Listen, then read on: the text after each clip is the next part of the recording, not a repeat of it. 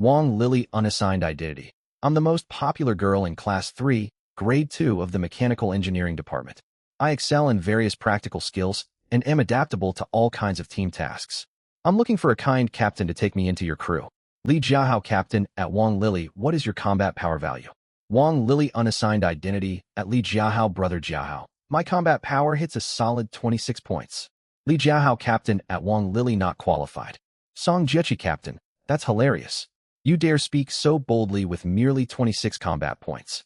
Why don't you face reality honestly?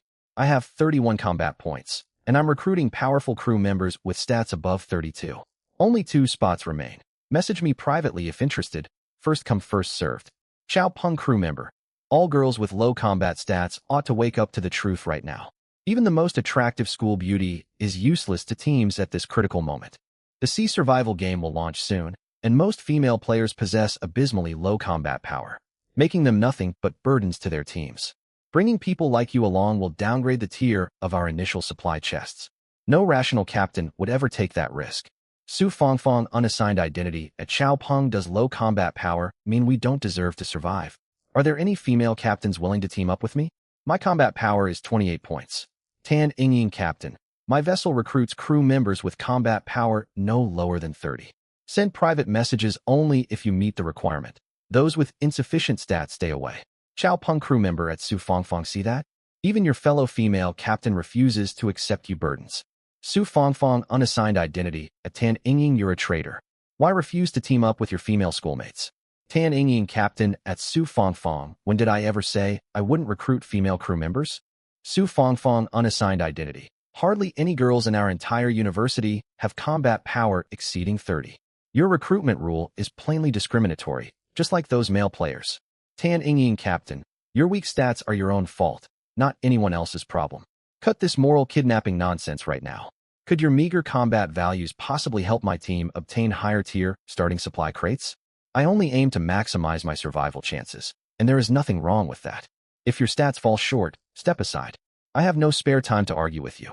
Su Fongfong Unassigned Identity at Tan Yingying. You're simply unreasonable. Huang Xinhui Unassigned Identity at Sun Xingyu. Baby Xingyu. Why was my application to join your team rejected? Did you talk to your captain on my behalf? Sun Xingyu crew member at Huang Xinhui. I'm truly sorry. Hui. I brought up your admission to our captain, but your combat power fails to meet the team standard. Our captain rejected the proposal outright and even reprimanded me severely. All positions on our ship are fully occupied now. Try applying to other captains instead. Huang Xinhui Unassigned Identity at Sun Xingyu. What exactly do you mean? You promised me you had a close bond with your captain and could get me on board with a single word. Now you're going back on your word. All the favors I granted you before were for nothing?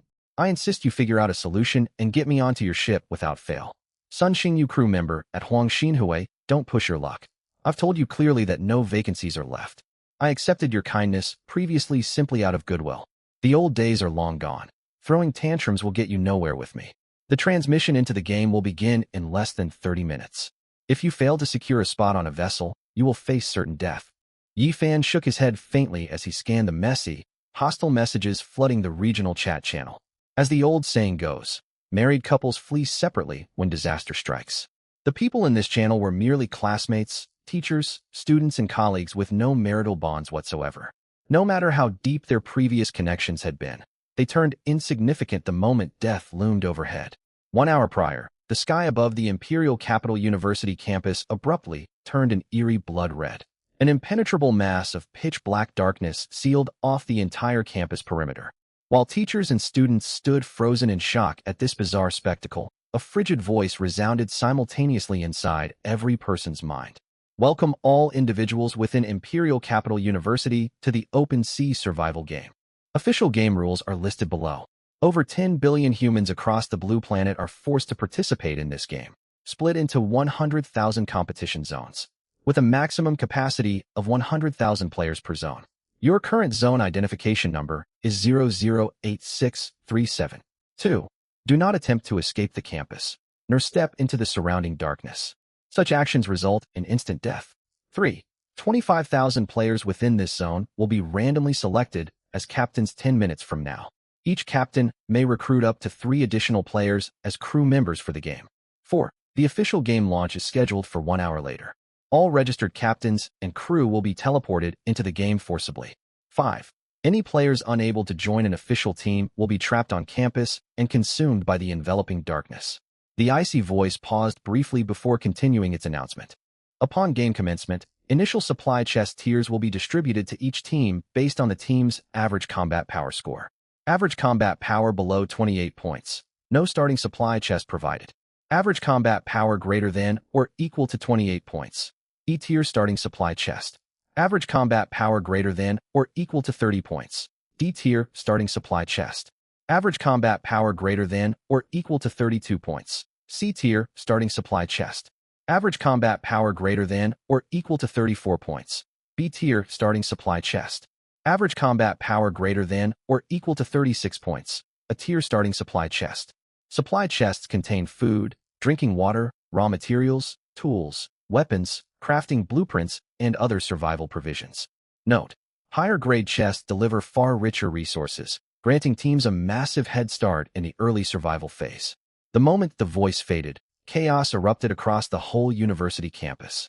At first, most people refused to believe the events unfolding before their eyes were real. Several bold, skeptical students marched straight toward the dark barrier surrounding the campus to test its nature. Within 3 seconds of stepping into the shadow zone, blood-curdling screams echoed outwards. Moments later, thick streams of blood seeped across the ground from the darkness. This sight silenced every onlooker completely. Word of the game's lethality spread like wildfire across the campus, sending the entire student body into total panic. Time waited for no one. Exactly 10 minutes later, the cold mechanical voice echoed once more. Attention all players in Zone 008637. Captain assignments have been finalized. You may now open your personal status panels to view your information. Regional public chat channel activated. Team recruitment is open immediately for all participants. Game teleportation will initiate in 50 minutes. As the announcement ended, the crowd gradually calmed down. Yi Fan opened his personal panel without delay, just like everyone else around him. Player: Yi Fan. Identity: Captain. Attributes: Health 12, Physique 11, Spirit 10. Unassigned attribute points: 0. Combat power: 33. Backpack capacity: 10 slots. Survival coins: 0. A wave of relief washed over Yi Fan upon seeing his captain identity. Being selected as a captain guaranteed his entry into the game without needing to beg other teams for admission. According to the game's rules, only 100,000 players from this zone could participate in the survival challenge. Everyone left behind would be swallowed by the external darkness. Imperial Capital University housed well over 130,000 faculty members, staff, and students in total. This meant a minimum of 30,000 people were marked for death before the game even officially began. Unsurprisingly, these casualties would almost exclusively consist of players with low combat power. Driven by humanity's inherent selfishness, the game was already condemning tens of thousands to death at its very start, which hinted the subsequent survival challenges would be brutally harsh. The starting supply chest was undeniably a critical resource for survival. No rational person would gamble with their own life over trivial matters at such a juncture. Every captain would prioritize recruiting crew members with the highest possible combat values without hesitation. Past reputations as campus beauties, student leaders, or wealthy heirs meant nothing now. Anyone lacking sufficient combat strength would be abandoned without a second thought. Yi Fan began sorting out candidates for his crew. He originally ruled out all female applicants outright. Thanks to consistent physical training over the years, his personal 33 combat points already secured him a minimum C-grade supply chest. If he recruited several crew members with combat stats higher than 33, obtaining a B-tier chest would be well within reach. He dismissed the possibility of acquiring an A-tier chest, as barely any individuals across the whole university were estimated to hit the 36 combat point threshold. Yi Fan was drafting his recruitment message to post in the public chat when a crisp voice suddenly echoed inside his mind. Ding! Congratulations, host, on unlocking the Goddess Bond critical hit system. System activation in progress. Yi Fan froze mid-action, his fingers hovering over the screen. This voice was distinctly different from the cold, robotic tone of the game's administrator. As an avid reader of online xianxia and system novels, Yi Fan instantly recognized what was happening. The bright voice continued speaking. Goddess Bond critical hit system activated successfully. System overview. Invite system certified goddess candidates to join your crew and build deep mutual trust and rapport with them to complete official bonding. Reward rules. 1. Base reward. You may apply a critical hit boost to one item daily. Current base critical multiplier stands at 100x. First time bond bonus. Each newly bonded goddess grants a one-time initial gift pack. Additionally, your daily limit of boostable items increases permanently by 1, while the base critical multiplier doubles permanently. Max loyalty reward. Raising any bonded goddess's loyalty value to 100 unlocks a special tuning gift pack. Your daily boost quantity gains another permanent +1, alongside another permanent doubling of the critical multiplier. Full loyalty perk. Reaching 100 loyalty with a goddess unlocks quality critical hits, capable of upgrading the intrinsic grade of items. 5. Maximum bond count. Equal to your total available crew slots. Restriction. Every item may only receive one critical hit enhancement. Items boosted via critical hits, plus materials generated from boosts, cannot be boosted a second time. Yifan sat stunned for a moment after processing the full system description, then quickly sorted through all the reward mechanics in his head. A wide, uncontrollable grin spread across his face as he realized just how overpowered this system truly was. On the surface, the baseline reward seemed mediocre, only one boosted item per day with a 100x multiplier. Yet bonding a single qualified goddess and maxing out her loyalty would grant 3 daily item boosts alongside a 400x critical multiplier. Not counting the bonus gift packs. Bonding 2 goddesses would raise his daily boost cap to 5 items with a staggering 1600x multiplier. With 3, 4, or more bonded partners, the critical multiplier would balloon to unimaginable heights. On top of that, maxing a goddess's loyalty unlocked quality-based item upgrading, an overwhelmingly powerful ability on its own. Yifan silently voiced his gratitude inwardly to the system. He promptly deleted the combat-focused recruitment notice he had written and typed up a brand new posting. The paltry resources from the game's default supply chest paled in comparison to the rewards granted by his new system. All the female candidates he had previously rejected immediately became his only target for recruitment. Moments later, Yifan posted his updated recruitment notice to the regional chat channel. Yifan Captain at Everyone My Ship is recruiting female crew members based purely on personal charm and temperament. Combat power is irrelevant, completely irrelevant. Message me privately if you have outstanding appearance and demeanor. Crew spots are limited and allocated on a first-come, first-served basis. Only genuine candidates with pleasing features need apply, no insincere inquiries. The entire chat channel fell dead silent the instant the message went live, before exploding into a flood of scrolling comments. Li Jiahao Captain, what an idiot. People are fighting to survive right now, yet someone is willing to risk their life just to fawn over girls. Song Jiechi Captain at Yifan Buddy, have you never interacted with women your whole life? Tan Yingying Captain, what a distasteful man, utterly repulsive. All he cares about are superficial physical attractions amid this life or death crisis.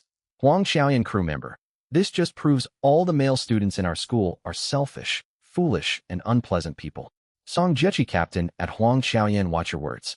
This foolish individual only represents himself, not every other male student here. Sun Bowen crew member, exactly. Not all the boys in this school act on fleeting impulses and base instincts like him.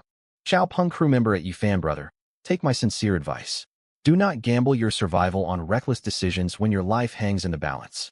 Yifan watched the stream of mocking, insulting, and persuasive messages scroll past his screen without a flicker of anger, instead wearing a mocking smirk. Nearly all those hurling insults and jeers were captains and confirmed crew members, who had already secured their safe entry into the game, hence their reckless confidence to ridicule others freely. However, not every user in the chat possessed such security. Countless unassigned players were drowning in panic and desperation. Seconds after Yifan published his recruitment post, his private message inbox began flashing non-stop. Private message 1, private message 2, private message 999+. Yifan's smile widened further at the flooded private message notifications and began opening each conversation one by one to read their contents. Meanwhile, inside a dorm room belonging to the Performing Arts Department, campus beauty Mu Xinyao stared at her supposed best friend Li Yutong with eyes full of shock and disbelief. Mu Xinyao, Li Yutong, why? Why would you treat me like this? Weren't we supposed to be closest friends? I treated you sincerely and kindly for so long, and this is how you repay me? The usual ingratiating soft expression on Li Yutong's face had vanished entirely, replaced with undisguised revulsion. Haha, close friends? Dear Campus Beauty Moo, that was nothing but your own delusion. I never once viewed you as a genuine friend from the bottom of my heart. I curried favor with you deliberately only to access your personal connections and resources. Now you hold zero value to me whatsoever. Mu Xinyao felt as if she had been struck by lightning upon hearing those words. Her whole body trembling involuntarily. She pointed a shaking finger toward Li Yutong. Did you approach me with this ulterior motive from the very start? Li Yutong let out a cold laugh, her features twisting into bitter resentment. You're only figuring this out now, my esteemed school beauty? I have always detested your innocent, pure facade. It makes my skin crawl. You only have slightly better family wealth, grades, and physical appearance than me. Why do all the boys on campus crowd around you and shower you with favors? You maintain an aloof, immaculate, and detached demeanor all the while. All those things you dismiss casually are things I have always yearned for desperately. Every gift you gave me felt like humiliating charity, leaving me feeling worthless and inferior. A look of vicious satisfaction crossed Li Yutong's face as she continued speaking. But things have changed now that the survival game is upon us. Everything you once prided yourself on has lost all meaning in an instant. The prouder you once were, the more humbled you've become right now. You have less than 20 minutes left. If you fail to find a captain willing to take you in, you can only watch helplessly as death comes for you. Did you see the messages in the public chat channel just now? With your pitiful combat power, no captain will accept you, no matter how desperately you plead for shelter. And as a captain myself, I've taken your place and become the center of everyone's admiration. Haha, this feeling is absolutely incredible. Oh, and one last secret for you. The wealthy heirs who used to fawn over you relentlessly have been spamming my private messages nonstop lately. They're begging on their knees to join my crew. With that, Li Yutong strutted triumphantly out of the dormitory, leaving Mu Xinyao slumped in utter despair, her spirit completely broken. Meanwhile, Yi Fan's emotions swung wildly like a roller coaster as he browsed his private messages. His initial calm gradually morphed into growing anxiety. Good heavens! The system's standards for a designated goddess are this stringent. Why hasn't a single applicant met the requirements so far? Excluding male users messaging him to loosen the gender restrictions, Yi Fan had gone through the profiles of hundreds of girls who'd reached out to volunteer for his crew spot. Eager to secure a position aboard his vessel, these girls sent increasingly earnest and gentle messages. Quite a number also attached carefully curated personal photos showcasing their best features. Many of them were well-known class belles and department belles he had heard about before. Even with his usual strong self-control, Yi Fan could not help but marvel at what he saw. Yet without exception, every single one of these admired campus beauties received the same automated reply from the system. Does not meet system criteria. With less than 15 minutes remaining before the official launch of the survival game, Yi Fan suppressed his anxiety and raced through the remaining submissions with the quick reflexes honed from years of gaming alone. Moments later, the crisp chime of the system echoed inside his mind once more. Ding! A candidate matching the system's goddess standards has been detected. Goddess name: Mu Xinyao. Yi Fan froze the instant he heard the name. Mu Xinyao, the top-ranked beauty among Imperial Capital University's 4 campus belles, known campus-wide as the Ice Beauty. He immediately opened the private message sent by Mu Xinyao. Mu Xinyao non-affiliated. Hello, Yi Fan. I am Mu Xinyao from Class 1, Grade 3 of the Performing Arts Department. I beg you to grant me a spot on your ship. I will fulfill any obligation you require in exchange for this chance to survive. Please view the attached photos. Image.jpg. Yi Fan opened the attached pictures without hesitation. It was plain to see Mu Xinyao more than lived up to her legendary reputation as a top campus belle. Her facial features and physical form were a tier or two above all the class and department belles he had reviewed earlier. Relieved to finally find a qualified goddess candidate, Yi Fan extended the crew offer without bothering to check her combat stats first. Congratulations, your application has been approved. You are officially part of my crew. I will send the recruitment notice now. Confirm your acceptance when it pops up. And remember the promise you just made. Back in the female dormitory of the Performing Arts Department, Mu Xinyao stared anxiously at her private conversation panel with Yi Fan, holding her breath for a reply. Right after Li Yutong stormed out of the room, overwhelming dread of death washed over Mu Xinyao. Driven by the primal urge to survive, she messaged every former suitor and close female acquaintance she could think of to beg for refuge aboard their ships. Her attempts were met with either total silence or vicious mockery. The boys who had once catered to her every whim lashed out with the cruelest jeers the moment she fell from grace. Even the female classmates she had considered friends and who had already secured crew positions discarded all pretense of kindness and hurled insults her way. Some berated her perpetually cold, aloof demeanor, while others sneered that the vaunted campus belle had finally gotten what she deserved and wished for her swift demise. Tears overwhelmed Mu Xinyao as she scrolled through the hateful messages filling her inbox. She sank to the dormitory floor and broke down sobbing. She could not fathom why everyone around her had turned hostile out of nowhere. Once, she had stood high above the crowd, adored by the entire campus. Her prominent family background and flawless appearance made her the focal point of attention wherever she went, and she had once believed the world was full of kind people. Everything had changed in the span of 30 short minutes, exposing the unvarnished cruelty of reality for the first time in her life. Just as Mu Xinyao sank into total hopelessness, the recruitment invitation from Yi Fan popped up on her screen, igniting a flicker of desperate hope within her. She gathered every ounce of courage to draft her plea in the most humble tone she could muster, attaching her most polished selfies before sending the message. She prayed constantly for Yi Fan to notice her request and accept her into his crew. But as the countdown ticked closer to the game's launch with no response, her fragile hope faded back into despair. Am I really going to die here? Mu Xinyao muttered hollowly, fresh tears spilling down her cheeks. The cold mechanical voice of the survival game suddenly resonated in her head. Ding! Attention, player Mu Xinyao. Player Yi Fan Captain has invited you to join his fleet. Please confirm or decline the invitation. The announcement sounded like heavenly salvation. Overjoyed, Mu Xinyao pulled up her private chat and spotted Yi Fan's message alongside the acceptance prompt. She immediately selected accept. The game's system notification followed right after. You have successfully joined the fleet. The game will commence in 9 minutes and 32 seconds. Please wait patiently for the official start. The heavy weight of fear lifted off Mu Xinyao's chest at last. She quickly typed a reply to Yi Fan. Thank you. Thank you so much, Yi Fan. I give you my word I will uphold every promise I made to you. Yi Fan, however, had no time to read her reply. The second he sent the crew invitation, he returned to sorting through messages to find the next goddess meeting the system's criteria. Tension and hostility steadily escalated within the regional public chat as the game launch drew near. Wu Yuhan non-affiliated. I'm begging every captain reading this to take me in. I will take on any task needed to earn a spot. I don't want to die. Please have mercy on me. Guan Yuan crew member. Ha ha ha. Give it up. All you rejects who couldn't board a ship.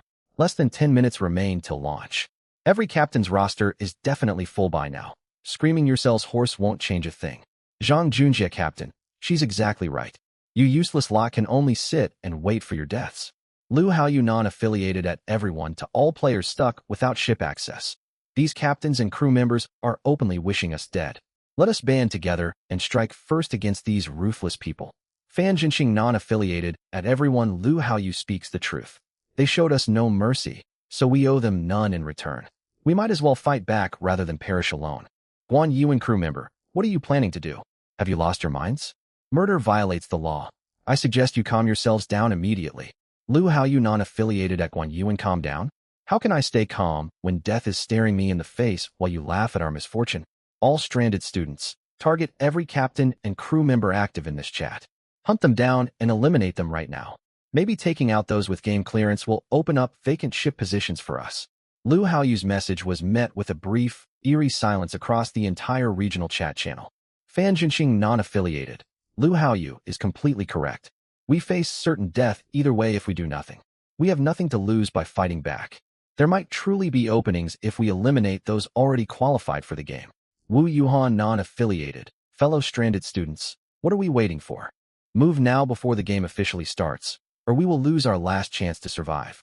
A deafening roar of shouts suddenly drifted over from the dormitory balcony as Yi Fan continued sorting private messages.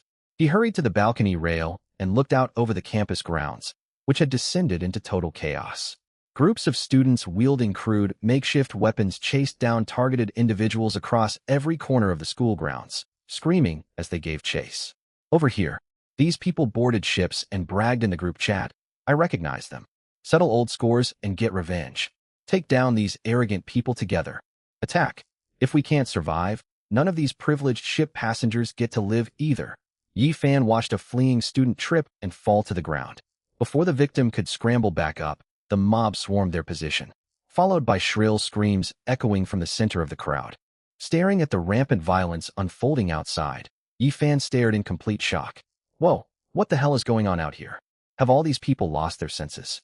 He quickly regained his composure, pulled up the regional chat log, and grasped the full context of the chaos within a few lines of text.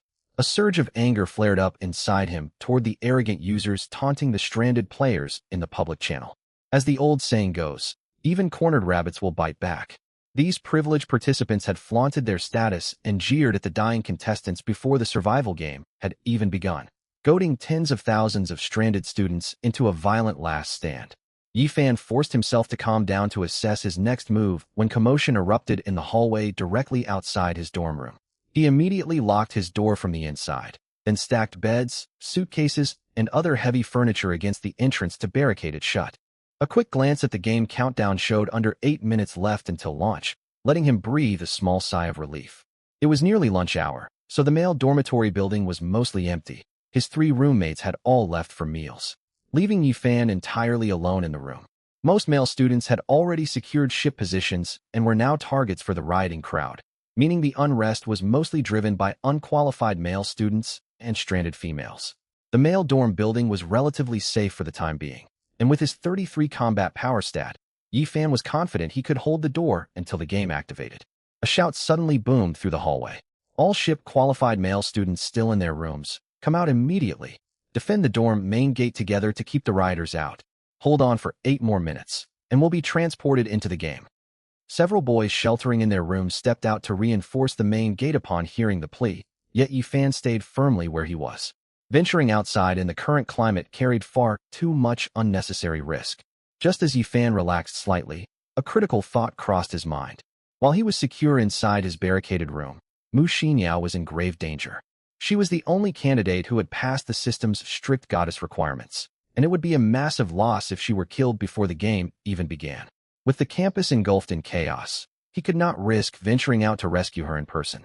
Abandoning his search for additional goddess recruits, Yifan opened his private chat with Mu Xinyao and sent an urgent message. Yifan Captain, where are you right now? Are you injured at all? Back inside the female performing arts dormitory, Mu Xinyao was terrified by the sudden outbreak of violence. Panic spiked again as the public chat flooded with threats directed at anyone who had secured crew spots. Far more females had failed to obtain ship access than males, throwing the entire female dormitory into utter pandemonium. Large groups of stranded girls patrolled the halls, hunting down every female captain and crew member who had revealed themselves in the public chat. Screams echoed non-stop through the hallways, prompting Mu Xinyao to lock her dorm door instantly and curl up trembling beneath her blanket. She was paralyzed with fear until Yifan's private message pinged on her device. She rushed to open it, and the simple concerned tone of his words wrapped her in a rare sense of warmth amid the terror. Mu Xinyao crew member. Captain, I'm stuck inside the female dorm building, and everything has descended into chaos out here. I'm terrified. Groups of stranded girls are searching every dorm room one by one. I've heard countless screams already. They've resorted to violence against qualified players. It sounds like they're getting closer to my room by the second. Please help me, Captain. I have no idea what to do right now.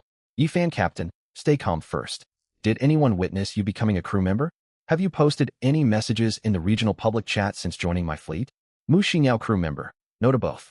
I've stayed locked inside my dorm ever since I accepted your invitation, waiting quietly for the game to start. Yifan Captain. Good. Unlock your dorm door right now and join the mob of stranded students roaming the halls. Hiding will only make you a prime suspect in their eyes. Do you understand what I'm telling you to do? Mu Xinyao processed the instruction before grasping Yifan's logic instantly, firing off a quick reply. Mu Xinyao crew member. Understood, Captain. Thank you for saving me. Stealing her nerves once more, Mu Xinyao walked to the door and took a deep breath before twisting the doorknob open. A mob of girls armed with crude weapons stood clustered outside the neighboring dorm room. Their faces were twisted with rage, and fresh blood stained their hands, clothing, and makeshift weapons, sending a jolt of fright through Mu Xinyao. She shuddered with relief knowing she would have been their next target if she had hidden inside her room. Though less than 6 minutes remained on the countdown, she dared not gamble on her flimsy dorm door holding against the bloodthirsty crowd. The mob snapped their hostile gazes toward her the second the door creaked open. Mu Xinyao forced her racing heart steady and fixed an expression of burning fury on her face. Has anyone here seen Li Yutong from Class 1, Grade 3 of Performing Arts? One girl from the crowd spoke up in surprise. Isn't that Mu, our top campus belle? Li Yutong was your closest friend and follower. You two were always together. The sting of Li Yutong's betrayal fueled genuine anger within Mu Xinyao, letting her deliver her lines with raw, unfeigned resentment. That backstabber Li Yutong. I treated her with nothing but kindness. Yet the second she became a captain, she cut me off and refused me a spot on her ship. I'm going to hunt her down and make her pay for what she's done. The crowd erupted the moment they learned Li Yutong held a captain position. What? Li Yutong's a captain? Where is she? Get her out here right now. She's not among our group. She must have fled already. That deceitful witch. We can't let her get away with this betrayal. Girls, chase her down before she escapes entirely and eliminate her. Get her. Mu Xinyao realized with a cold clarity that Li Yutong had used the exact same trick to blend in with the angry mob and evade capture. To avoid arousing suspicion from the group of girls, she walked straight into their midst, her face twisted with apparent rage. Girls, if we track down that lowlife Li Yutong later, hand her over to me to deal with. I want to see exactly what kind of heart lies hidden inside this treacherous person's body. Seeing Mu Xinyao's furious outburst, the lingering doubts the other girls harbored toward her faded away completely. After all, it took severe betrayal to drive the usually cold and aloof school beauty into such an angry frenzy, openly demanding retribution against Li Yutong before boarding the game vessel.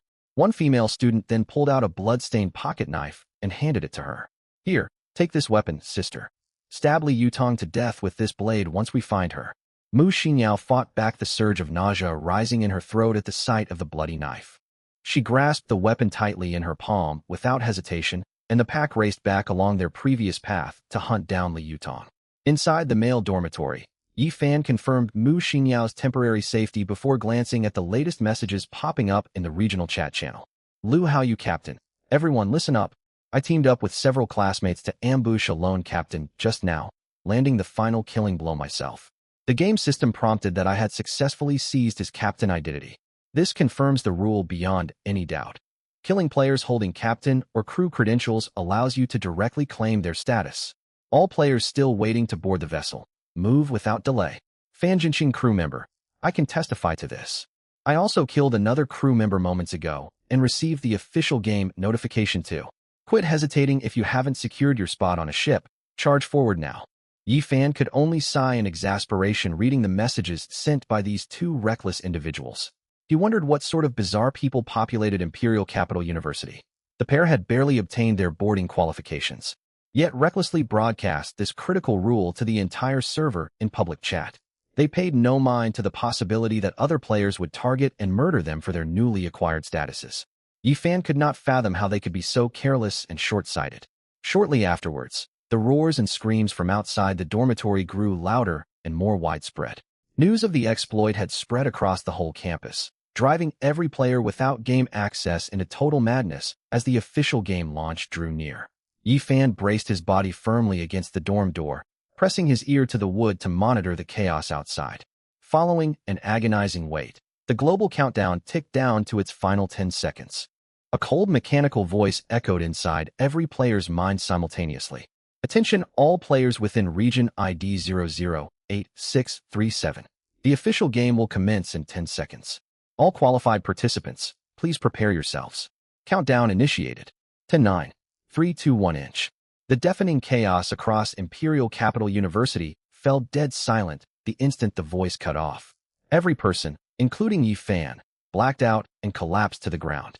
The bodies of qualified participants began phasing out of reality bit by bit until full teleportation was complete. Once all players had been transported away, the thick, pitch-black barriers surrounding the campus surged inward like broken floodwaters, swallowing the entire school grounds rapidly. When Yi Fan slowly regained his senses, he could feel his cheek resting against something warm and soft. He reached out instinctively to touch the surface, first feeling the texture of fabric, followed by a warm, soft physical form beneath it. This unfamiliar sensation startled Mu Xinyao awake, and a soft cry escaped her lips. Yi Fan jolted upright instantly, scanning his surroundings with sharp vigilance, only to spot the stunning young woman lying beside him. The very Mu Xinyao he had seen pictured previously. The girl lay dazedly atop a simple wooden raft, just coming out of her own disoriented stupor. She had felt pressure against her chest while unconscious, struggling to breathe comfortably. and had intended to push the obstruction away when a hand made contact with her torso. The unexpected touch snapped her fully awake, and she let out a startled shriek upon seeing Yi Fan's hand resting on her upper body. Yi Fan sobered up completely the second he heard her scream. Staring at his outstretched hand still positioned on Mu Xinyao's chest, he immediately pulled his arm back. Looking embarrassed yet polite. "Hello, my name is Yi Fan." Flushing bright red, Mu Xinyao sat upright in a hurry. "Greetings, Captain." Mu Xinyao. Yi Fan fell silent as he took in the young woman's appearance carefully. Her facial features were breathtaking, with soft yet refined facial contours. Thick, dark curly hair cascaded over her shoulders, accentuating her fair, luminous skin. She had slender, sharp eyes with clear pupils tempered by an innate cold remoteness. His gaze drifted downward to her attire. A crisp, white-collared button-up shirt strained slightly against her figure, layered beneath a beige knit cardigan that softened her icy demeanor with a gentle warmth. Further down was a slim waist paired with a high-waisted light gray pleated skirt, her fair, slender legs pressed tightly together out of self-consciousness. Mu Xinyao grew uncomfortable under his unwavering, intense stare, opening her mouth to break the thick, awkward atmosphere. When the cold mechanical system voice resonated in both of their heads once more. Ding! Welcome all players from region ID 008637 to the game domain. The Open Sea survival game has officially launched. The mechanical voice continued narrating the official rules. Game rule overview. 1. All teams begin the game with a basic wooden raft, upgradable via corresponding materials and construction blueprints. Supply crates spawn randomly across the ocean surface each day. 3. Crates contain food, fresh water, crafting materials, tools, weapons, blueprints, and other survival necessities. Gather as many supplies as possible to sustain yourselves. The first 3 days mark the novice adaptation period with greatly reduced difficulty. Game difficulty will scale continuously after this window closes. Players are advised to stockpile resources and upgrade vessels during this grace period. Direct harm cannot be inflicted between members of the same team. Captains hold the absolute authority to expel crew members. Expulsion is prohibited during the novice adaptation period. Expelled players may apply to join another team or spawn a brand new basic raft to continue surviving. However, all personal inventory will be confiscated and transferred to the original captain upon expulsion. 6. Inter-team combat is locked during the novice adaptation period. Hostile declarations and battles between teams become permitted once the adaptation phase ends. Seizing an enemy captain's surrender or eliminating them will grant full ownership of their vessel, crew members, and all stored supplies. A novice starter crate has been delivered to the captain's inventory. Please access your backpack to claim it. We wish every player the best of luck staying alive out on the open ocean. As soon as the announcement faded, Yi Fan opened his personal game interface and noticed several newly unlocked functional tabs. He skipped over the new menus for the moment and opened his inventory, spotting an E-grade novice supply crate occupying the first inventory slot. A faint smile tugged at his lips with pleasant surprise. He had worried he would forfeit the starter crate by bringing Mu Xinyao into his crew. Yet he had still obtained the lowest tier supply package, far better than nothing at all. Mu Xinyao watched Yi Fan nervously across the raft. Though Yi Fan had stated team recruitment would not be based on combat power, she remained anxious.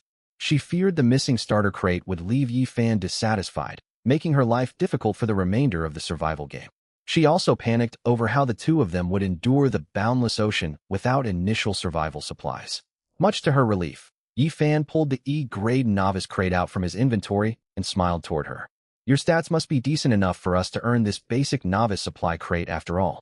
Mu Xinyao felt a mix of joy and shame at his words. She was relieved they had secured the starting resources, yet embarrassed knowing her combat power only sat at a mere 24 points, nowhere near the competent standard Yi Fan had implied. Curiosity soon overrode her embarrassment, and she looked at Yi Fan in shock. Captain, is your combat rating higher than 32 points?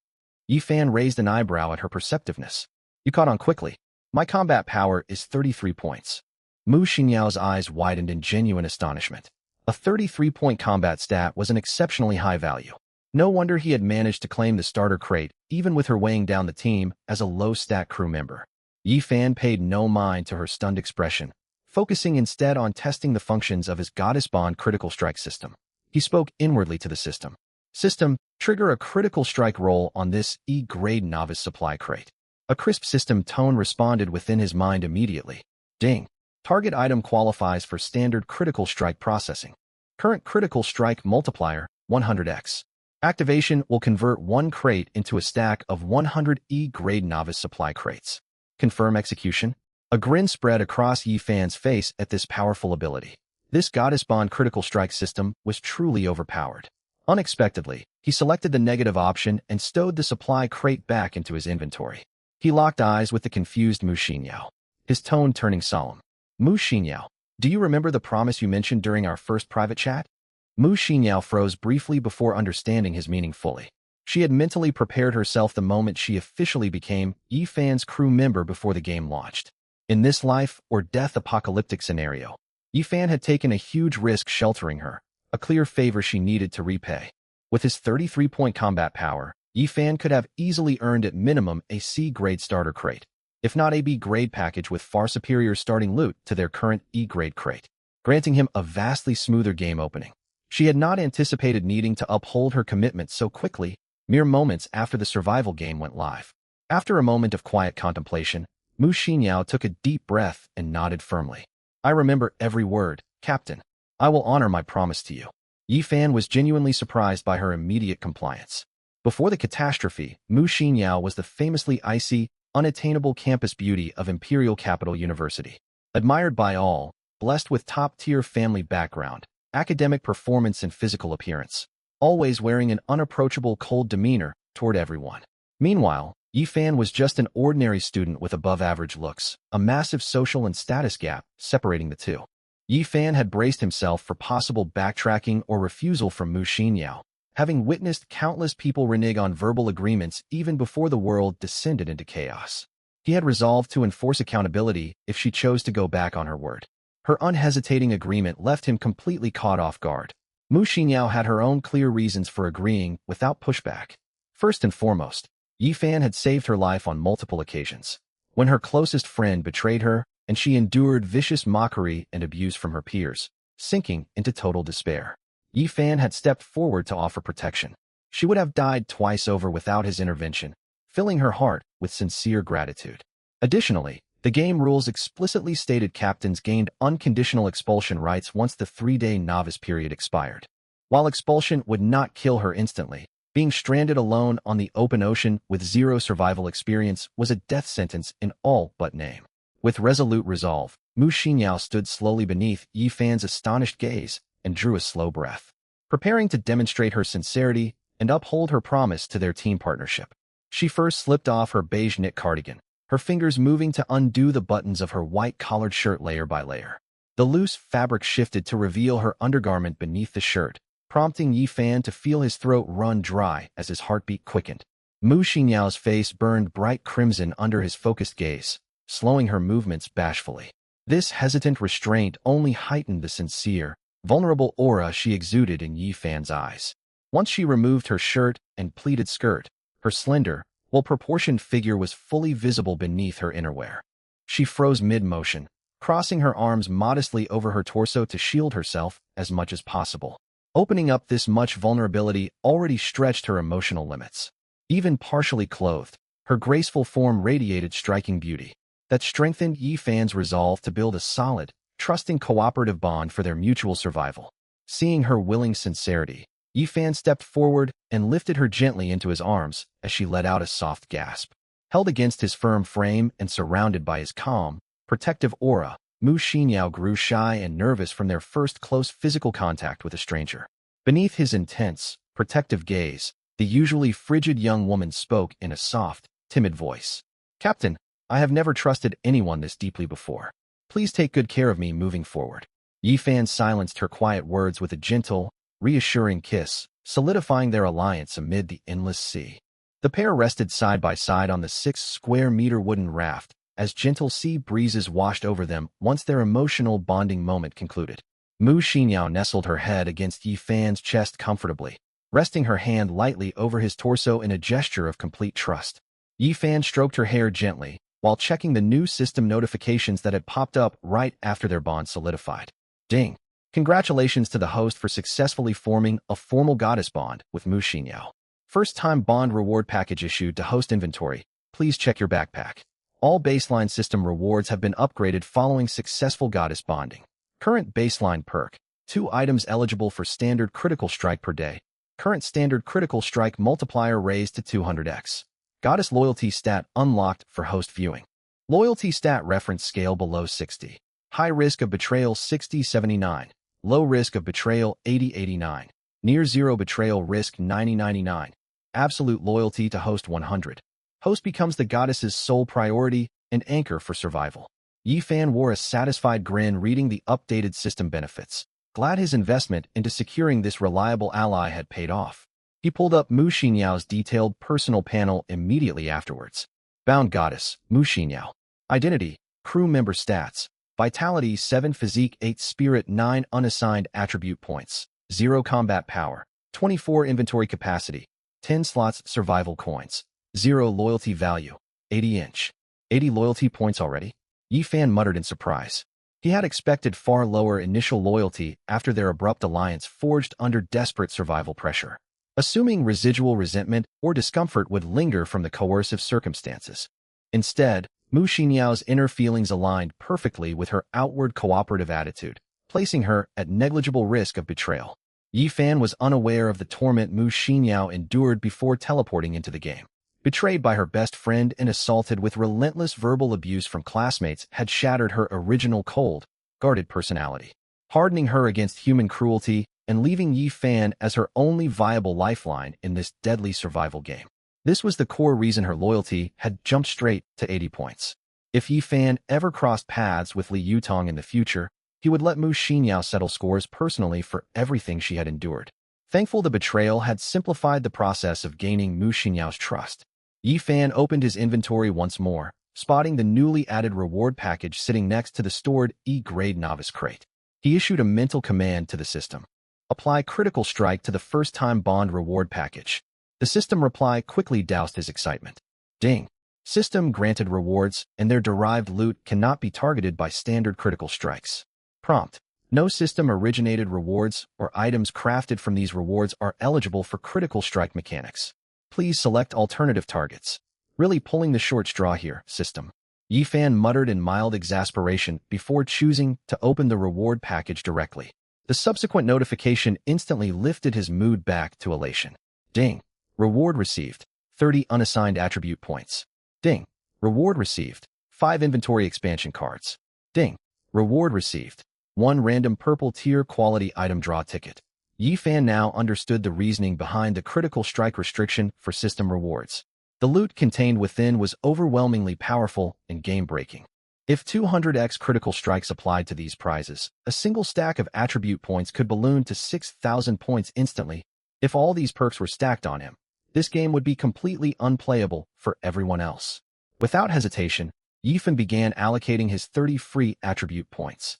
Players only had 3 basic attributes at the current stage: health, physique, and spirit.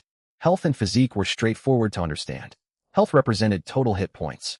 Physique stood for the overall physical condition of the human body, encompassing strength, agility, damage resistance, bodily regeneration, and other physical capabilities.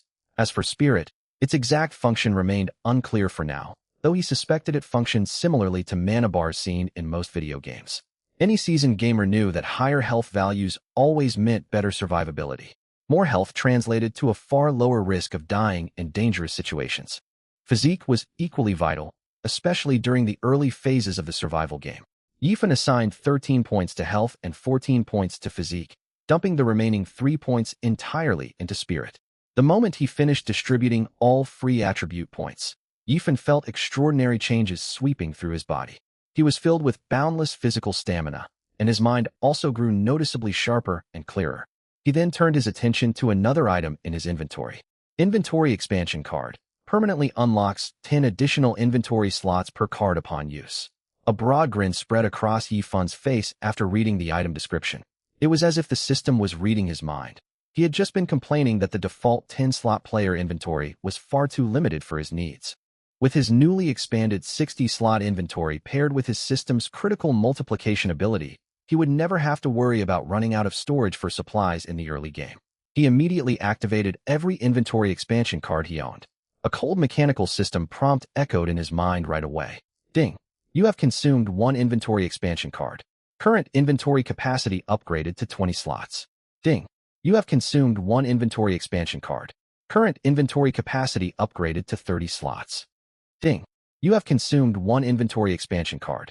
Current inventory capacity upgraded to 60 slots.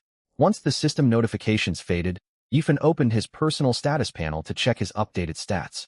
Player: Yifan. Title: Captain. Attributes: Health 25, Physique 25, Spirit 13. Combat Power Rating 63. Skills: None. Inventory capacity 60 slots. Survival coins 0.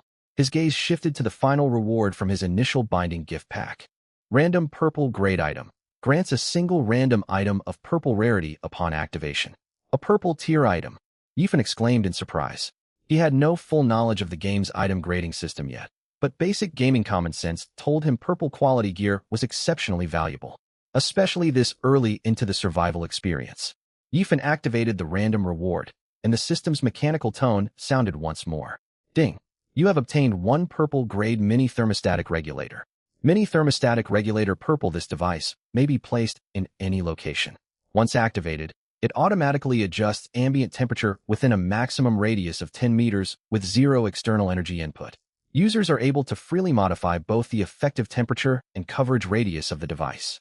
This new acquisition reignited Yifan's excitement after he had calmed down from his earlier attribute upgrades. This was another extremely practical piece of equipment. Open ocean environments suffered from drastic day-night temperature swings alongside wildly erratic weather patterns. Blistering sunlight could shift abruptly into violent rainstorms in mere seconds. With this regulator installed aboard his vessel, he would no longer be troubled by harsh weather conditions, and could maintain a comfortable living space on the ship at all times. After sorting through every reward from his newbie binding gift pack, Yifan focused on the E-grade basic supply crate sitting inside his inventory. He spoke inwardly to his system. System, apply the critical multiplier effect to this E-grade basic supply crate. A crisp system response instantly resounded in his consciousness. Ding. Target item is eligible for standard critical amplification. Current critical multiplier set at 200x. Amplification will produce 200 copies of the E-grade basic supply crate. Confirm execution? Yifan confirmed without the slightest hesitation. Ding. Critical amplification successful. You have received 200 E-grade basic supply crates. Items have been deposited directly into your player inventory. Mounting waves of exhilaration built up inside Yifan ever since he opened his gift pack, and he could no longer contain his elation, letting out a loud cheer. Hell yeah! His sudden shout startled Mu Xinyao, who was leaning closely beside him after their earlier strenuous physical activity. Her cheeks flushed bright red with embarrassment, misinterpreting his outburst as a reaction to their previous exertion. She shot him a shy, reproachful sideways glance. Yifan noticed her misunderstanding, but chose not to correct her. He gently stroked her soft back with a warm smile. All right, rest up for a moment. We have work to get started on now. Mu Xinyao blinked in confusion and quickly asked, Captain, what would you have me do? Yifan let out a soft laugh. It's simple. Open these crates for me. He pulled 1 E-grade basic supply crate out of his inventory and handed it over to the young woman. Mu Xinyao stared at the crate in surprise. See, Captain, you want me to open this? Yifan nodded firmly. That's exactly what I'm asking. A warm feeling swelled in Mu Xinyao's heart upon hearing his words. She accepted the crate solemnly. Thank you, Captain. Right at that moment, the system notification chimed inside Yifan's head. Ding. Loyalty stat for Mu Xinyao favored character +1. Yifan raised an eyebrow in amusement. This girl was far more compliant than he expected. Her loyalty rose merely from being tasked with opening a supply container. Meanwhile, Mu Xinyao unlocked the crate. A faint glow emanated from the box before it vanished completely, leaving only a 500 milliliter bottle of mineral water and a pack of toast bread behind. Yifan clicked his tongue in disappointment. This game was notoriously stingy. Even the lowest tier basic supply crate only contained such meager provisions. In stark contrast, Mu Xinyao's face lit up with delight. To her, food and clean water represented a lifeline in this deadly survival world. Though the portions looked small, rationed carefully, the supplies would sustain the two of them for roughly 2 full days. They were already far better off than countless other participants who had received no starter supplies whatsoever. Just then, a loud gurgling sound came from Mu Xinyao's empty stomach, painting her face with awkward embarrassment. Neither of them had eaten lunch before the survival game launched. and their intense physical activity earlier had drained most of her physical energy. The sight of food and water triggered her body's hunger response immediately. Surprisingly, she did not help herself to the rations or beg for permission to eat. Instead, she held the water and bread out toward Yi Fun with a resolute expression. "Captain, please take these supplies." Yi Fun's opinion of Mu Xinyao rose further, witnessing her selfless conduct. He pushed the food and water back into her hands with a gentle smile. "You're starving, aren't you? Eat something first. You'll need your strength to finish the upcoming tasks." Mu Xinyao could scarcely believe his generosity. He had not touched a bite himself yet he was offering all the rations to her. Her heart swelled with gratitude toward him. Ding. Loyalty stat for Mu Xinyao favored character +2. As Mu Xinyao hesitated over eating a small portion and returning the rest to Yi Fun, another E-grade basic supply crate materialized out of thin air in his palm. Mu Xinyao froze on the spot, utterly stunned. She pointed trembling fingers toward him. "See, Captain, how do you have a second supply crate?" Yi Fun ignored her question. He set the new crate down in front of her, then summoned another one into his hand, repeating the action over and over again without pause. In the blink of an eye, nearly 50 supply crates were piled across the floor right in front of Mu Xinyao. Shock gradually morphed into numb disbelief on her features as she watched his actions unfold. Yi Fun stopped summoning crates once the floor space was completely covered. "Eat your fill first. Once you're done, start opening every single one of these crates immediately." Mu Xinyao remained dazed from the overwhelming scene, responding to his order instinctively. "Oh, okay, Captain."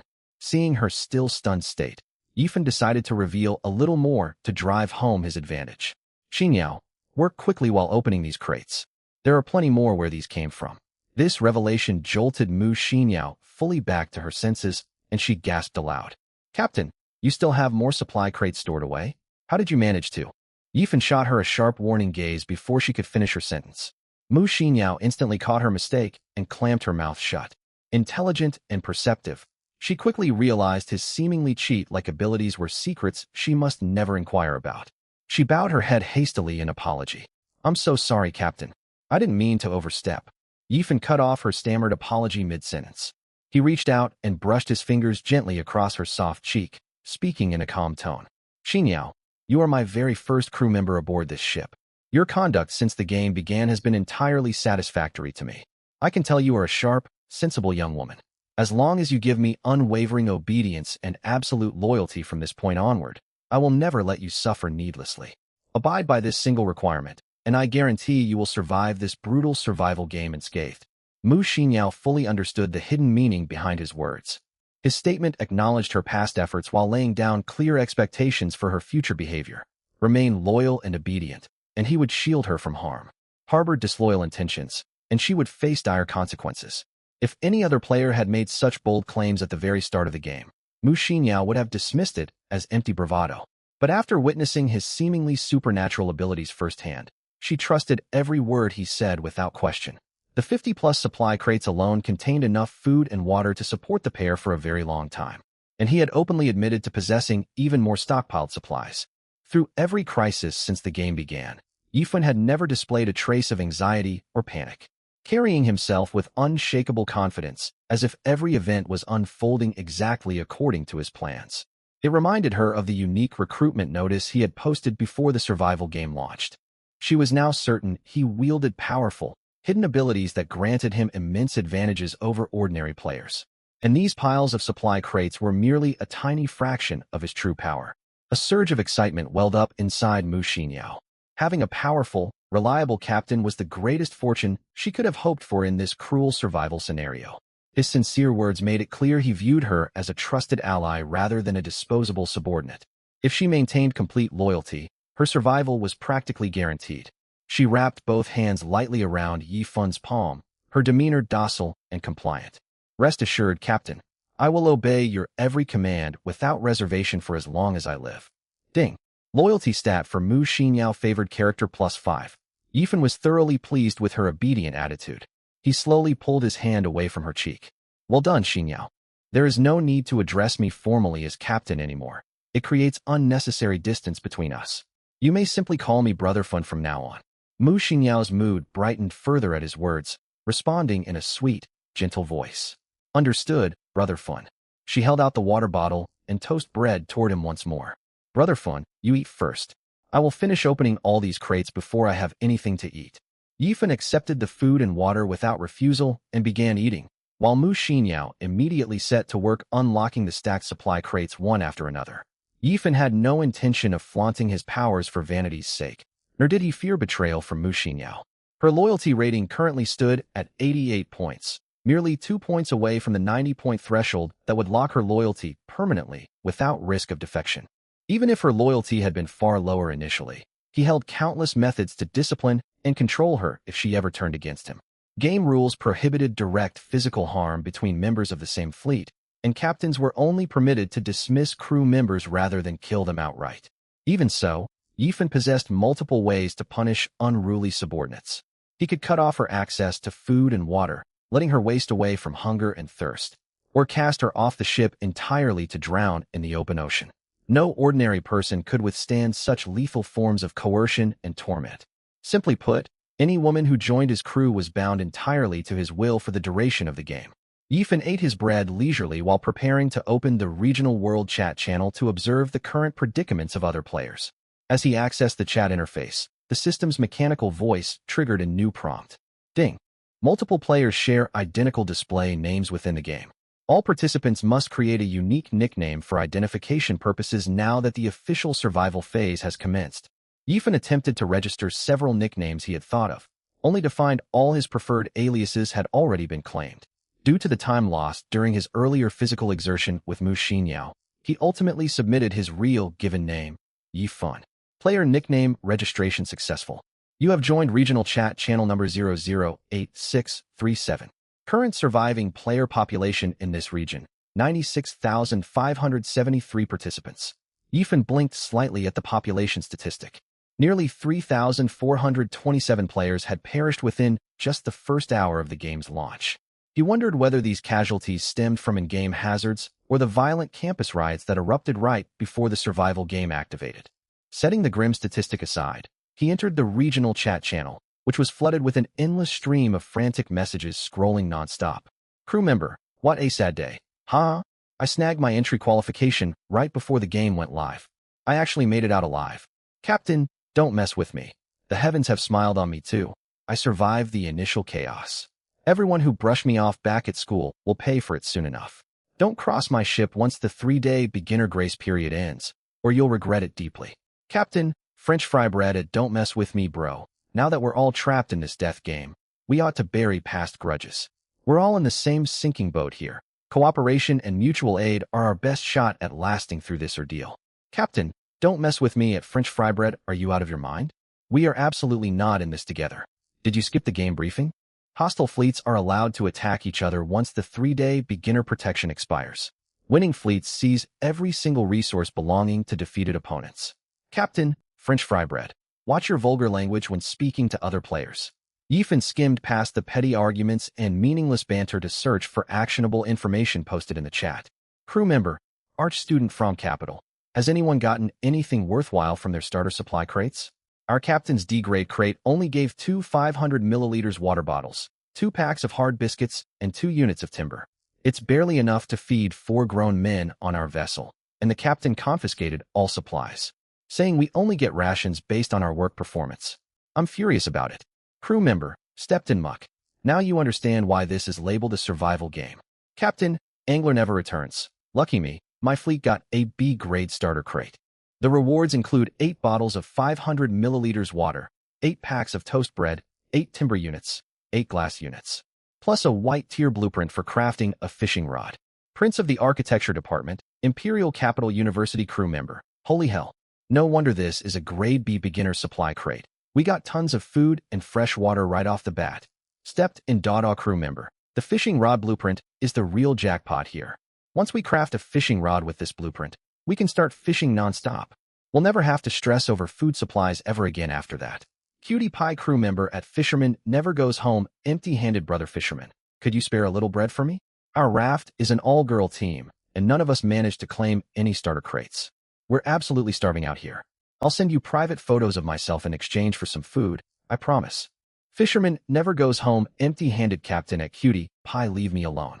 Stepped in Dada crew member. Has anyone gotten their hands on a grade A beginner supply crate yet? If you're one of the lucky recipients, post your loot in chat for the rest of us to see. Seeing this message, Yifan immediately perked up with curiosity. He was dying to find out what rare resources a Grade A beginner supply crate actually contained. He scrolled through the regional chat channel for a long while, yet not a single person shared their Grade A crate rewards. Yifan muttered to himself in confusion. Is it possible that no crew across the entire Imperial Capital University server has unlocked a Grade A beginner supply crate? Or have the few teams that got lucky with Grade A crates chosen to keep a low profile and hide their gains? He was about to keep browsing the chat log when Mu Xinyao's voice pulled his attention away. Brother Fan, I've finished opening all these supply crates. Come take a look. Yifan exited the regional chat interface at once. The pile of Grade E beginner supply crates stacked in front of Mu Xinyao had vanished completely. In their place stood neat stacks of bottled mineral water and packaged toast loaves. Yifan picked up a bottle of water and a pack of toast, handing them to Mu Xinyao with a warm smile. Great work, Xinyao. Grab something to eat and rest for a moment. We'll get back to work shortly. A sweet smile bloomed across Mu Xinyao's face. She took the food and water gratefully with both hands and nodded quickly. Thank you so much, Brother Fan. She tore open the toast packaging and began eating hungrily without delay. Yifan stored all the leftover bread and water into his game inventory, then pulled out another 50 Grade E beginner supply crates from his storage space. Mu Xinyao's eyes widened in shock the second she spotted the new batch of crates, which quickly morphed into unbridled delight. She had peeked into the regional chat channel just moments earlier. Nearly half of all teams within their zone had failed to receive any starter supply crates whatsoever. Most players had zero resources to their names, let alone edible food or drinking water. Dozens of female players and a small number of male participants flooded the chat channel with desperate pleas, begging classmates who'd obtained supply crates to share rations out of old friendship. But nobody was foolish enough to give away their supplies for free. Food and water were the most vital commodities at the very start of this survival game. No one would hand these necessities over for nothing, not even to close acquaintances from school. Mu Xinyao watched countless players grovel for tiny portions of sustenance, alongside other users flaunting the loot they'd pulled from Grade B and Grade C crates in public chat. Glancing down at her own bread and water, plus the 50 fresh Grade E crates laid out before her, a strong sense of security and privilege washed over her. It felt akin to being a wealthy person keeping a low profile, silently watching crowds of desperate beggars plead for basic nourishment while ordinary people vainly showed off their modest possessions. If these people knew Brother Fan has at least 100 Grade E crates in total, with enough food and water to last us an entire month straight, they'd be utterly stunned. Mu Xinyao counted herself incredibly fortunate to have teamed up with Yifan. She polished off her meal quickly, wiped her mouth, and threw herself back into unpacking crates with renewed excitement. After laying out the 50 Grade E crates, Yifan reopened the regional chat channel. He still had 2 vacant crew slots on his raft, so he planned to post another recruitment notice. Before he could finish drafting his message, someone tagged him directly in the public chat. Yifan clicked the notification to read the reply. Riding a pig down the highway, captain at everyone. Everyone look over here. Check out what my crew just fished up from the open sea. Yifan grew intrigued and opened the attached item description the captain posted. Wooden supply crate, white tier. The lowest tier resource container spawned randomly across the ocean surface. Opening it yields small quantities of food, water, and crafting materials in most cases, with an extremely slim chance of unlocking crafting blueprints. The moment this post went live, the regional chat erupted in chaos. Hero with a bold name crew member. Are you kidding me? An actual floating supply crate. You're insanely lucky, boss. Pick a tyrant, captain. This game is way harder than advertised. My 4 crewmates and I spent half an hour rowing non-stop and scanning the water, and we haven't spotted a single crate. Your luck is absolutely ridiculous, man. Stepped in Dada crew member. Same here for my team. We strained our eyes staring across the waves and didn't catch sight of even one wooden crate. Hero with a bold name crew member. Open it up quickly. Tell us what loot you managed to get inside. Riding a pig down the highway, captain at everyone. I genuinely cannot stand this terrible game design. All I got from this wooden crate was a single 500 milliliters bottle of mineral water, 2 units of timber, and 1 unit of hemp rope. There wasn't a single edible item in there at all. Once players learned how meager the rewards were from a hard-earned wooden crate, the chat channel exploded once more. Hero with a bold name crew member. Are you serious? That's all you got? Are you messing with the rest of us? Riding a pig down the highway, captain. Why would I lie about this? Believe it or not, I don't care either way. Hero with a bold name crew member. My bad for doubting you, brother. This outcome is just so absurd it's hard to process. The game briefing clearly stated the first 3 days would serve as a gentle beginner adaptation phase with low overall difficulty. If standard wooden crates only drop such pitiful resources, this survival challenge is borderline impossible to beat. Petite 5-foot-tall girl crew member. Exactly. Those who claim starter crates can hold out for a while longer, but what about teams like us with zero initial supplies? We're completely stranded out here. Pick a tyrant captain. Everyone calm down for now. Maybe this terrible loot roll was just bad luck on this guy's part. Let's wait and see what other players pull from their wooden crates. It was not long before other teams who'd collected floating crates began sharing their own opening results in chat. French fry bread captain at everyone. We also picked up a wooden crate moments ago. All we received was 1 pack of crackers plus 2 timber units. Nothing else whatsoever. Holder of fortunes captain at everyone. Unbelievable. My latest crate only contained 2 pieces of women's undergarments. Not a drop of water or a bite of food to be found. French fry bread captain at holder of fortunes. Ha, my condolences, buddy. Your misfortune just made my own bad crate roll feel a lot less awful. As more participants retrieved wooden crates and shared their loot logs, the general drop rates gradually became common knowledge among the player base. Under normal circumstances, 1 wooden crate would reward either 1 food item or 1 bottle of water alongside 1 to 3 miscellaneous crafting materials. Lucky players could obtain 2 food portions or 2 water bottles plus extra raw materials. Unlucky users would walk away with only useless crafting components and 0 sustenance. A tiny fraction of exceptionally lucky users managed to pull blueprints, with the drop rate sitting below 1%, and every blueprint obtained was only for crafting basic white-tier gear. A wave of pessimism swept through the chat channel, with numerous players breaking down under the mounting pressure. Hero with a bold name crew member. Judging by these consistent crate drop statistics, a 4-person raft would need to collect a minimum of 8 wooden crates every single day just to give each member 1 bottle of water and 1 serving of food. Holder of fortunes captain. The bigger issue is barely any teams can gather 8 crates within a 24-hour period. Pick a tyrant captain. Precisely. I haven't found a single floating crate this entire time. And let's not forget the beginner difficulty period only lasts 3 days. Once those 3 days pass, the game mechanics will get significantly harsher.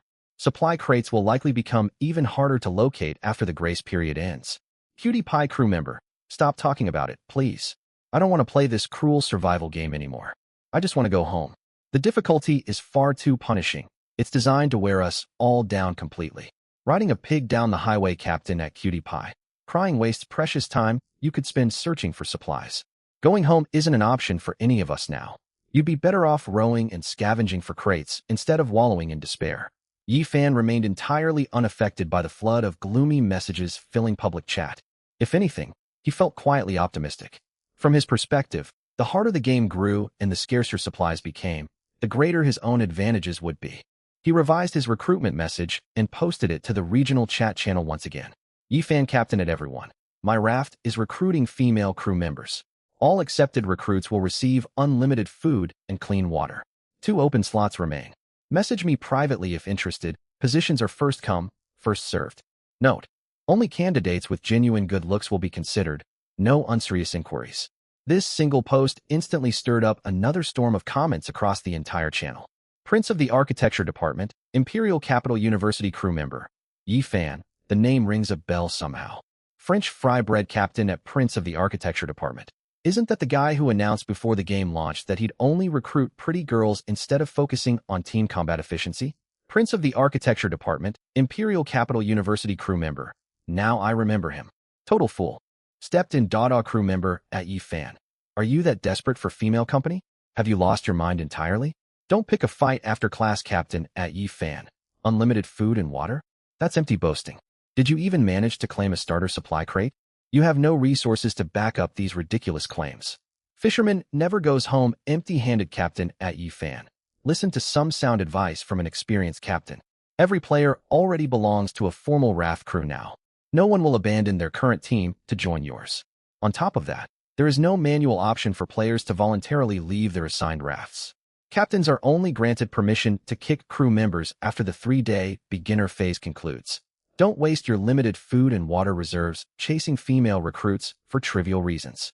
Don't pick a fight after class captain. He definitely has no supplies to offer. This guy is just trying to grab attention with absurd lies.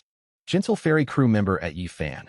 Brother Yifan, I'll send you private photos of myself if you give me 1 pack of bread or a single bottle of water.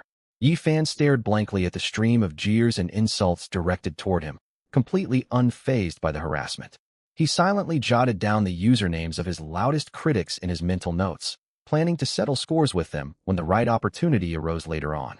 He fully acknowledged this was not the ideal moment to publish a recruitment notice, just as the fisherman captain had pointed out.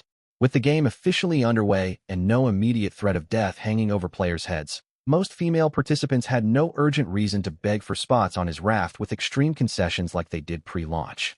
Yifan only posted the notice as a preliminary test of the waters, based on his assessment of the current brutal survival conditions. Countless all-female rafts would run critically low on food long before the beginner adaptation period expired. His public recruitment post would stick in their minds, and they would naturally reach out to him once starvation set in. That would be the perfect window for him to carefully screen and select his ideal female crew members. He had already mapped out multiple practical plans for recruiting women onto his raft once the crisis hit other teams. Just as Yifan prepared to close the regional chat interface, a notification pinged from his private message inbox. He switched over to the private chat page and discovered several female players had sent him direct messages. He skimmed through all incoming messages quickly, yet none of the senders met the system's official standard for high-appeal female crew members. Apart from a handful of hostile hate messages, every other woman contacting him was offering private photos in exchange for basic rations, exactly like Gentle Fairy. Yifan did not bother replying to any of these messages. Mu Xinyao, a top-tier campus beauty who was physically present right beside him with consistent access to his ample supplies, made these anonymous strangers' photo trades entirely meaningless to him. Suddenly, Mu Xinyao let out a sharp exclamation beside him. "Brother Fan, look over there. I just spotted a crate floating on the sea surface." Yifan exited the chat interface instantly and followed the direction Mu Xinyao was pointing toward. Sure enough, a wooden crate bobbed up and down amid the rolling ocean waves. A wide grin spread across Yifan's face. While every other player was scrambling desperately to hunt down wooden supply crates across the open sea, one had drifted directly beside his raft with zero effort on his part. It was an unbelievable stroke of luck. He turned toward Mu Xinyao and spoke firmly. "Nice catch spotting it, Xinyao. Hold on tight to the raft. I'll row us over to retrieve the crate right now." Yifan stored all the bread and water Mu Xinyao had unpacked into his game inventory, grabbed the standard wooden or equipped with the raft, and began rowing steadily toward the floating crate. Boosted by his exceptional 25-point constitution stat, he covered the short distance to the crate in mere minutes. He hooked the wooden crate toward the raft with the oar and pulled it within easy reach. Mu Xinyao watched the whole process with bright, excited eyes. "You're so capable, Brother Fan." Yifan let out a hearty laugh in response. "Your Brother Fan always delivers, remember that? You've seen proof of it already." Mu Xinyao's cheeks flushed bright pink, and she playfully scolded him with a soft whine. "Brother Fan, you're always teasing me." Amused by her bashful reaction, Yifan laughed warmly. He stored the wooden supply crate into his game inventory first, then gently pulled Mu Xinyao into a comforting side hug, lowering his voice to speak beside her ear. "I can show you more of what I'm capable of later tonight, if you'd like." Mu Xinyao's face burned an even deeper shade of crimson, yet she gave a shy, quiet nod without hesitation. "Okay, I'd like that." Staring at the lovely, flustered young woman nestled in his embrace, Yifan felt a surge of gentle fondness for her company.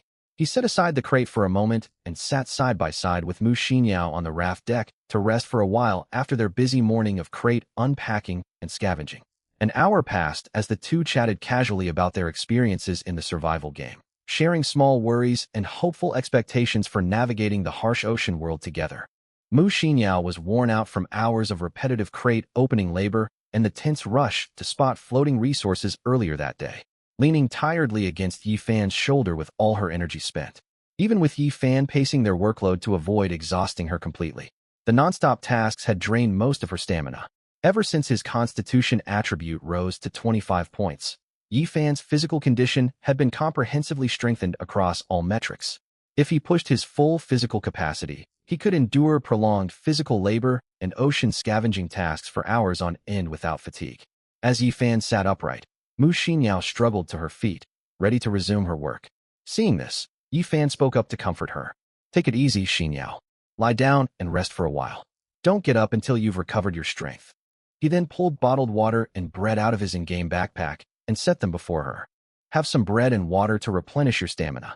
You must have sweated a lot earlier. Warmed deeply by Yi Fan's thoughtfulness, Mu Xinyao wore a soft, grateful smile. Thank you, Brother Fan. Right after her words, a crisp system notification echoed inside Yi Fan's mind. Ding! Goddess Mu Xinyao, obedience +2. A surge of joy welled up in Yi Fan's chest. He immediately pulled up Mu Xinyao status panel to check her stats.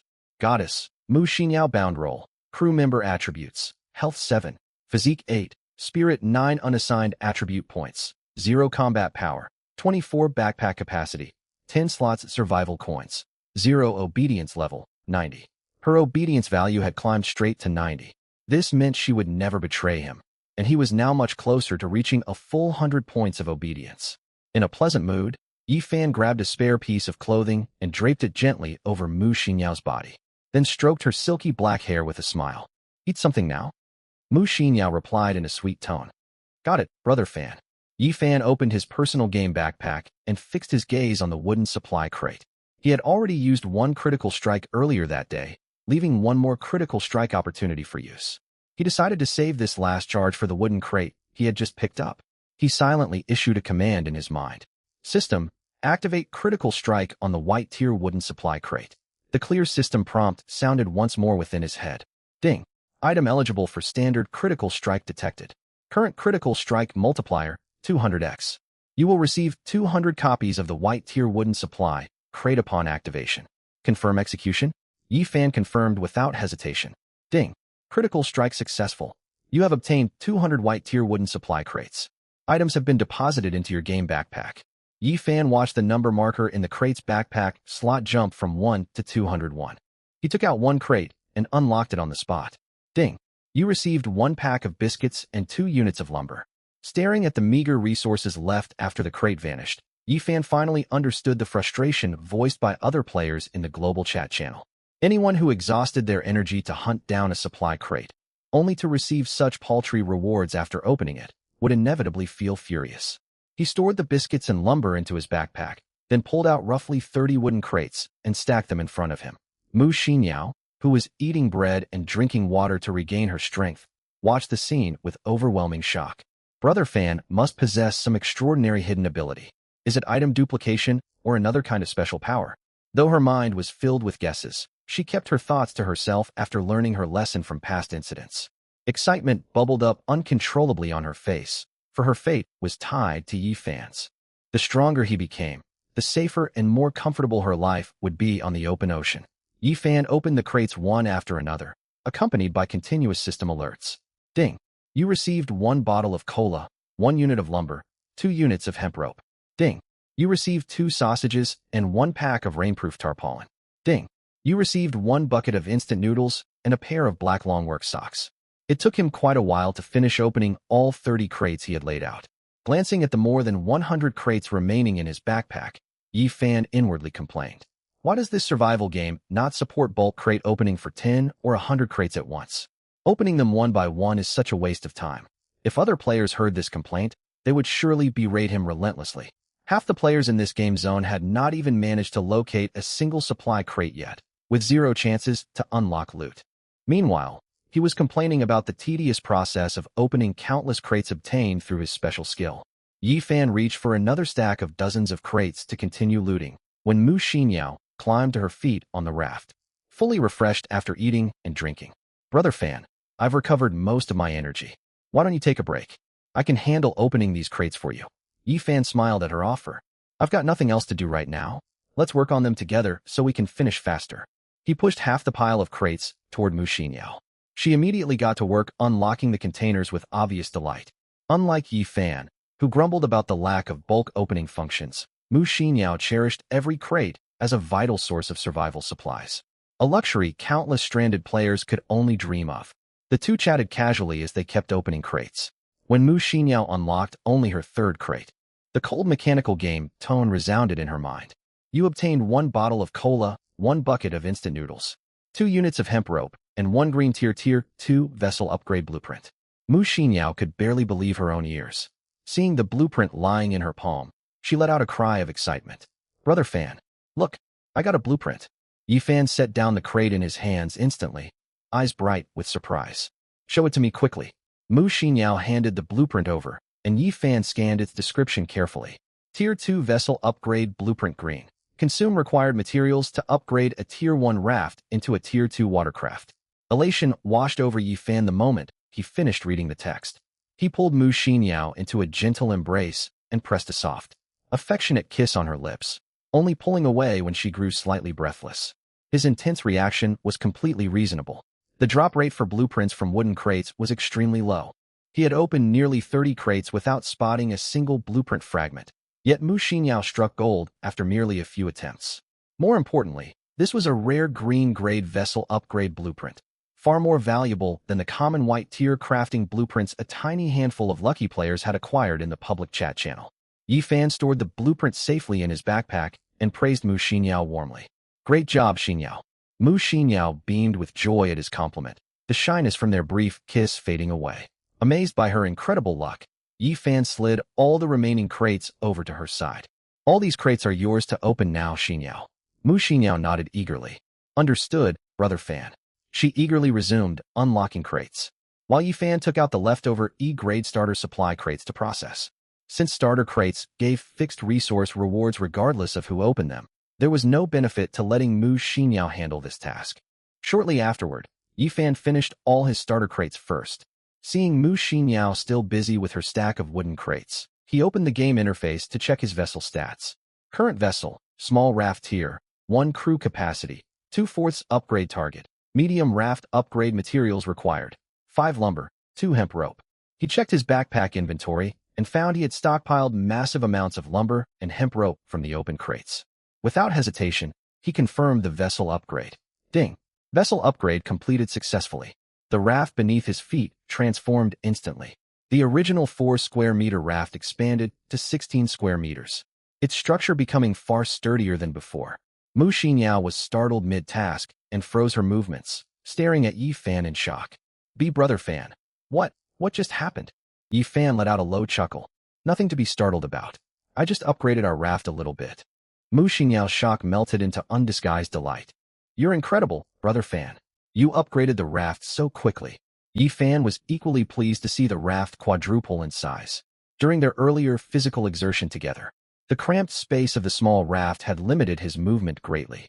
With the expanded platform, they would have ample room to move freely and rest comfortably on the raft from now on. Yet a trace of confusion lingered in his mind. Mu Xinyao had obtained a Tier 2 vessel blueprint, but the recent upgrade had not required the item. Could there be a hidden rule behind vessel progression? He reopened the vessel information panel for confirmation. Current vessel, medium raft tier, 1 crew capacity, 2/4 upgrade target, large raft upgrade materials required, 10 lumber, 5 hemp rope. The vessel is still marked as Tier 1. Perhaps each official vessel tier contains multiple substages, and a blueprint is only needed to break through to the next formal tier after maxing out all sub-upgrades. Since the upgrade materials were still basic lumber and hemp rope, which he possessed in abundance, Yifan initiated another upgrade immediately. Ding! Vessel upgrade completed successfully. The raft enlarged once again in the blink of an eye, reaching a total area of 64 square meters. Mu Xinyao, who had just calmed down and prepared to continue opening crates, gasped out loud in surprise. Paying no mind to her reaction, Yifan checked the updated vessel stats once more. Current vessel, large raft tier, 1 crew capacity, 2/4 upgrade target, small single plank boat upgrade materials required, 40 lumber, 10 steel, 1 Tier 2 vessel upgrade blueprint. A satisfied grin spread across his face. My guess was correct. Every primary vessel tier is split into several progressive substages, and a dedicated blueprint is mandatory to advance into the next official tier.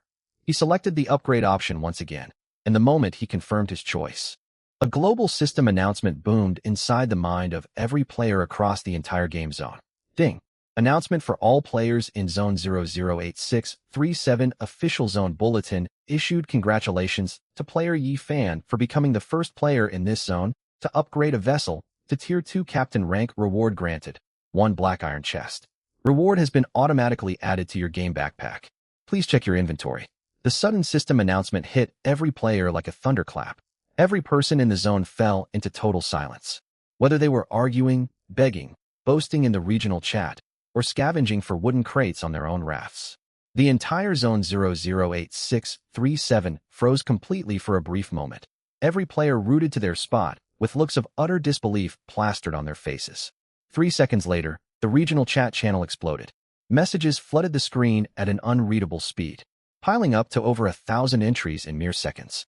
Player, I'm drowning crew. Are my eyes deceiving me? Player, stepped in mud crew, a Tier 2 boat? The game has barely been live for half a day, and someone already upgraded their vessel to Tier 2? Player, top architecture student crew, Yi Fan, the same guy who announced he only recruits female crew with guaranteed food and water supplies at the start of the game. Player, veteran angler captain, this is impossible. Our crew got a B-grade starter crate with 8 lumber units right at spawn. We looted 2 wooden crates for 3 hemp rope units and barely scraped together the materials for a medium raft. We're nowhere close to the resources needed for a large raft, let alone Tier 2. How did Yi Fan pull this off? Player, rode a boar captain. Did his group spawn with an A-grade starter crate? Player, pick a fight captain. There is no way a crew roster of only 2 people would receive top-tier starter supplies. This has to be a game bug. I'm submitting an official report and demanding a full investigation into Yi Fan's account. Player, Breadman Captain, you're being ridiculous. There is no game administration or support team in this survival world. The chat was swamped with accusations, shock, insults, and doubts threatening to overload the channel. Another group of players paled with anxiety, having mocked Yi Fan openly when he posted his crew recruitment notice. Terrified of Yi Fan holding a grudge against them now that his overwhelming strength was exposed, they rushed to send apologetic messages begging for mercy. Player, Breadman Captain, Captain Yi Fan, I sincerely apologize for my rude remarks earlier. I spoke without thinking and hope you can overlook my foolish words. Player, Spring Breeze Crew, Brother Fan, I was disrespectful before. Please show mercy and forgive my mistakes. The stark contrast between their earlier arrogance and current groveling was jarring to witness. Meanwhile, other players attempted to pressure Yi Fan into sharing his methods out of a false sense of collective survival responsibility. Player, Cabbage Head Captain at Yi Fan, congratulations on being the first to unlock a Tier 2 vessel. We are all trapped in this deadly ocean survival scenario. We ought to unite and support one another. Please share your vessel upgrading method so everyone can improve our chances of staying alive. Everyone agrees with me, right? Player, Fate Weaver Captain, Captain Cabbage Head speaks the truth. Most of us are classmates from Imperial City University. Mutual aid is only natural. Player, Short Girl Crew, Captain Yi Fan must also have a reliable way to acquire unlimited food and fresh water. Otherwise, he would never promise ample supplies for new crew members in his recruitment post. This statement triggered a massive uproar in the regional chat. Players who had gone without food and clean water since the game began flooded the channel with constant mentions toward Yi Fan. Yi Fan, have mercy and spare some food and water for us. We're schoolmates. You can't stand by and watch us starve and die out here. How can you hoard this critical upgrade knowledge while your peers perish on the open sea? Have you no conscience? Release your crafting and upgrading secrets immediately, or we will collectively report your account to the game system for disciplinary punishment. If you keep monopolizing these advantages, the entire player base will target your raft without hesitation. Chaos fully consumed the regional chat channel, every pair of eyes locked on the name Yi Fan, filled with curiosity, envy, fear, and flattery in equal measure. The very center of all this commotion paid no attention whatsoever to the frantic chatter in the chat box. Standing atop his newly renovated boat, Yi Fan calmly opened his vessel attribute panel to review all the changes brought by the upgrade.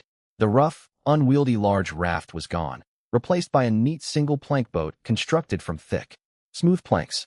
The hull was polished evenly and structurally stable, a far cry from the rickety, fragile raft that had wobbled dangerously underfoot at the start of the game. While its floor space was slightly smaller than the large raft, it was finally a proper seaworthy vessel. Yi Fan checked the updated vessel data panel. Current vessel, small single plank boat tier, 2 crew capacity, 2/5 upgrade target, medium single plank boat upgrade materials required, 80 lumber, 20 steel. Yi Fan nodded in satisfaction. The jump to Tier 2 brought transformative improvements, a solid, stable hull, and an extra slot for recruiting new crew members.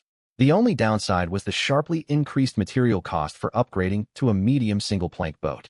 Most of his lumber and steel reserves had been depleted through the previous rounds of raft upgrades, leaving insufficient resources for further progression for the time being.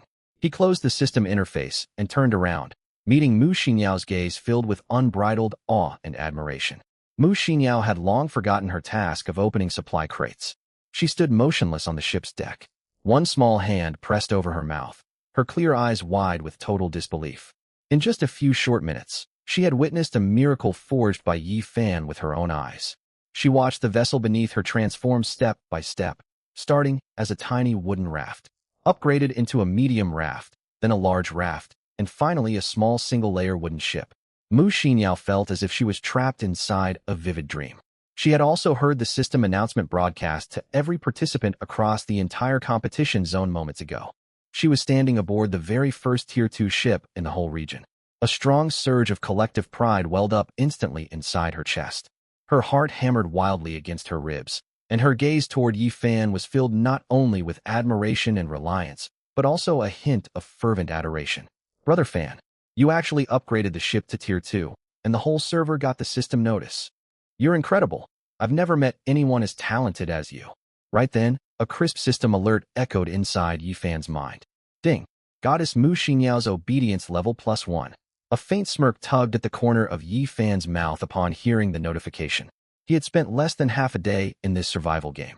Yet Mu Xinyao's obedience level had already climbed to 91, drawing ever closer to the maximum value of 100.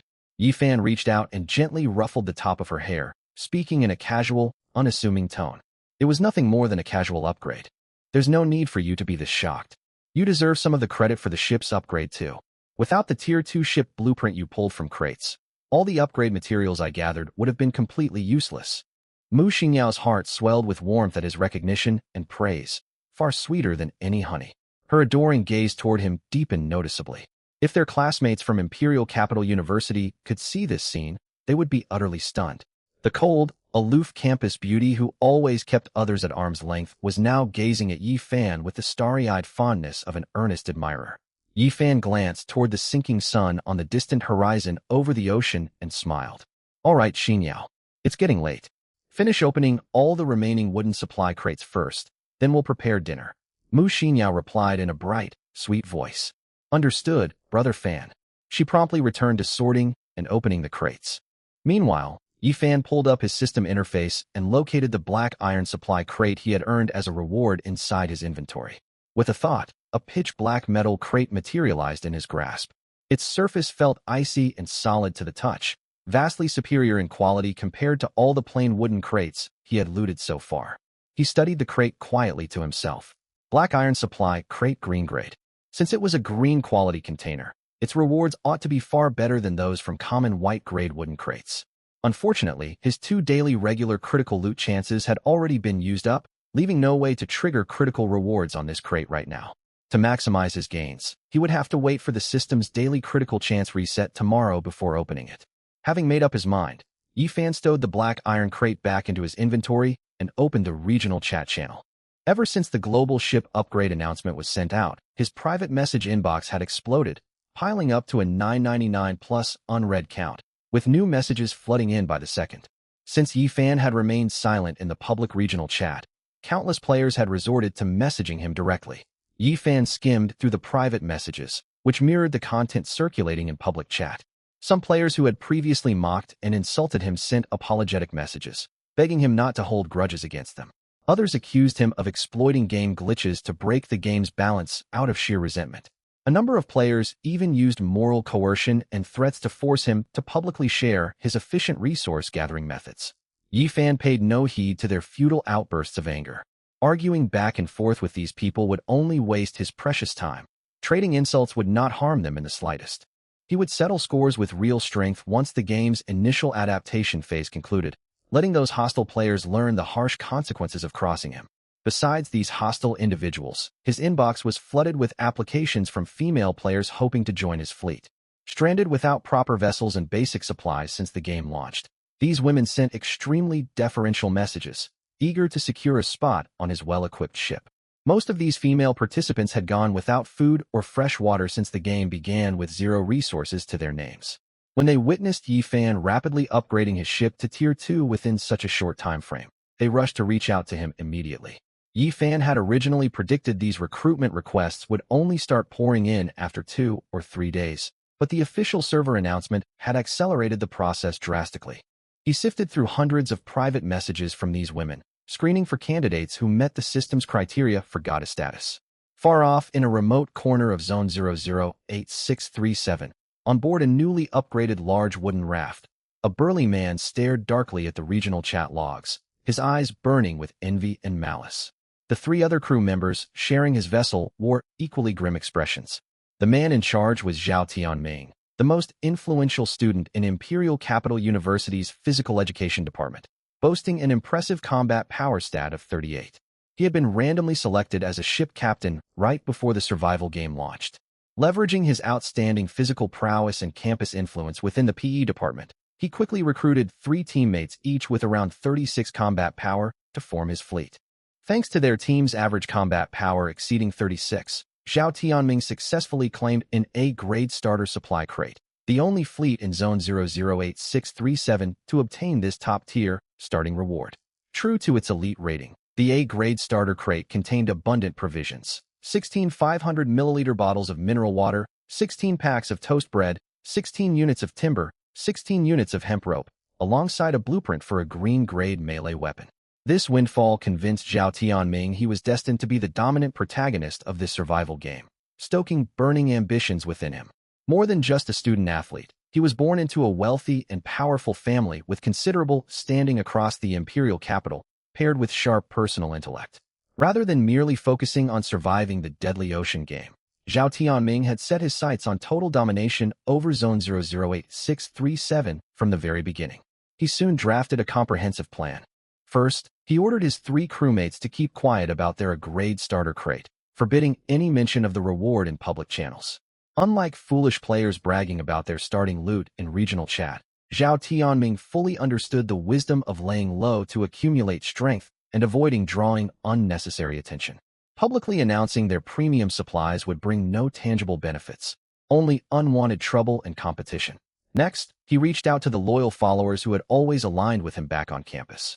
Blessed with wealth, a ruthless disposition, and generous spending habits, Zhao Tianming had reigned as a powerful figure within Imperial Capital University long before the survival game began, gathering a large circle of followers, mostly fellow PE students. These followers possessed some of the highest combat power values in the current game zone. Virtually all of these followers had qualified for entry into the Ocean Survival Challenge. If he could unite these former subordinates under his command once more, conquering the entire competition zone would be all but guaranteed.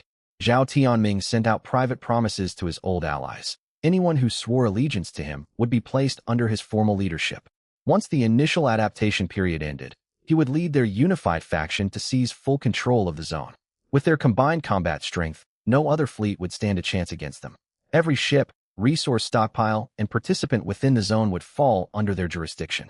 They would reign as the supreme rulers of the region, with unlimited access to food and clean water for life. Most of his former followers were easily swayed by this promising vision, growing eager and excited after reading his messages. Within half an hour, nearly 10 powerful fleets replied, agreeing to merge into Zhao Tianming's PE department alliance, acknowledging him as their leader and obeying all his commands. These fleets set sail toward his raft's coordinates per his instructions to regroup. The flood of loyal responses put Zhao Tianming in high spirits. He tasked his crew with scavenging wooden supply crates while continuing to upgrade their raft. Supported by resources from his A-grade starter crate, he upgraded their vessel all the way to a large raft, merely one step away from Tier 2 ship status. Standing atop his sturdy, spacious raft, Zhao Tianming felt unstoppable, already imagining leading his followers to conquer weaker fleets once the adaptation phase lifted. His triumphant mood was instantly shattered the moment the zone-wide system announcement regarding Yi Fan's Tier 2 ship appeared. While other players voiced confusion and suspicion across the chat, Zhao Tianming reacted with far greater fury. He knew full well how demanding it was to upgrade a large raft into a Tier 2 single-layer wooden ship. The upgrade required massive quantities of raw materials, plus a rare Tier 2 ship construction blueprint. While materials could theoretically be purchased from the player trading system in exchange for precious food and water, the Tier 2 blueprint had never appeared in any public chat or marketplace listings so far. He could not fathom where this Yi Fan had obtained such a critical schematic. Zhao Tianming fixed his cold gaze on his three crewmates and spoke sharply. Has any of you heard of or met a person named Yi Fan back at school? The three men fell into thoughtful silence before Lu Haiba spoke up. Minggu, I vaguely recall running into him once at the campus gym. He's slightly stronger than an average person, but nowhere near your level. Even the three of us outmatch him easily. Zhao Tianming frowned. Based on that description, his combat power should never have qualified him for an A-grade starter crate. Lu Haiba nodded in agreement. At most, he would have received a B-grade crate, if even that. Before the game started, he openly recruited female crew members based on appearance, which usually results in players receiving lower-tier starter rewards, sometimes nothing at all. Zhao Tianming's expression darkened further. The problem is this supposedly ordinary student has already built a Tier 2 ship. Every single requirement for that upgrade is far beyond what any participant should accomplish this early into the game. Another crew member, Su Zhihao, voiced a theory. Minggu, what if the rumors circulating in chat are true? Yi Fan might own a special rare item or have found an exploit to farm resources abnormally fast. Liang Wenbo pushed up his wire-rimmed glasses and added gravely. If that is the case, he poses a severe threat. We need to neutralize this Yi Fan as soon as possible before he becomes an insurmountable obstacle to your plan to rule the zone. After mulling over his subordinates' input, Zhao Tianming laid out his plan. I will message him privately first to test his stance. If we can recruit him into our alliance as a subordinate, our faction will gain an invaluable asset. If he refuses our offer, we will not hesitate to take hostile action. We need to pinpoint his ship's coordinates quickly and move our fleet to his location at top speed. The moment the adaptation period expires, we launch an attack and capture him. Whatever secret method he uses to acquire rare resources will belong to us once he is in our custody. His three crew members immediately showered him with compliments. Brilliant plan, Minggu. Zhao Tianming polished the appealing benefits he had outlined for his followers and sent the revised offer to Yi Fan via private message. Yi Fan, however, had no spare attention to read messages from unknown mail senders while sorting through hundreds of private messages from female participants. Even if he had seen Zhao Tianming's message, he would have ignored it outright. As someone blessed with a powerful innate system, he would never submit to serve another person. Right as Yi Fan finished reviewing hundreds of incoming private messages from female players, the crisp system notification resounded inside his mind once again. Ding! A participant matching the system's goddess criteria has been detected. Goddess name, Lu Rumeng. Yi Fan paused his task upon hearing the name. Lu Rumeng. She is one of the 4 great campus beauties of Imperial Capital University, equal in fame to Mu Xinyao. He immediately opened the private message sent by Lu Rumeng. Gentle cutie. Hello, brother Yi Fan. I'm Lu Rumeng from the Financial Management Department. I saw the official zone announcement earlier, and I'm truly amazed that you built the first Tier 2 ship in the whole zone. You're incredibly impressive. Unfortunately, my current fleet didn't receive any starter supply crates, and none of my teammates know how to gather resources efficiently. We are all suffering from extreme hunger and fatigue right now. I saw your earlier notice recruiting female crew members with guaranteed food and water provisions. Could I apply to join your crew? I am very obedient and will do my utmost to assist you with daily ship duties and chores. I will wholeheartedly fulfill any responsibilities you assign to me. A teary-eyed emoticon was attached to the end of her message. A teasing smirk formed on Yi Fan's lips after reading her message. Though he had never paid much attention to the 4 great campus beauties during his university days, he was familiar with the widespread stories surrounding Lu Rumeng. She was the polar opposite of the reserved, cold Mu Xinyao, well known across campus for her calculating social tactics and skillful interpersonal maneuvering. Outwardly, Lu Rumeng possessed a pure, sweet facial appearance paired with a soft, gentle temperament. Her looks and figure were nearly comparable to Mu Xinyao's. Beneath her harmless, delicate exterior lay sharp, calculating logic. She excelled at leveraging her charm and gentle demeanor to gain favorable treatment from male students. Countless male students doted on her, yet she kept all her admirers at arm's length, never officially accepting anyone's confession nor cutting off their goodwill, letting them devote time and resources to her while staying unattached. Even when these men realized they were being strung along, most remained willingly infatuated with her. She was also adept at managing social relationships with female peers, which allowed her to secure a crew spot for the survival game without facing betrayal from close friends, unlike Mu Xinyao's bitter experience. Yi Fan had not expected this famously shrewd campus beauty to also qualify as a system goddess. On a stretch of open sea within the competition zone, a tiny wooden raft drifted alone, carrying 4 young women. Most of the girls on board stared blankly into the ocean, their faces etched with despair. Only the girl with the pure, sweet facial features anxiously waited for a reply to her private message, Lu Ruming herself. Looking back on the half-day since the game began, Lu Ruming felt as if she had been trapped in a horrific nightmare. Worse still, this nightmare showed no sign of ending. Right after the survival game launched, the overall combat power of their team was far too low, so they failed to claim even the most basic E-rank beginner supply crate. Staring out at the boundless ocean, they stood stranded atop nothing more than a tiny wooden raft. Many young men would struggle to adapt to such a sudden, alien environment, let alone these pampered young women who had never endured hardship in their daily lives. Just like most other players, Lu Ruming and her 3 teammates instantly fell into panic. They could not bring themselves to row the raft in search of supply crates. Even staying steady on the floating would left them dizzy and trembling with fear. Once they finally grew accustomed to their harsh surroundings, Su Jessen, the designated captain, tried to assert her authority and ordered the other 3 girls to start searching for supply boxes. However, the 3 crew members flat out refused to comply. None of them had ever rowed a boat before. If they slipped and fell into the ocean mid-row, they would be doomed for good. None trusted the other girls enough to jump in and save them. Furious at being openly disregarded, Captain Su Jessen seethed with anger. Before the game started, these 3 girls had fawned over her relentlessly upon learning she would be captain. They had even warned her against recruiting male crew members, claiming men would harbor malicious intentions toward her. The trio had sworn solemnly that they would follow every single order without hesitation once the game went live, and now this was how they acted. Su Jessen issued a stern ultimatum. If they continued to disobey her commands, she would expel them from the team the moment the beginner adaptation period concluded. Even faced with this threat, Lu Ruming and the other 2 girls refused to back down, firing back accusations that Su Jessen was ruling the team as a dictator. Setting aside your captain title, what right do you have to bark orders at us? We are all women on this raft. We should run things democratically, with every decision settled by group vote. These words pushed Su Jessen over the edge, and she shouted harsh retorts at the 3 girls. Lu Ruming and her companions had never endured such verbal abuse in their lives. As a renowned campus goddess adored by countless admirers everywhere she went, Lu Ruming could not swallow this humiliation. So the 3 girls shot back viciously. The 4 split into opposing factions and hurled insults at one another.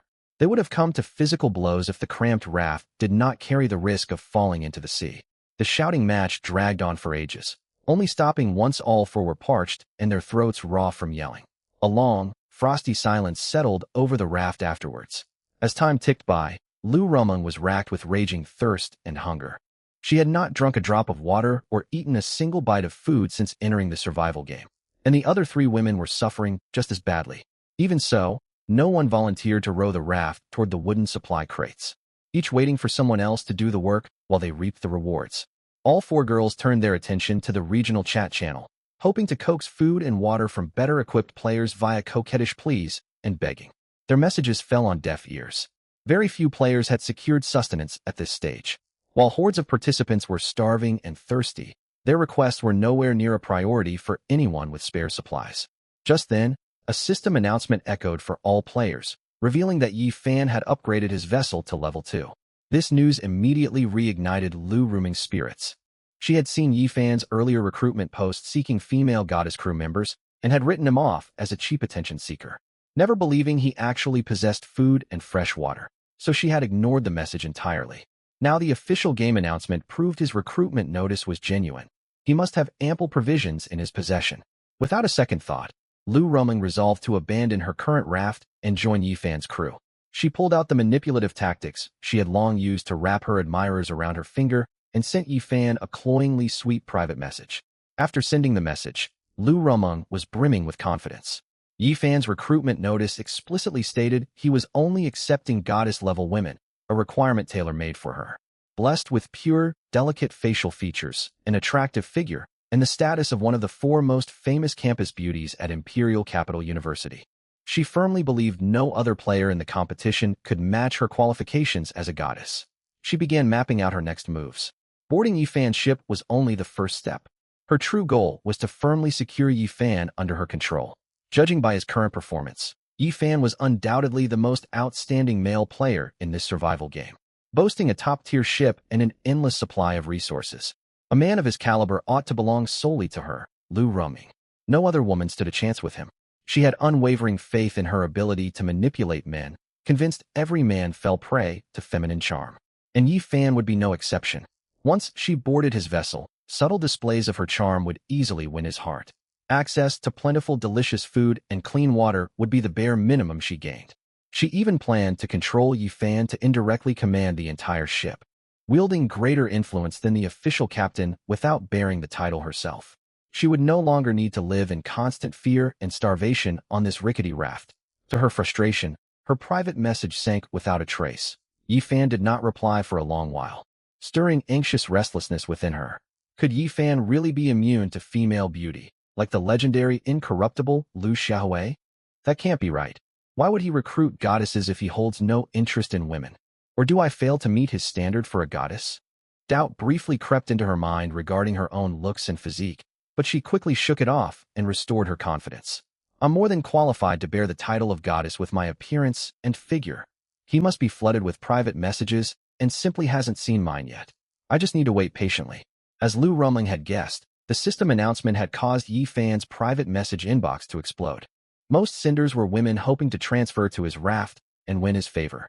Several female captains even offered to bring their entire female crews over as a bundled package if Yi Fan accepted their proposal. Yi Fan ignored every last one of these appeals. He could not trust that none of these women hid dangerous traits akin to mutated abominations, and his ship had limited crew slots. He would not fill his vessel with ordinary, shallow women. He placed his full trust solely in the system's official screening criteria for new crew members. Lu Rumling was growing desperate and debating whether to send private photos of herself to Yi Fan when she finally received his reply. Yi Fan, Captain. So it's the renowned campus beauty Lu. Congratulations, your application has been approved. You may join my crew. A huge weight lifted off Lu Ruming's shoulders the moment she read the reply, and she hastily typed a response. Gentle cutie crew member. Thank you so much, Captain. I'm endlessly grateful to you. But Captain, I'm only a regular crew member with no sailing experience, so I have no way to travel to your location on my own. Could you please come pick me up? Shortly after sending the message, another reply arrived from Yi Fan. Yi Fan, Captain, I can come for you. Send over your current coordinates. I will retrieve you once the beginner adaptation period ends. Lu Ruming sent her exact coordinates without hesitation, adding another coquettish line. Please hurry to my side, Captain. I'm so scared out here all alone. She never bothered consulting the other 3 girls sharing her raft. Her own survival came before everything else. All she cared about was escaping this living nightmare by boarding Yi Fan's ship as soon as possible. The fate awaiting Su Jiesin and the other 2 women mattered nothing to her. Licking her parched lips, she sent yet another message to Yi Fan. Gentle cutie crew member. Captain, I haven't had a single bite to eat since the game started, and I'm barely holding on. Could you spare some food and drinking water for me? I will repay your kindness with dedicated service once I board your ship. On his end, Yi Fan wore an amused smirk reading her saccharine, manipulative messages. He's finally showing his true colors. Every little scheme she's plotting is plain for me to see. Still, he resolved to trade her some food and water regardless. He had more supplies than he could ever use, so the small loss would not impact him in the slightest. While Lu Rumling was calculating and scheming, she was far from foolish. She could clearly distinguish temporary handouts from long-term stable comfort. Yi Fan also worried she might collapse from thirst or starvation before the adaptation period ended, costing him a potential crew member. Most importantly, Mu Xinyao had already received strict behavioral guidance before the game launched, resulting in extremely high loyalty and obedience the moment they formed a partnership. Interacting with her held no real challenge. Yi Fan was intrigued by the prospect of guiding and tempering the scheming campus beauty Lu Ruming. He drafted his reply to her message. Yi Fan, Captain, I can trade you food and water right now, but remember every word you've just said. Accepting my provisions means you are bound to my crew. Do not go back on your word once you board my ship, or I will not show you any mercy. Conserve these supplies carefully, and do not let the other girls on your raft spot them. Yi Fan immediately sent a trade request to Lu Ruming. A cold mechanical system prompt chimed beside Lu Ruming the instant the request landed. Ding! Player Yi Fan, Captain has sent you a trade request. Would you like to accept? The sudden alert startled Lu Ruming, but shock quickly morphed into overwhelming elation. She had fully expected Yi Fan to reject her plea. Food and water were incredibly scarce resources, and the two had never even met face to face. His willingness to help solidified her awe of his immense power. She accepted the trade without delay and received one 500-milliliter bottle of mineral water plus a pack of toast bread from Yifan. She paid no mind to the veiled threats within his accompanying private message, instead growing even more eager to reach his ship. She quickly sent a grateful reply. Gentle cutie crew member. Thank you, Captain. Rest assured I will keep every promise I've made. Please come get me soon. I cannot wait to meet you in person. Right after sending the message, Lu Rumung opened her in-game inventory and spotted the water bottle and bread sitting neatly inside. Her mouth flooded with saliva instantly, and her stomach rumbled loudly with hunger. She forced herself to close the inventory interface, knowing the other three women would violently seize the food and water the second they saw it. These three nuisances are utterly infuriating, forcing me to hide food I rightfully own. I have to hold out until they all fall asleep tonight before I can eat in peace. She composed her features back into a miserable, dejected expression and exited the game menu. Seeing the defeated, hopeless looks on Su Jiasen and the other two girls' faces filled her with a strong sense of superiority. Just 3 more days, and I'll be free of these useless burdens for good. Meanwhile, Yifan paid no further attention to Lu Rumung after completing the trade. He was about to sort through his pile of unread private messages when Mu Xinyao's sweet voice pulled his focus away. Brother Fan, I've opened up every last supply crate we've collected and found several new blueprints for you to look over.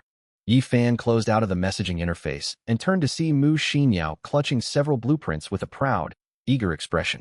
With piles of food and raw materials stacked at her feet, he quickly stored all the provisions and materials into his inventory before pulling Mu Xinyao into a warm embrace. Taking the blueprints from her hands, he smiled warmly at her. Great work, Xinyao. We can enjoy a proper warm dinner together later as your reward. Mu Xinyao's cheeks flushed bright pink, and she spoke in a bashful, playful tone. You're being teasing again, Brother Fan. I'll stop talking to you if you keep this up. She tilted her head to the side shyly. Yifan laughed heartily and gently brushed a strand of hair away from her face while examining the blueprints in his other hand. He marveled once more at Mu Xinyao's incredibly lucky loot draw rate. She had obtained 4 blueprints in total from fewer than 200 wooden supply crates.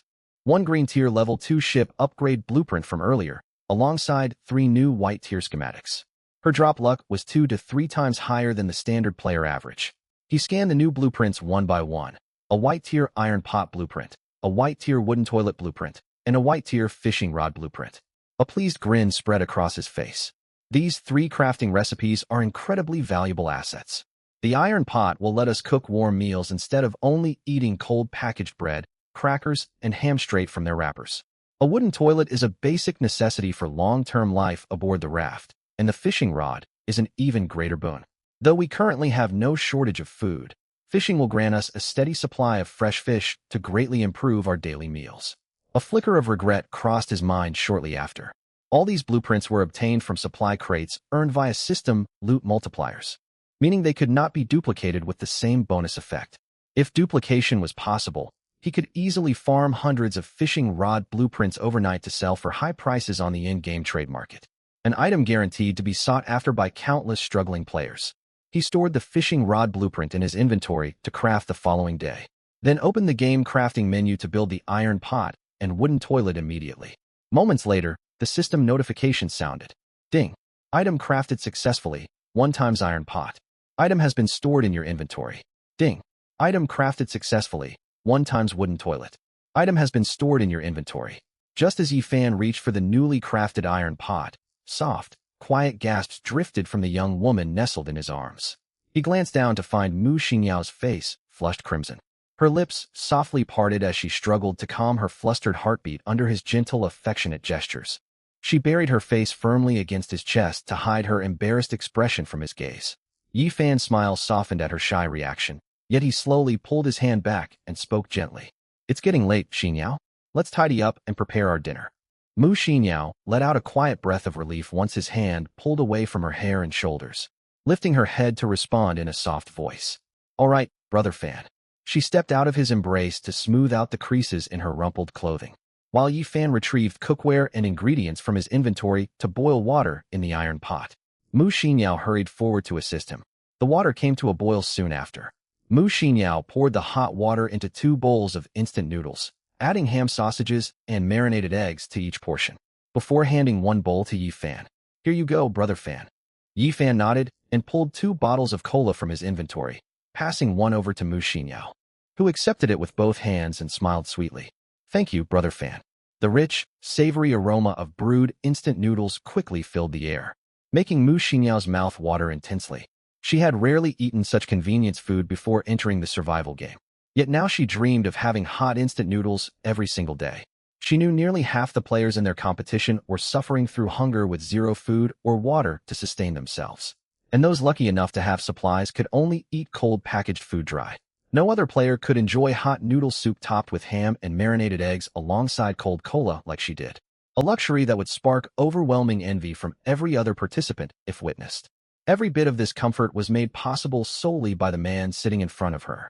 A crisp system alert echoed inside Yi Fan's mind at that moment. Ding! Goddess Mu Xinyao, loyalty +1. After the two finished dinner, dusk fell gradually. Mu Xinyao took the initiative to clear the table, while Yi Fan pulled out the miniature thermostatic device from his game backpack. As daylight faded fast, the sea temperature plummeted sharply. The temperature had dropped from nearly 30 degrees Celsius at noon to under 20 degrees, and it would likely sink below 10 degrees by midnight. Since the survival game launched right as summer began for students at Imperial Capital University, most players had only dressed lightly before entering the game. Faced with this abrupt temperature drop, countless players flooded the public chat channel begging for help. Chicken Hoarder Captain, damn it, what kind of messed up weather is this? The temperature is dropping way too fast. Anyone with extra clothes do me a solid and spare a piece for me. Commanding the Winds Captain at Chicken Hoarder Buddy. I've got 2 black lace women's underwear I looted earlier. You want him? Chicken Hoarder Captain at Commanding the Winds Go to Hell? You bastard. Straight no more crew member at Commanding the Winds Brother. Could I have those lace undergarments instead? Commanding the Winds Captain at Straight no more Whoa man. You've got some guts. Warm Lemon Captain. I'm freezing cold. Is there any kind guy who can give me an article of clothing? Nearly every player who had obtained spare garments stayed silent amid these pleas. Everyone knew every supply they owned was extremely valuable in this harsh survival scenario. Still, several quick-witted players spotted a lucrative business opportunity amid the chaos. Don't mess with me after class captain at everyone selling 1 barely used thermal underwear, a rare find. Price, 2 500-milliliter bottles of mineral water or food equivalent to 4 packs of bread. Limited stock, first come first served. Chicken Hoarder Captain at Don't Mess With Me After Class. Are you robbing people blind? 2 bottles of water plus 4 bread loaves for 1 piece of clothing. Don't mess with me after class captain at Chicken Hoarder. Shut your broke mouth and scram if you can't afford it. Other players who'd obtained clothes lit up upon seeing this sales post. They'd previously grumbled about the game's stingy loot system, complaining that pulling clothes from wooden supply crates was a worthless drop. Now that night had arrived, these garments had suddenly become highly sought-after goods. The regional chat channel quickly morphed into a bustling marketplace, filled with players hawking spare clothing nonstop. Back on his boat, Yi Fan secured the miniature thermostatic device and activated it immediately. To his surprise, the unit emitted a bright glow comparable to a small incandescent lamp the moment it powered on. Mu Xinyao gasped beside him. Brother Fan, what is this? Yi Fan stared in slight surprise and muttered to himself. I never expected this purple tier thermostatic device comes with a built-in lamp function, truly worthy of its rare purple quality rating. He then shared the item stats with Mu Xinyao. Her eyes widened in pure shock after reading the description. It's a purple-grade item. It automatically regulates ambient temperature and doubles as a light source. You're absolutely incredible, Brother Fan. She gazed at Yi Fan with undisguised admiration. Yi Fan smiled faintly without replying, then retrieved the crafted wooden toilet from his backpack and installed it in a suitable spot on the vessel. Mu Xinyao's admiration deepened further. Barely a day into the survival game, Yi Fan had surprised her time and time again with one impressive skill after another. Shortly afterward, the thermostatic device kicked into full effect. Mu Xinyao could distinctly feel the surrounding air warming steadily, chasing away the cold nipping at her body. Yi Fan walked over and pulled out extra garments looted from supply crates from his inventory. Xinyao, spread these clothes across the planks to make a makeshift mattress. Got it, Brother Fan. Mu Xinyao promptly set about arranging the fabric layers. She finished the simple mattress in no time, and Yi Fan laid down on it, gesturing for her to come closer. Mu Xinyao's cheeks flushed pink, yet she obediently settled beside him and leaned gently into his embrace. Yi Fan wrapped his arms around her softly, and a warm, tranquil atmosphere settled over the small boat. Staring at the stunning school beauty nestled against him, Yifan brushed his fingers tenderly across her smooth, fair cheeks, slowly trailing down to her lips and neck in a gentle caress, resting his palm lightly on her upper torso through her clothes. The two stayed huddled together quietly for over an hour, swaying gently with the soft ocean ripples beneath their wooden boat. Mu Xinyao lay against Yifan's chest, catching her breath from the comfort and warmth of his embrace. Yifan stroked her silky smooth back contentedly while opening the regional chat feed to check recent updates. The screen was flooded with posts for material trades. After skimming through the messages, Yifan confirmed food and fresh water were the absolute primary hard currency in the current player economy. Most players were desperate to trade miscellaneous loot for edibles and drinking water, while only a handful of well-equipped participants possessed surplus food and water to barter away. This dynamic had drastically devalued all other types of supplies. Many players were even selling hard-earned crafting blueprints, explicitly stating they would only accept food and water with no other items considered for exchange. This trade environment piqued Yifan's interest. He had only bound Mu Xinyao as his designated blessed partner so far, granting him 2 regular loot amplification chances each day. He needed to choose carefully which items to apply the system boost to. Low volume, easily obtained common materials, basic tools and trivial sundries were ruled out immediately. Low-value blueprints with limited practical use were also crossed off the list. At this stage, supply crates, rare raw materials, premium crafting blueprints, food and water yielded the highest return when amplified by his skill. Supply crates stood out as the optimal target since they could spawn all the aforementioned valuable resources upon opening. With that thought, Yifan patted Mu Xinyao's back lightly to get her attention. Mu Xinyao lifted her head to look up at him. "What is it, brother Fan?" Yifan smiled at her flushed face. "Feeling warmer now?" Mu Xinyao's heart softened at his caring tone. "MHM, I feel much better now thanks to you." "Good to hear." Yifan nodded and continued. "It's still early before bedtime. I'll give you some surplus supplies we don't need right now. Head into the chat channel and trade them with other players." Mu Xinyao perked up instantly. "Understood. What should I aim to trade for?" "Exchange all these spare goods for basic crafting materials," Yifan explained. "We'll need massive quantities of these resources later for ship upgrades and item fabrication, so stockpiling them now is a smart long-term plan. Observe the current market trade ratios first, then sell our supplies at a slightly more generous rate than the average offers out there. Prioritize finishing the trades quickly. A minor loss in value is acceptable." Mu Xinyao instantly grasped his plan and nodded excitedly. "I get it completely, brother Fan." Yifan sorted through his game backpack and pulled out all unneeded items, which Mu Xinyao stored safely inside her own inventory. After assigning this task to Mu Xinyao, Yifan refocused on the regional chat channel, hoping to find useful blueprints up for sale. Before long, a post from another player caught his eye. "Dark Rose Captain, at everyone selling a small cabin construction blueprint. Accept food or water worth 5 packs of bread as payment only. Message me privately if interested. Attached, small cabin specification file. Note, no other forms of trade will be considered. Serious inquiries only." Yifan opened the attached document to read the blueprint details. Small cabin blueprint white grade. Consumes 10 units of timber and 2 units of steel to construct a 10 square meter cabin with a 2.5 meter ceiling height. The cabin can be securely mounted onto any flatboat surface or level ground. Yifan immediately resolved to purchase this blueprint. Ocean weather was notoriously volatile, with violent rainstorms able to strike at any moment. While his thermostatic device regulated temperature efficiently, it offered zero shelter from wind and rain. Having a sturdy small cabin was essential to avoid being soaked during incoming storms. The asking price of food equivalent to 5 bread packs was an unattainable cost for most players right now, yet it was a trivial expense for Yifan with his abundant stockpiles. He decided to skip haggling and complete the purchase right away. Just as he opened the private message window to contact the player named Dark Rose, a crisp system notification echoed inside his mind. Ding!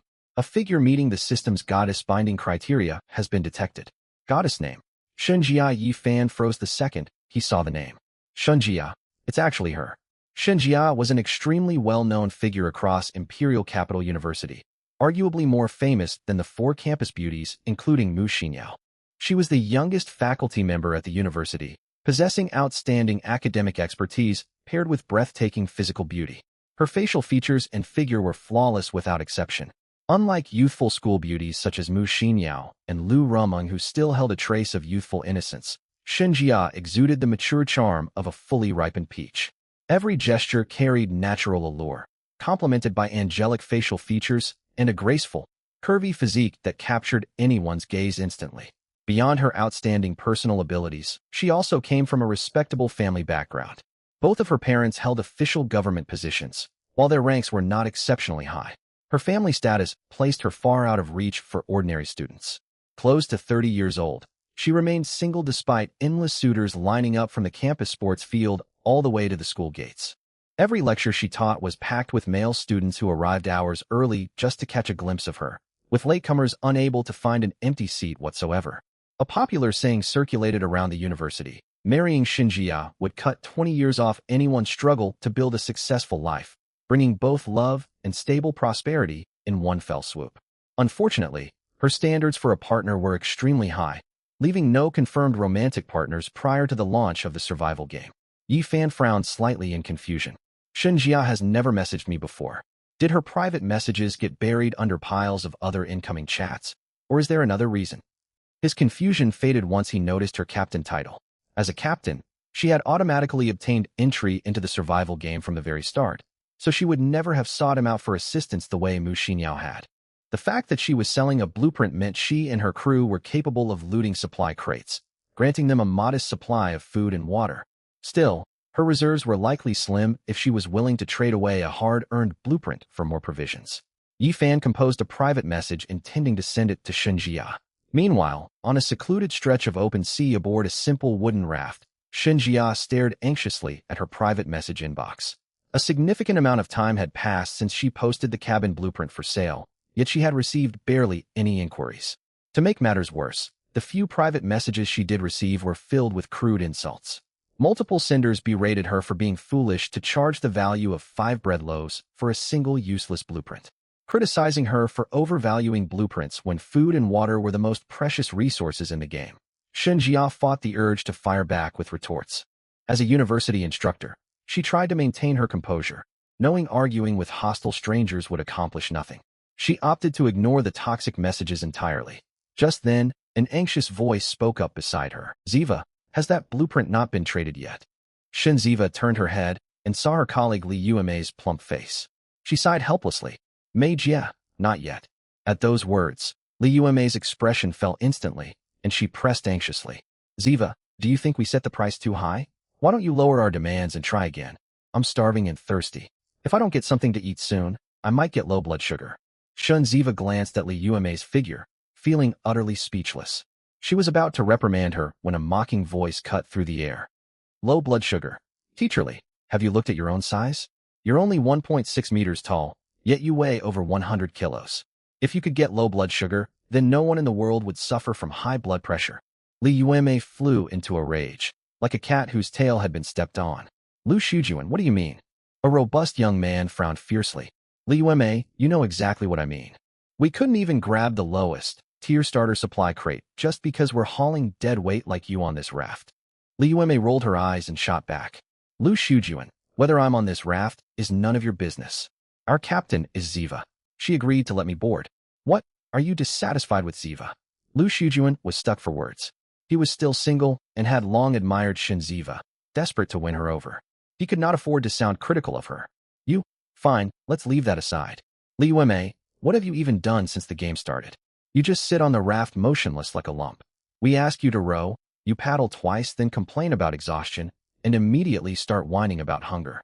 I worked hard to find 4 supply crates, and you demanded to open the first one. You brought nothing but bad luck. All we got was 2 units of timber, not a single useful item otherwise." Luckily, Ziva had good fortune. From the remaining 3 crates, she got 2 bags of bread, 3 bottles of mineral water, 1 blueprint, and some materials. "Before we ate earlier, we all agreed to ration food and water strictly. But you gulped down an entire bag of bread by yourself, leaving the rest of us 3 to share the other bag. That's exactly why we're forced to sell the blueprint Ziva obtained with such luck. How dare you complain about being hungry?" Li Yuemei's round face turned crimson with anger, her features twisted, yet she held her tongue. Everything Lu Shujuan said was true, and she feared he might throw her off the raft right then. But Lu Shujuan showed no intention of stopping. "And who set this price for the blueprint? Equal in value to 5 bags of bread. Was that you? I warned you earlier." Food and water are the most precious resources right now. This blueprint isn't even essential. Setting such a steep price guaranteed no buyers. And look what happened. Nobody wants it. Now you tell Ziva to cut the price. Where was that thought earlier? Lu Shujuan continued his tirade. Suddenly, Li Yueme let out a wail and threw herself onto the floor, rolling around without any regard for her dignity. Fortunately, the raft beneath them had been upgraded into a medium-sized vessel. Otherwise, with her weight, she might well have capsized it. Shun Ziva had already grown irritated listening to Lu Shujuan, but seeing Li Yueme carry on like this, she softened and stepped in to calm things down. Enough, Teacher Lu, calm yourself. I know you've worked harder than anyone on this raft since we entered the game. I've seen everything, and I'm truly grateful. Teacher Li has certainly acted unreasonably, but we're all in the same boat now. We need to rely on one another to survive. Try to understand each other. A middle-aged man in his 50s with a receding hairline, Su Jingya, also spoke up to mediate. Yes, Xiao Lu, cool down. We're all stuck on this raft together. Let's let this matter rest. The girl he admired personally pleading for peace made Lu Shujuan halt his berating of Li Yueme. Still, he glared sharply at Su Jingya. And what's your part in this, Su Jingya? You've got some nerve trying to play peacemaker. Your performance today is barely any better than Li Yueme's. You useless old man. Don't call me Xiao Lu. Do you still think you're a department head at Imperial University? Can't you see the situation we're in? Listen carefully, you two deadweights. I'm only holding back out of respect for Ziva. But mark my words. If the pair of you carry on like this tomorrow, don't expect me to spare our former workplace camaraderie. Su Jingya watched Lu Shujuan, the man who once treated him with deference, address him as a useless old man. Rage surged within him, yet he knew he could not stand against Lu Shujuan in a fight. A confrontation would only end with him getting beaten. He suppressed his anger and forced a smile. You're absolutely right, Brother Jun. I spoke foolishly. Please overlook my mistakes. Don't hold this against an old man like me. Lu Shujuan felt a surge of satisfaction at how quickly Su Jingya backed down, shooting him a look that said you know better. When his gaze fell back on Shun Ziva, a brand new thought crossed his mind. Standing aside, Shun Ziva watched the whole scene and began to regret her choices. Had she acted too hastily when picking her crew? Before the game launched, only the four of them had been in the office. Once Li Yueme and the other two learned Shun Ziva had obtained captain privileges, they pestered her relentlessly for a spot on her raft. They repeatedly promised to follow all her orders inside the game. Out of years of workplace friendship, worn down by their begging, she finally relented and agreed. Less than a single day into the game, all three had revealed their true colors. One was lazy, greedy, and prone to throwing tantrums. One was a crafty slacker, and the former admirer, relying on his greater strength, was quietly attempting to seize her authority as captain. None of them truly respected her. Once the new player grace period ended, she would gain the power to expel all three from the raft. Yet if she cast them all off, how could a woman alone survive on this dangerous open ocean? The thought filled Shun Ziva with dread for the days ahead. Just then, a notification pinged her private chat channel. Shun Ziva immediately opened the message panel. She froze for a moment upon seeing the sender's name. Yi Fan. She recalled the name from the recent global game announcement. She clicked to read the message. Yi Fan Captain. Hello, Teacher Shun. I want your small cabin blueprint. Name your terms for the trade. Shun Ziva was both shocked and delighted. She wondered how Yi Fan knew her real name. She had never shared it with anyone outside her raft. On the bright side, someone finally wanted the blueprint. Lu Shujuan noticed her reaction and stepped forward quickly. Ziva, what's going on? Shun Ziva collected her emotions. It's nothing, Teacher Lu. Someone is willing to trade for our blueprint. Li Yueme, who had still been rolling on the wood planks, scrambled to her feet at once. She hurried over beside Shun Ziva, eyes blazing with eagerness. Is that true, Ziva? Su Jingya and Lu Shujuan crowded around in shock. You're not mistaken? Someone truly wants to strike a deal? Ziva, who is this person, and what are they offering? Shun Ziva shared Yi Fan's message with everyone. Li Yueme gasped the second she heard his name. Yi Fan. Isn't he the top player in our region, the first person to upgrade his raft to Tier 2? Surprise crossed Lu Shujuan and Su Jingya's faces as well. From the message, Yi Fan showed no intention of haggling and seemed ready to accept their listed price. Li Yueme had an idea.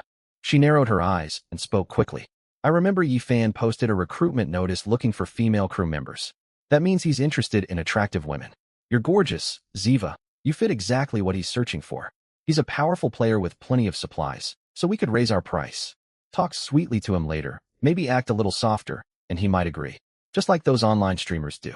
Shun Ziva frowned deeply, her expression darkening at those words.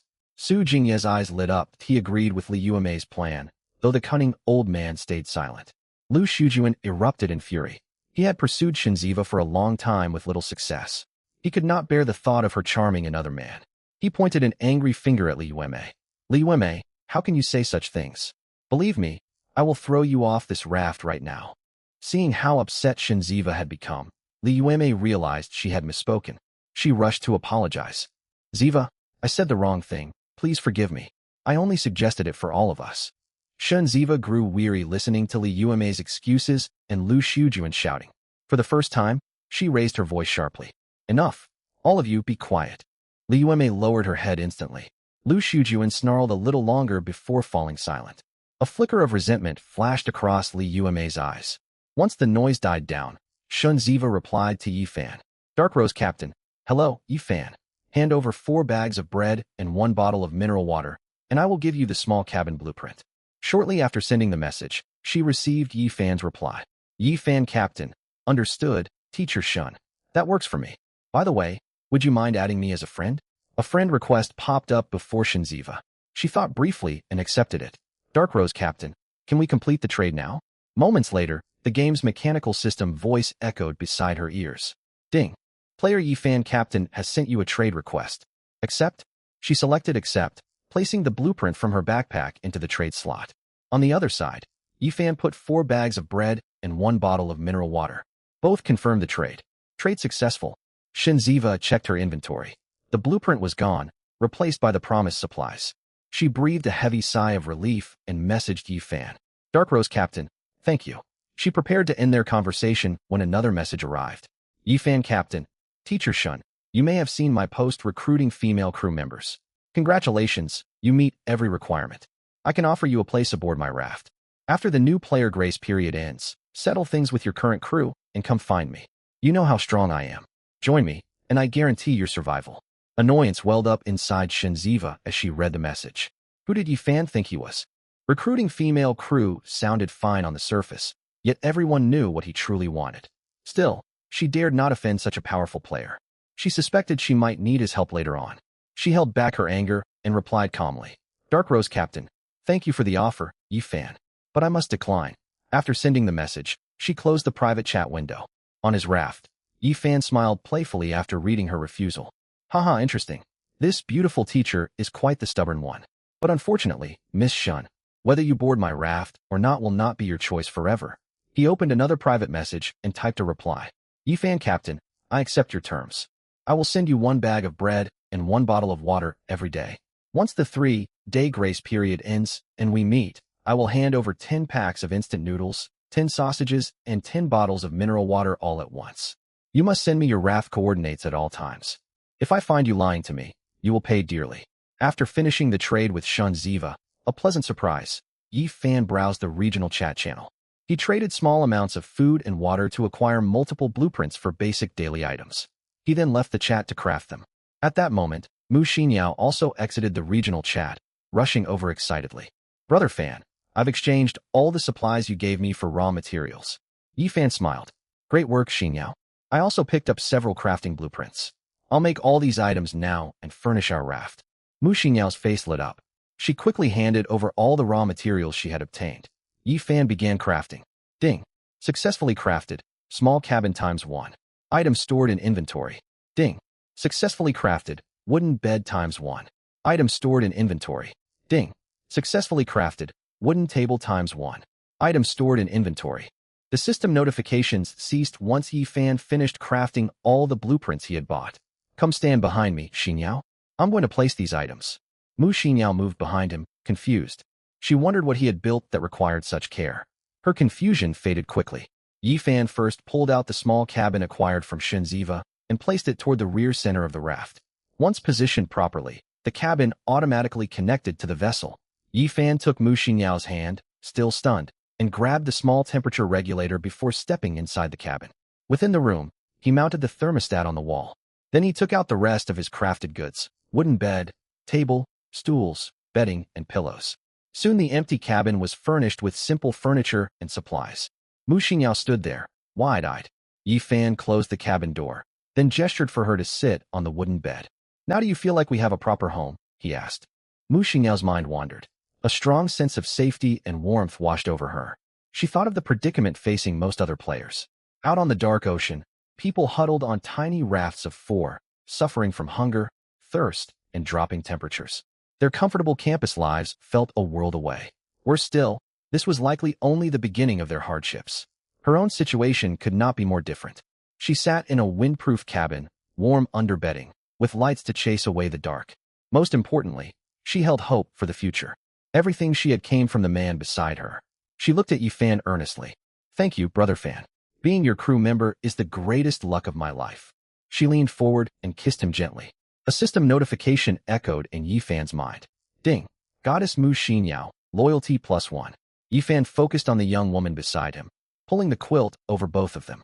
Time slipped by quickly, and dawn arrived. Rested and alert, Yi Fan woke first. As soon as he opened his eyes, he saw Mu Xinyao's breathtaking face. Mu Xinyao was curled up in his arms, sound asleep like a kitten. Yi Fan gently lifted Mu Xinyao's right arm, which rested across his body, planning to get up. But he still woke her. Mu Xinyao rubbed her sleepy eyes and spoke weakly.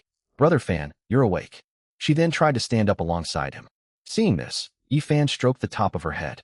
Xinyao, you've had a tough night. Rest a little longer. A flush spread across Mu Xinyao's cheeks, yet she smiled sweetly. Thank you, Brother Fan. She leaned forward and gave Yi Fan a light kiss. Yi Fan smiled faintly before rising to his feet. Once dressed, he pushed open the wooden cabin door.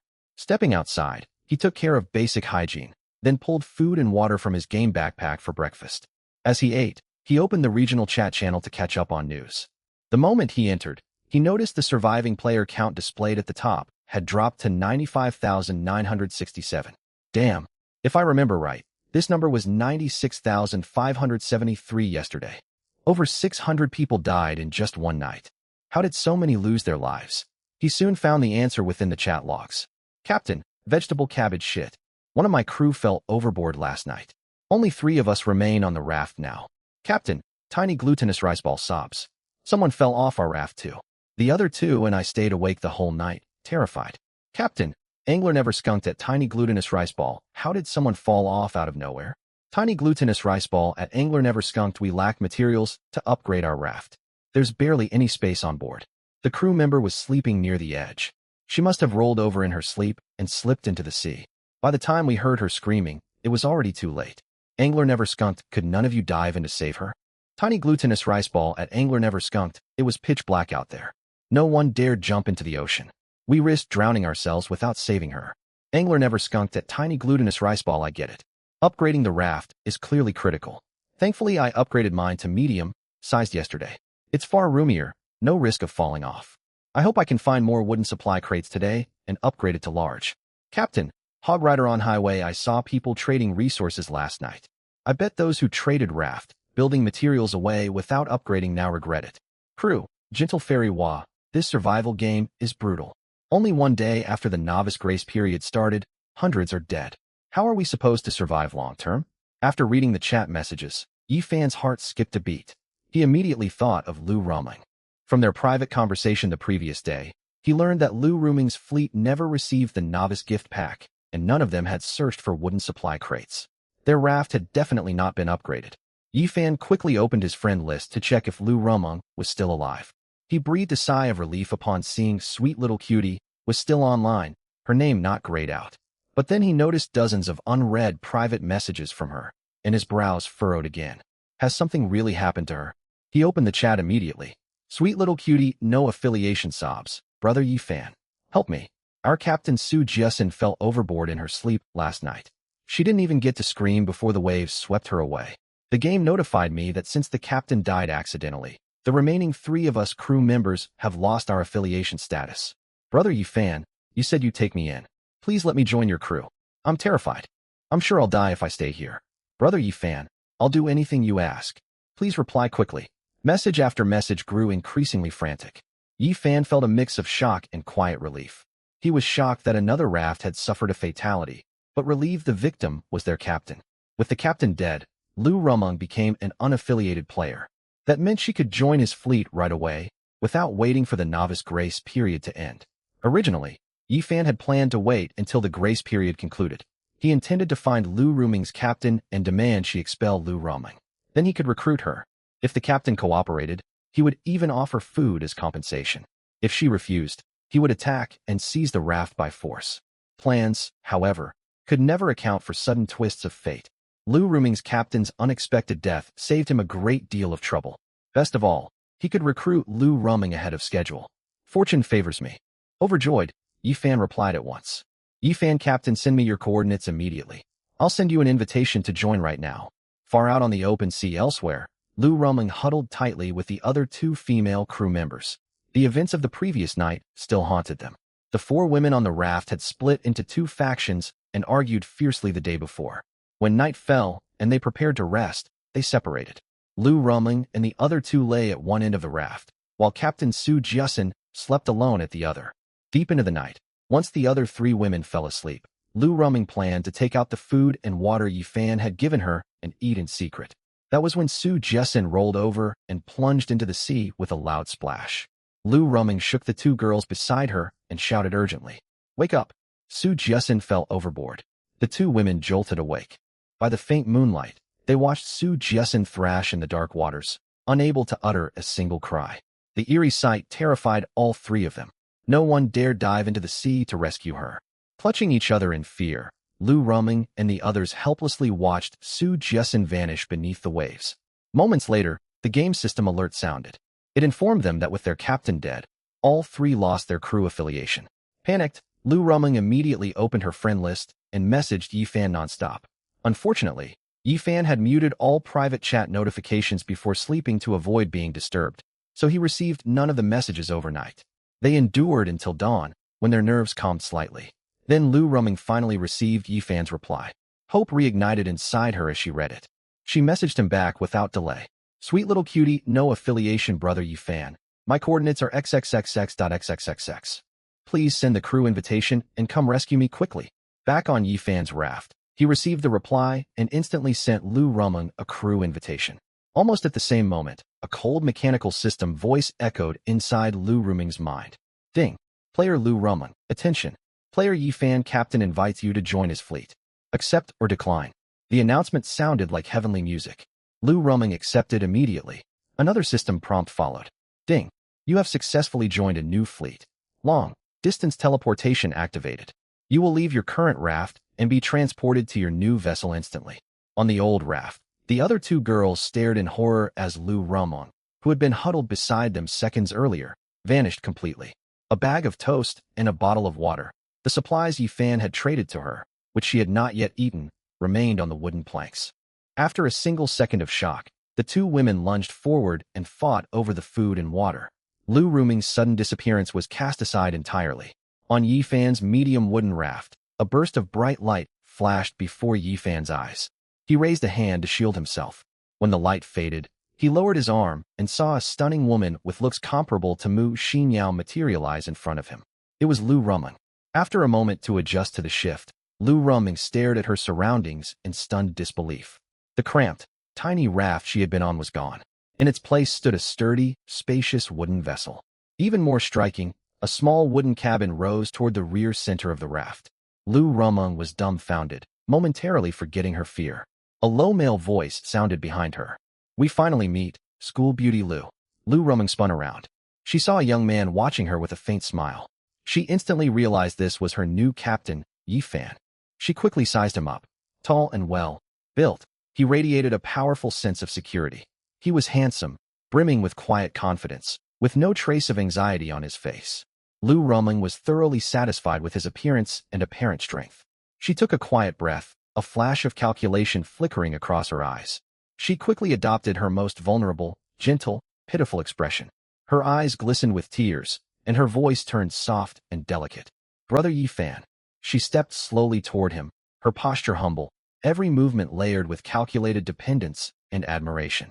Brother Yi Fan, thank you. Thank you for saving Ruming. I was so scared last night. All I could think about was you. I wished you'd been there beside me. I wouldn't have had to live through all that terror. As she spoke, she edged closer to Yi Fan, carrying a faint light fragrance, her gaze soft and inviting. She already had a plan firmly in mind. First, She would use vulnerability, meekness, and tales of hardship to win Yi Fan over. She believed any man would be stirred to protectiveness seeing her in such a state. Then she would slowly wear him down with gentle care, anchoring his affections firmly to her. Eventually, he would become wrapped around her finger, and she would hold all the power between them. Just as she was about to brush against his arm, a wooden door creaked open behind her. Lu Rumeng froze. A bad premonition washed over her. Is there another woman on this raft? She turned instinctively and saw a figure step out of the cabin, looking sleepy yet cool. When Lu Rumeng focused her gaze, she recognized Mu Xinyao, one of the 4 great campus beauties of Imperial University. Her tender expression shattered, replaced by utter shock. She blurted out in surprise. Mu Xinyao, what are you doing here? Why are you on this raft? Mu Xinyao, standing in the doorway, was equally stunned. She never expected someone to teleport onto the raft shortly after Yi Fan stepped outside, least of all Lu Rumeng, another famous campus beauty. Silence hung heavy in the air. Almost instantly, a quiet hostility rose within both women. Seeing Lu Rumeng nearly pressing herself against Yi Fan sent alarm bells ringing in Mu Xinyao's mind. She strode forward and stepped firmly between the two of them. Her usual cold demeanor returned, her tone sharp. Why am I on this raft? Lu Rumeng, I should be asking you that question. Chaos churned inside Lu Rumeng. She never imagined Yi Fan had someone else aboard. Worse still, it was a woman. Even worse, a woman whose beauty matched her own, with an even more compelling aura, Mu Xinyao. Judging by the timeline, Mu Xinyao had joined Yi Fan's fleet long before her. She was clearly the senior crew member. What's more, Mu Xinyao had emerged from the cabin. Her casual attire and sleepy features made it clear she shared close living quarters with Yi Fan. All of Lu Rumeng's carefully laid schemes fell apart in an instant. Still, she forced herself to calm down. Stay calm, Lu Rumeng. Don't panic. Your original plan won't work anymore. Abandon it immediately. Mu Xinyao holds every advantage right now. Against most women, I could compete openly. But facing someone of equal standing like her, direct confrontation is reckless. For now, I must bide my time and lie low. Mu Xinyao's pride will surely lead her to clash with Yi Fan sooner or later. When that moment comes, my chance arrives. I can subtly sow discord and create friction between them from the shadows. Once the timing is perfect, Yi Fan will push her off this raft. Hatred simmered inside her toward Mu Xinyao. Arrogant Mu Xinyao, putting on that icy, untouchable act back on campus. I thought she was so pure and unapproachable. Yet within one night on Yi Fan's raft, she's grown close to him. Shameless. Just wait until I gain a solid foothold here. I'll show her what I'm capable of. She quickly shifted into a hurt, wronged expression and turned to Yi Fan. I'm sorry, brother Yi Fan. I didn't mean to speak out of turn. I truly didn't know there was anyone else on your raft. Mu Xinyao had long heard rumors about Lu Rumeng's character back at university. She had always disliked the girl who constantly sought male attention. Now it was plain to see Lu Rumeng intended to compete for Yi Fan's favor. She could see straight through her poor act. Two schemers understood each other's tricks all too well. She was about to retort when Yi Fan, who had watched the exchange quietly, wrapped an arm around her waist and spoke. Enough. You two already know each other, so I won't bother with introductions. Xinyao, Rumeng is officially part of our crew now. I expect all of us to get along peacefully. Anyone who disrupts harmony on this raft will face my wrath. He turned toward Lu Rumeng next. Rumeng, Xinyao is your senior crewmate. She has performed excellently since the game began, and I hold her in high regard. You must learn from her. Do you understand? Joy and relief washed over Mu Xinyao. She had expected Yi Fan might recruit more female crew members eventually, though she thought it would wait until the end of the novice grace period. She never anticipated Lu Rumeng appearing so soon. Mu Xinyao's loyalty rating stood at 93. Though she accepted that Yi Fan might bring other women aboard, she secretly feared he would grow tired of her. But Yi Fan's words reassured her.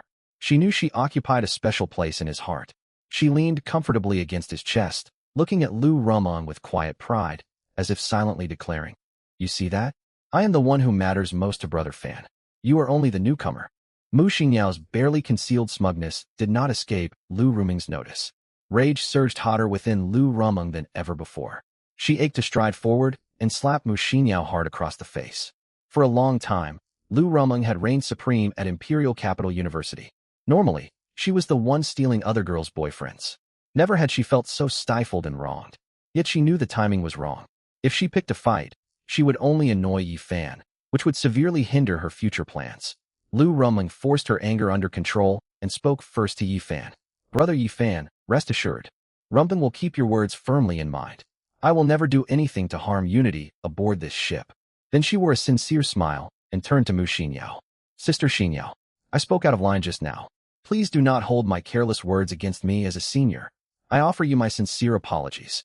I beg you to overlook my faults and look after me from now on. Lu Ruming's words sounded earnest on the surface, yet every sentence carried hidden barbs. Mu Xinyao responded with a hollow smile. You are far too polite, Sister Ruming.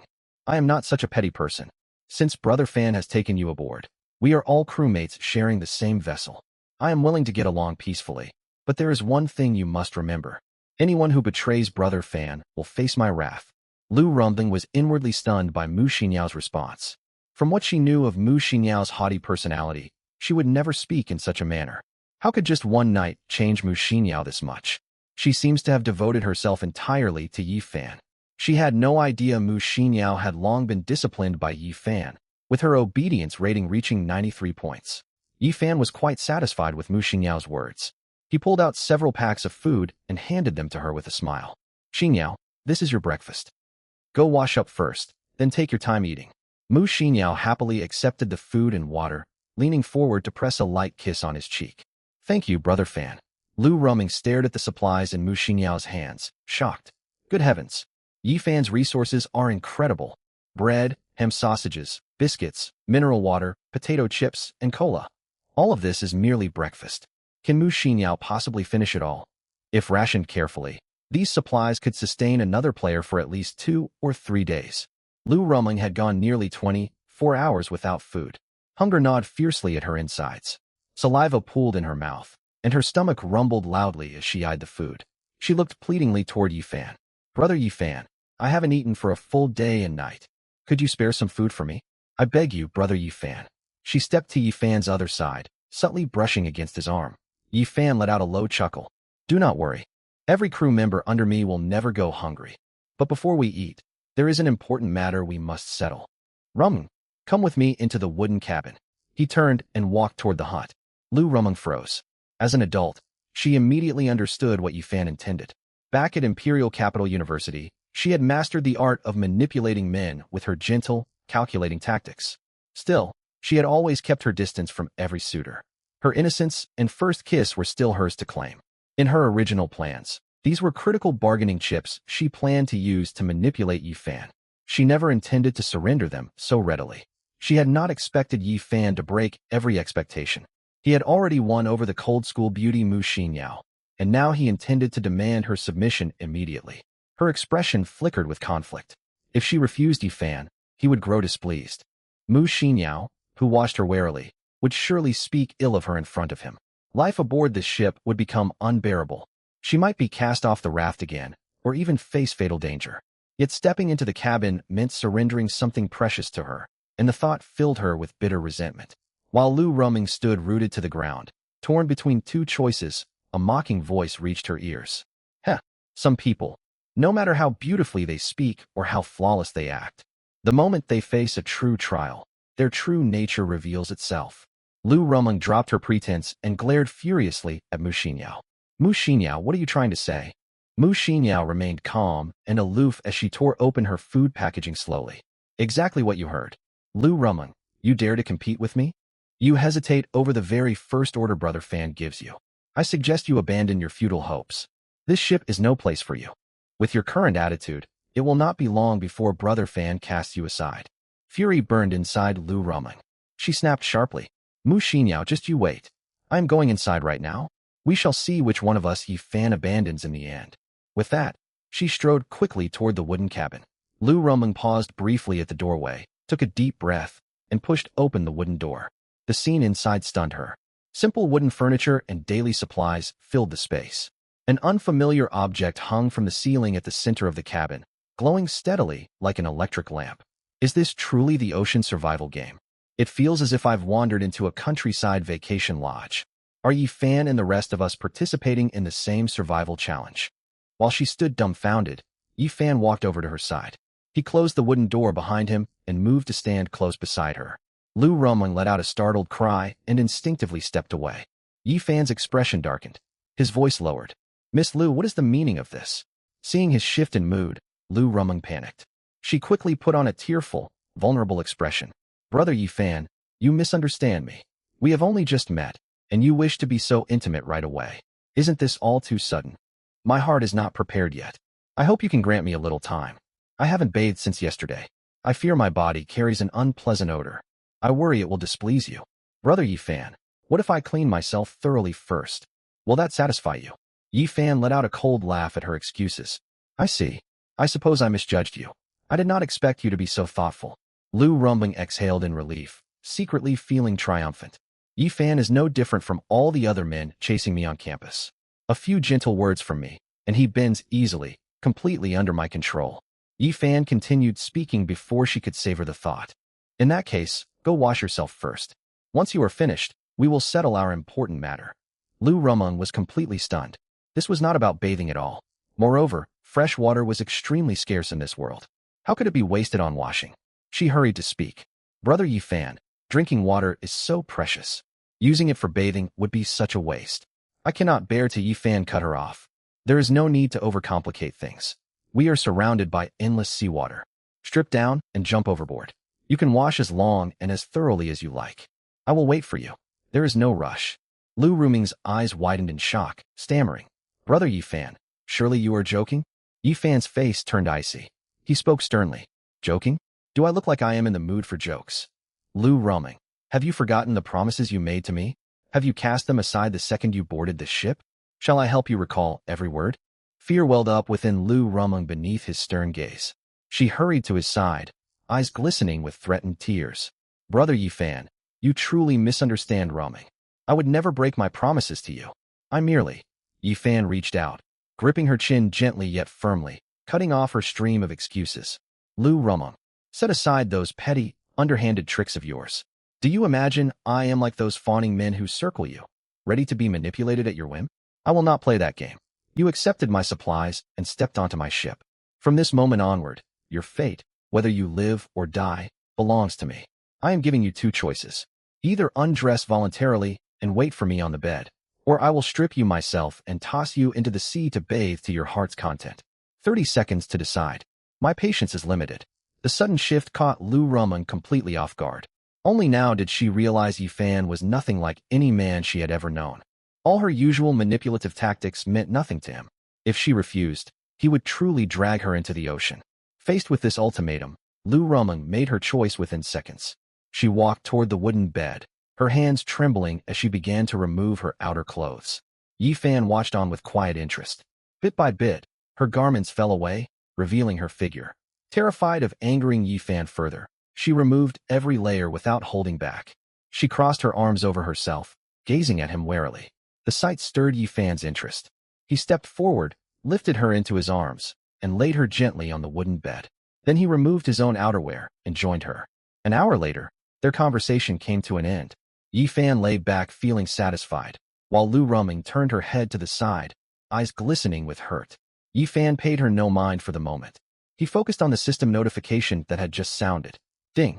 Congratulations to the host for successfully binding a new goddess. A first binding gift pack has been placed inside your inventory. Please check it.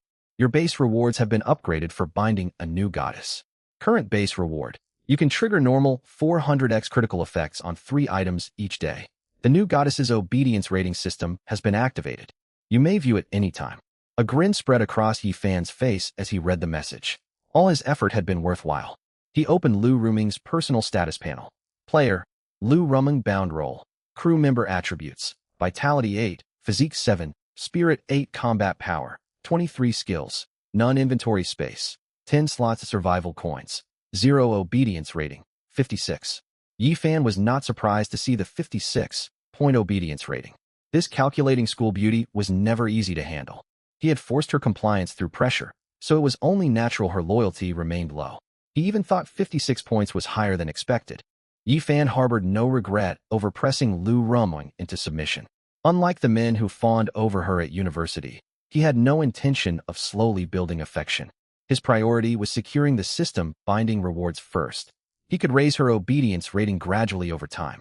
For someone as scheming as Lu Ruming, a firm show of authority from the start was necessary. Women like her would only grow arrogant if treated too leniently, believing all favors they received were owed to them. and growing convinced they could control others. He needed to make clear exactly where her place stood. By contrast, he was willing to show kindness to someone obedient and sensible like Mu Xinyao. He was happy to invest care toward anyone who offered genuine loyalty and submission. Yi Fan opened his inventory and claimed the first binding gift pack. The mechanical system prompt echoed once more. Ding. You have obtained 30 free attribute points. Ding. You have obtained 5 inventory expansion cards. Ding. You have obtained 1 random purple tier item. Yi Fan thought silently. It seems the rewards from the first binding gift pack are mostly fixed, with only the final reward randomized. He allocated his newly acquired points with practiced ease. He assigned 10 points each to vitality and physique, leaving 10 free attribute points in reserve. The survival game had only just begun, and no one knew how valuable the spirit attribute might become later. With his combat power sitting at 83, he held an overwhelming advantage over nearly all other players active right now. After finishing the allocation, he activated all 5 inventory expansion cards. Next, he opened the random purple tier reward. Ding. Congratulations, you have acquired Medium Seawater Desalination Device Purple. Medium Seawater Desalination Device Purple removes salt and most bacteria and microorganisms from seawater. Can be installed aboard the ship and runs automatically without any energy source.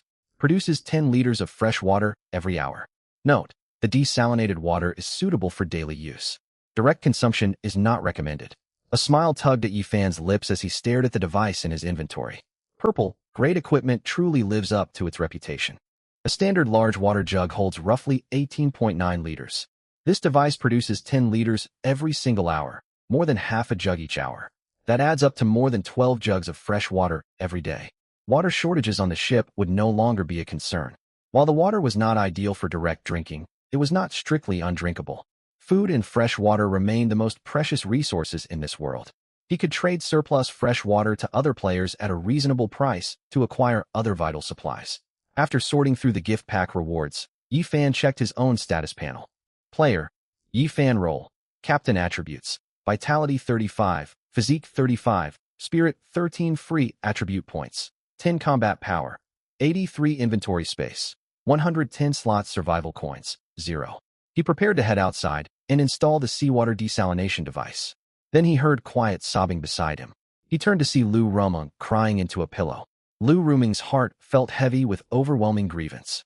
Only yesterday, she was a celebrated figure at Imperial Capital University, surrounded by admirers wherever she went. Abruptly trapped in this brutal survival game, her status had crumbled completely. She had endured endless hunger and watched Su Jessen's death fill her with terror. When she boarded this ship, she had believed she could manipulate Yi Fan using her usual tactics. Instead, Mu Xinyao's existence infuriated her from the start. Then Yi Fan threatened and pressured her into surrendering everything she had guarded for years. Worse still, Yi Fan showed her no gentleness during their time together and offered no comfort afterward. He simply turned away, focused entirely on his own affairs. Lu Rumeng had never endured such humiliation and despair in her life. Tears streamed down her cheeks uncontrollably. Watching the calculating school beauty weep, Yi Fan retrieved a pack of bread, 2 ham sausages, and a bottle of mineral water from his inventory and handed them over. He had asserted his authority and pressured her, and she had yielded to him. It was time to offer a small token of goodwill. All right, stop crying. It's not that big of a deal. You were complaining about hunger and thirst just now, weren't you? Here, eat something to fill your stomach first. Hearing Yi Fan's words, Lu Rumeng turned her head at once, her face filled with grievance and a hint of resentment. How can you say it's not a big deal? I've placed all my trust in you. Is this how you comfort me? Yi Fan's expression darkened immediately. He lowered his voice. Don't push your luck. If you don't want the food, I'll take it away right now. Staring at the food in Yi Fan's hands, Lu Rumeng longed to refuse out of pride. But she had not eaten for nearly a full day and night, and hunger gnawed fiercely at her. The tense confrontation with Yi Fan earlier had drained her strength even further. So after only half a second of hesitation, she snatched the food and water from his grasp. She quickly tore open the packaging of the toast and stuffed the bread into her mouth hastily, looking utterly starved. Before she could take many bites, she choked, her face flushing bright red. Seeing this, Yi Fan quickly twisted open the cap of the mineral water and handed it to her. At the same time, he raised one hand and gently patted her smooth back. Slow down. No one's going to snatch it from you. Lu Rumeng grabbed the water bottle and gulped down several mouthfuls, finally swallowing the bread stuck in her throat. This small incident softened the tension between them. Feeling Yi Fan's hand patting her back, a faint warmth stirred inside Lu Ruming's heart. At that moment, a crisp voice echoed inside Yi Fan's mind. Ding! Goddess Lu Ruming, compliance +3. At the system notification, Yi Fan glanced at Lu Ruming in slight surprise. Taming this scheming school beauty isn't as difficult as I thought. I only used a few tactics, and her compliance score rose by 3 points. It seems the way to handle girls like her is a mixture of reward and punishment, strictness first, then kindness. Yi Fan decided to push things further. He looked at Lu Ruming seriously. Ruming, I like to lay all my cards on the table up front.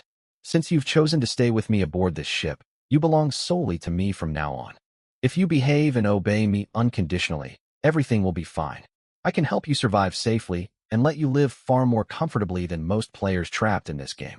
But if you harbor any disloyal thoughts, don't blame me for turning ruthless and showing no mercy. I will make you wish for death. He paused and continued. I reckon you're still filled with resentment toward me right now. Lu Ruming's face paled.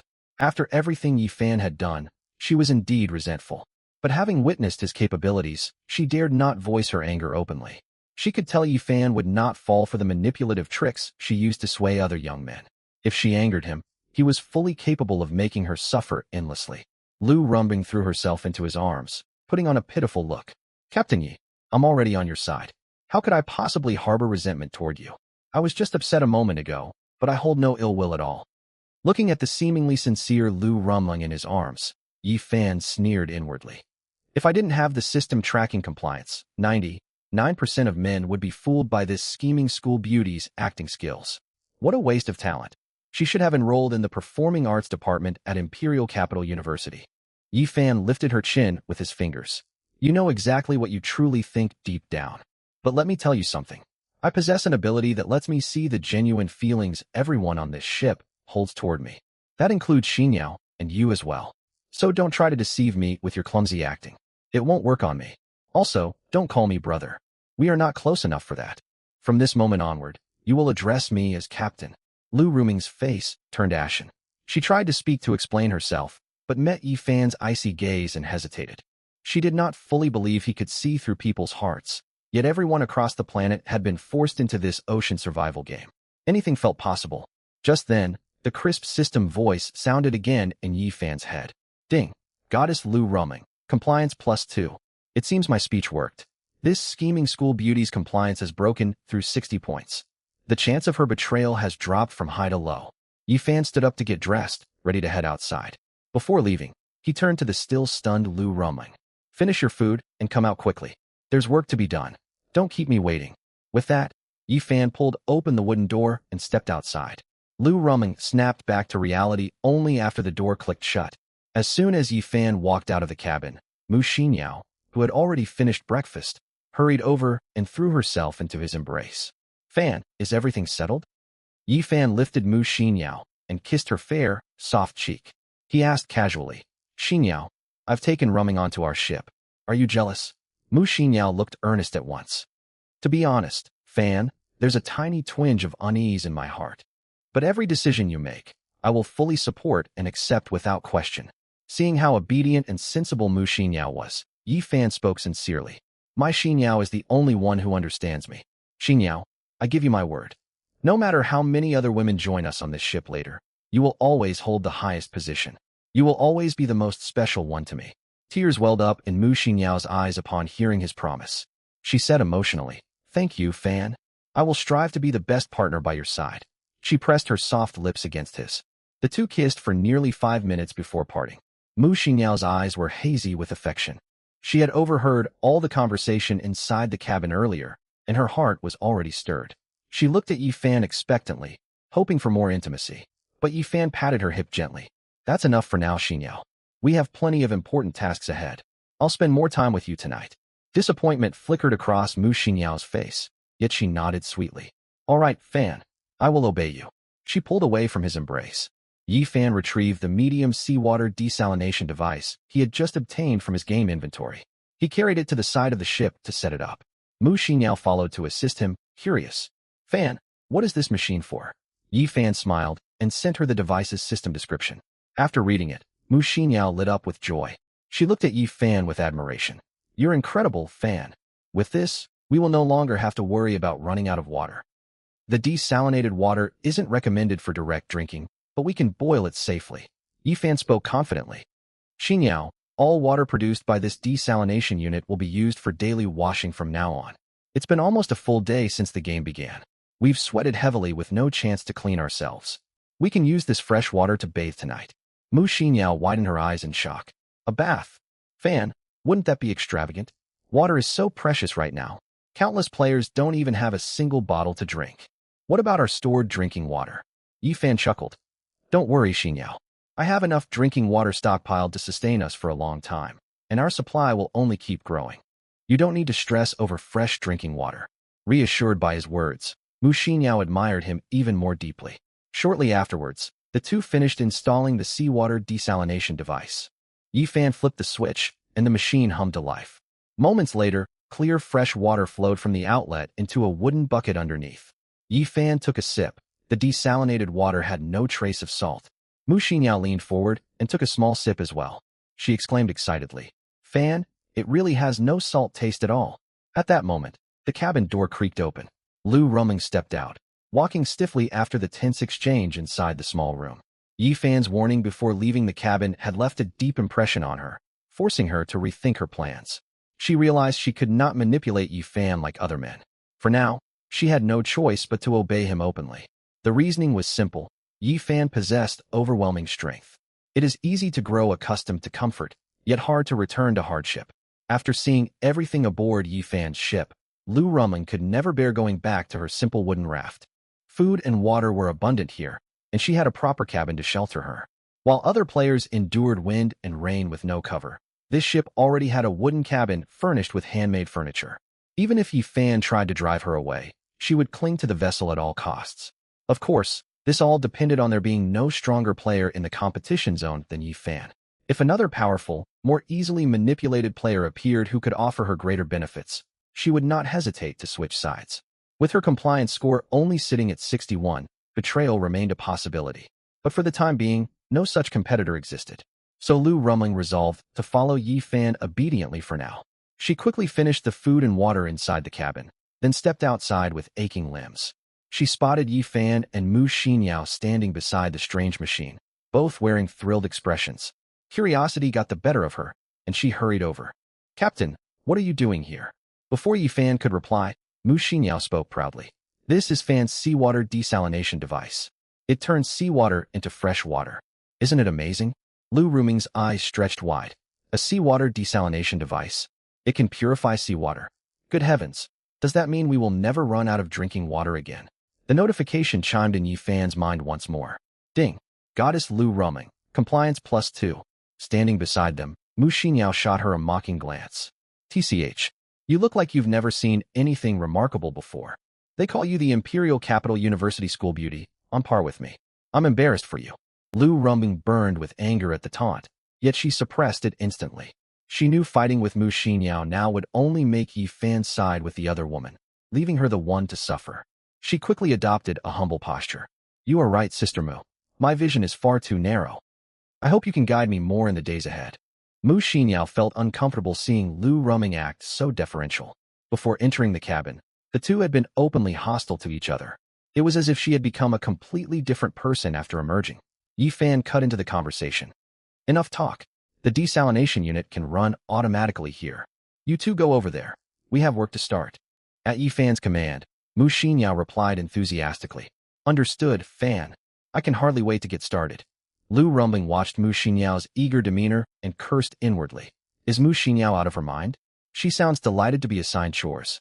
She's just trying to curry favor with Yi Fan. Nevertheless, she put on an expectant expression and turned toward Yi Fan. Captain, I am ready. Please give me my orders. Yi Fan opened his game inventory and focused on the iron supply crate rewarded the previous day. He spoke silently in his mind. System, activate critical strike on the green iron supply crate. The crisp system prompt echoed. Ding. Detected the item qualifies for standard critical strike. Current critical strike multiplier, 400 times. After triggering, you will obtain green iron supply, crate times 400. Do you wish to proceed? Yi Fan confirmed immediately. Ding. Critical strike successful. Congratulations, you have obtained green iron supply, crate times 400. All crates have been stored in your game inventory.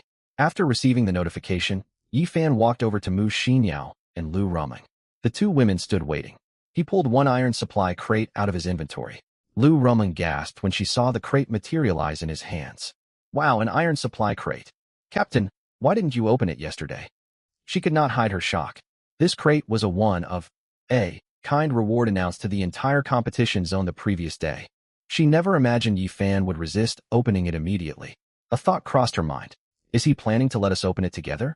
But there was only one crate. What difference would that make? She had no idea what Yifan was about to do would shock her completely, just as it had stunned Mu Xinyao before. Yifan set the crate down on the deck. Then, another iron supply crate appeared out of nowhere in his empty hand. Lu Ruming's eyes bulged.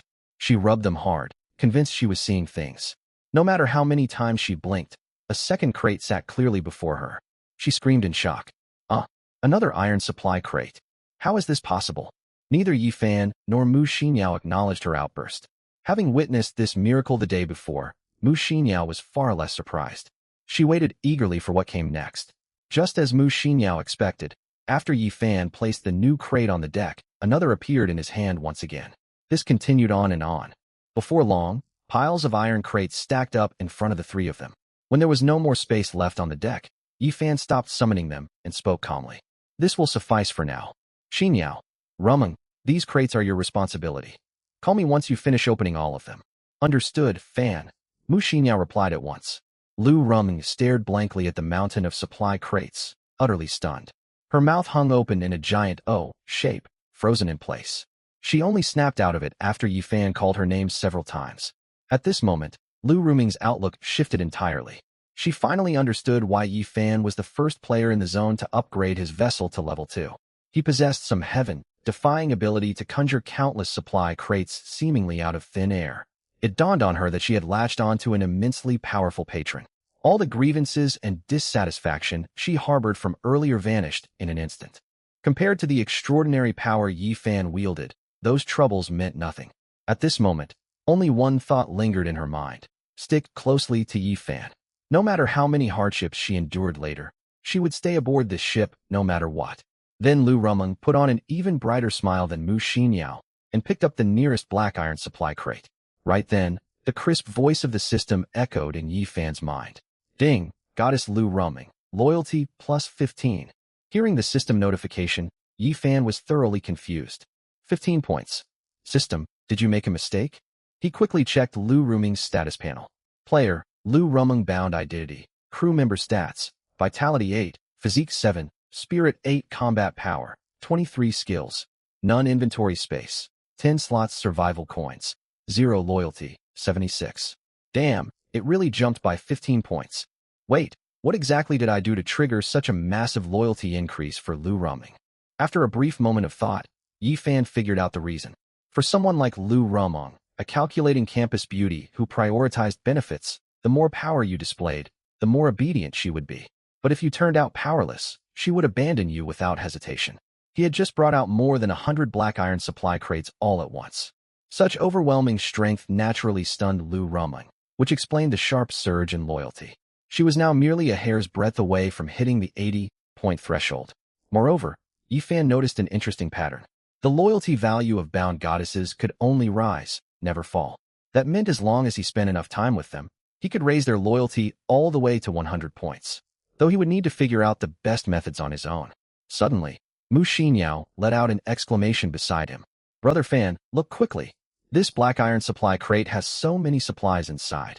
I only opened the first one, and I got 2 500-milliliter bottles of mineral water, 2 cans of luncheon meat, 5 units of glass, and a crafting blueprint for a wooden stool. At the same time, Lu Ruming shouted excitedly as well. Captain, Ruming got plenty of items too. 3 bottles of cola, 2 packs of instant noodles, and 6 units of copper ingots. The two girls held out their newly obtained supplies to Yifan as if presenting treasures. Compared to their elation, Yifan rolled his eyes inwardly. He could not help complaining about how stingy this survival game was.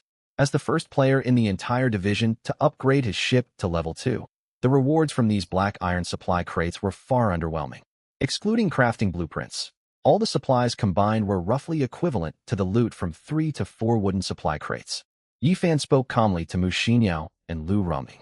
All right, I see. Keep everything you found for now. Once all these crates are opened, hand all the supplies over to me together. Xinyao, pass me that wooden stool blueprint. The two girls nodded immediately. Understood, Brother Fan. Understood, Captain. Mu Xinyao handed over the blueprint she had just acquired. Yifan took it and strode to the edge of the ship. He consumed 2 units of timber to craft the wooden stool, then sat down on it. Afterwards, he hastily opened his game inventory and looked at the fishing rod blueprint stored inside. Before being transported into this survival game, fishing was one of Yifan's few hobbies. Coming from an ordinary family, he had never tried sea fishing before. Now that he had free time, it was the perfect chance to give it a go. Yifan opened the game crafting interface. After spending 1 unit of timber, 1 unit of thread, 1 unit of metal fragments, and 1 unit of plastic, the game's mechanical voice echoed beside his ears. Ding! Successfully crafted item, fishing rod ×1. The item has been placed in your inventory, please check. Yifan took out the newly crafted fishing rod, and its details appeared before his eyes. Item, fishing rod, tier, level 1, durability, 10/10, quality, white. Effects, 1. Allows fishing on the sea surface, chance to catch ordinary marine life. 2. No additional bonuses. 3. Can be upgraded. View upgrade requirements. Looking at the fishing rod stats, Yifan grew eager. He selected View Upgrade Requirements. Requirements to upgrade to Level 2 Fishing Rod. Timber ×5, Thread ×5, Metal Fragments ×5, Plastic ×5. Seeing such modest material costs, Yifan chose to upgrade right away. The game prompt sounded in his mind instantly. Ding! Congratulations on upgrading your Level 1 Fishing Rod to Level 2. Item, Fishing Rod, Tier, Level 2, Durability, 50/50ths, Quality, Green. Effects, 1. Allows fishing on the sea surface, chance to catch ordinary marine life and rare fish. 2. Fishing success rate +5%, 1% chance to hook rare fish. 3. Can be upgraded. Note, consuming rare fish grants players free attribute points. View upgrade requirements. Whoa, eating rare fish gives free attribute points. Yifan's face lit up with surprise after reading the Level 2 rod's description. He had been wondering how players could obtain free attribute points, and now he had the answer. Yifan instantly realized rare fish would soon become as vital as food and fresh water, possibly one of the most valuable resources available, given their low catch probability. He checked the next set of upgrade requirements. Requirements to upgrade to Level 3 Fishing Rod. Timber ×20, Thread ×20, Metal Fragments ×20, Plastic ×20. Without hesitation, Yifan upgraded again. Ding! Congratulations on upgrading your Level 2 Fishing Rod to Level 3. Item, Fishing Rod, Tier, Level 3, Durability, 100/100ths, Quality, Blue. Effects, allows fishing on the sea surface, chance to catch ordinary marine life and rare fish. Fishing success rate +10%, 2% chance to hook rare fish. Can be upgraded. Note, consuming rare fish grants players free attribute points. View upgrade requirements. Yifan twitched his eyes reading the Level 3 stats. This game's design is ridiculous. Upgrade materials quadrupled, yet the rare fish catch rate only rose by 1%. Did they copy this design trick from major domestic game developers? Despite his complaints, he checked the following upgrade requirements. Requirements to upgrade to Level 4 Fishing Rod. Timber ×100, Thread ×100, Metal Fragments ×100, Plastic ×100. While these amounts seemed like an impossible goal for other players at this stage, Yifan had enough resources to afford it. He selected the upgrade option once more. Ding! Congratulations on upgrading your Level 3 Fishing Rod to Level 4. Item, Fishing Rod, Tier, Level 4, Durability, 200/200ths, Quality, Red. Effects, allows fishing on the sea surface, chance to catch ordinary marine life and rare fish. Fishing success rate +20%, fishing interval reduced by 10%, for percent chance to hook rare fish. Can be upgraded. Note, consuming rare fish grants players free attribute points. View upgrade requirements. Yifan could accept the outcome of this upgrade. At the same time, he spotted a potential pattern. Does each tier of fishing rod double the probability of catching rare fish? To verify his guess, he opened the upgrade requirements once again, ready to upgrade further, yet he saw the material costs had skyrocketed once more. Requirements to upgrade to Level 5 Fishing Rod. Timber ×500, Thread ×500, metal fragments times 500, plastic times 500. Wow, 500 units of each material. I'll hold off for now. Even though he and Mu Xinyao had opened over 400 supply crates the previous day, and Mu Xinyao had purchased extra materials through the regional chat channel, his inventory resources were now nearly exhausted. Moreover, the 4% rare fish catch rate on his level 4 rod was sufficient for the time being. If he caught just one rare fish, he could rely on system critical effects to multiply it into hundreds. Yifan decided to stop upgrading the fishing rod and wait until he accumulated surplus materials later. After that, he officially began fishing. Less than 10 minutes after casting his line into the sea, the float dipped sharply. The fishing line pulled taut, humming loudly as powerful force dragged it down from beneath the waves. Drawing on years of fishing experience, Yifan knew a fish had taken the bait, and it was a large one. He gripped the rod firmly, steadied his stance, and heaved the rod upward with a shout. A bulky large fish burst out of the water with tremendous force. A quick glance told Yifan it weighed no less than 20 jin. Back in his old world, he would never dare pull such a big fish this roughly. But now, his physique far surpassed ordinary players, making this feat effortless. The fish's silvery scales glinted brightly under sunlight. It arced through the air and crashed heavily onto the wooden boat with a loud thud. Mu Xinyao and Lu Romong, who had been opening crates, turned toward the noise. When they saw the large fish thrashing on the planks, both gasped in shock. Good heavens! What a huge fish! You're amazing, brother Fan. Yifan set down the fishing rod and walked forward to grab the wriggling fish. Mu Xinyao and Lu Romong rushed over to watch. As well-known campus beauties, they rarely visited markets, let alone seen such a massive fish in person. They chattered and pointed at the catch, far more excited than Yifan himself. Yifan grinned as he held the 20-plus gene fish. He never expected such instant luck right after getting the fishing rod. This haul broke all his previous fishing records from before crossing over. In his old life, he would have taken photos and posted them online immediately to share the excitement. However, the game notification rang in his mind before he could enjoy the moment fully. Ding! Congratulations, player. You have caught an ordinary fish. You can decompose the fish into fish meat via the game decomposition interface. Yifan had no intention of decomposing it right away. He turned to Mu Xinyao and Lu Romong. Xinyao, Romong, get back to work. We'll stew this fish for lunch later. The two girls jumped with joy upon hearing they would get fresh fish. Okay, brother Fan. Okay, Captain. Yifan stored the large fish in his inventory, returned to his seat, and picked up the rod to continue fishing. Time quickly passed until noon. After a whole morning of fishing, Yifan had 3 sea fish stored in his inventory. The 2 he caught later were much smaller than the first one. To his pleasant surprise, he also caught 2 large lobsters similar to Australian lobsters, each weighing roughly 4 jin. Such lobsters would have cost thousands back in his original world. Unfortunately, all of them were ordinary species. Still, Yifan remained calm. The 4% catch rate for rare fish meant rushing would accomplish nothing. He doubted any other player in the division had caught rare fish yet. His red quality level 4 fishing rod was almost certainly unmatched across the region. Most players would consider a level 2 rod the peak of what they could obtain. Judging from his morning haul, even if other players fished all day, they might not catch a single ordinary fish, let alone rare varieties. On top of that, very few players had even acquired a fishing rod blueprint. When noon arrived, Yifan stowed the fishing rod and walked toward Mu Xinyao and Lu Romong. Piles of various supplies surrounded the 2 girls. To make collection easier for Yifan, they neatly sorted all resources by category. Sweaty from their work, the 2 campus beauties did not mind the effort at all. Lu Romong in particular had not stopped smiling since opening crates. She roughly calculated that the food and drinking water she had unpacked alone could sustain the 3 of them for at least a month, even with unrestrained consumption. She quickly grew fond of this task, comparing it to counting cash in her old life. Her opinion of Yifan shifted subtly yet again. When Yifan approached, Mu Xinyao and Lu Romong stood up. Mu Xinyao spoke first, brimming with excitement. Brother Fan, take these. I've uncovered many blueprints, including several green quality ones and 1 blue quality blueprint. She handed him a stack of blueprints. Yifan's eyes lit up. On top sat the blue-grade blueprint.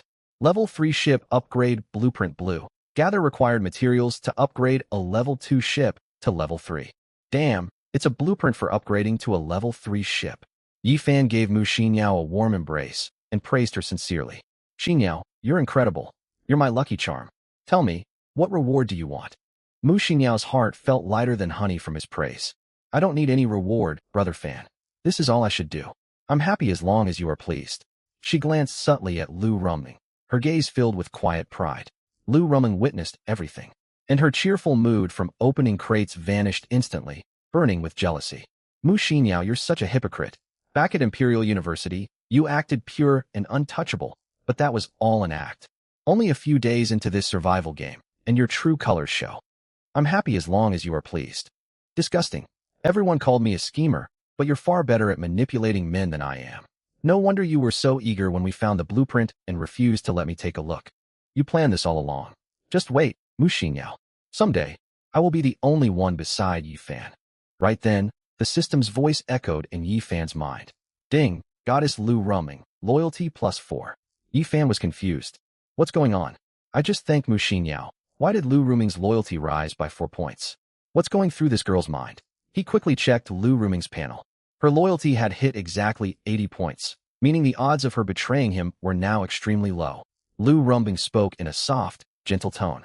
Captain, Ruming found some blueprints too. I didn't have Xinyao's luck to get a blue grade 1, but I have quite a few green blueprints. Please take them. She handed over her stack of blueprints. Seeing Lu Ruming's loyalty had reached 80 points, Yi Fan accepted them and gave her a gentle smile. Good work, Ruming. Keep it up. Lu Ruming leaned forward and stood close beside him, speaking earnestly. I will keep working hard, Captain. Yi Fan chatted with them briefly before speaking. All right, tidy up this area to prepare lunch. Head into the cabin and bring out the kitchen utensils and wooden tables we stored. I'll need them soon. Understood, Brother Fan. Understood, Captain. The two girls walked toward the small cabin. Meanwhile, Yi Fan collected all the scattered supplies into his game inventory.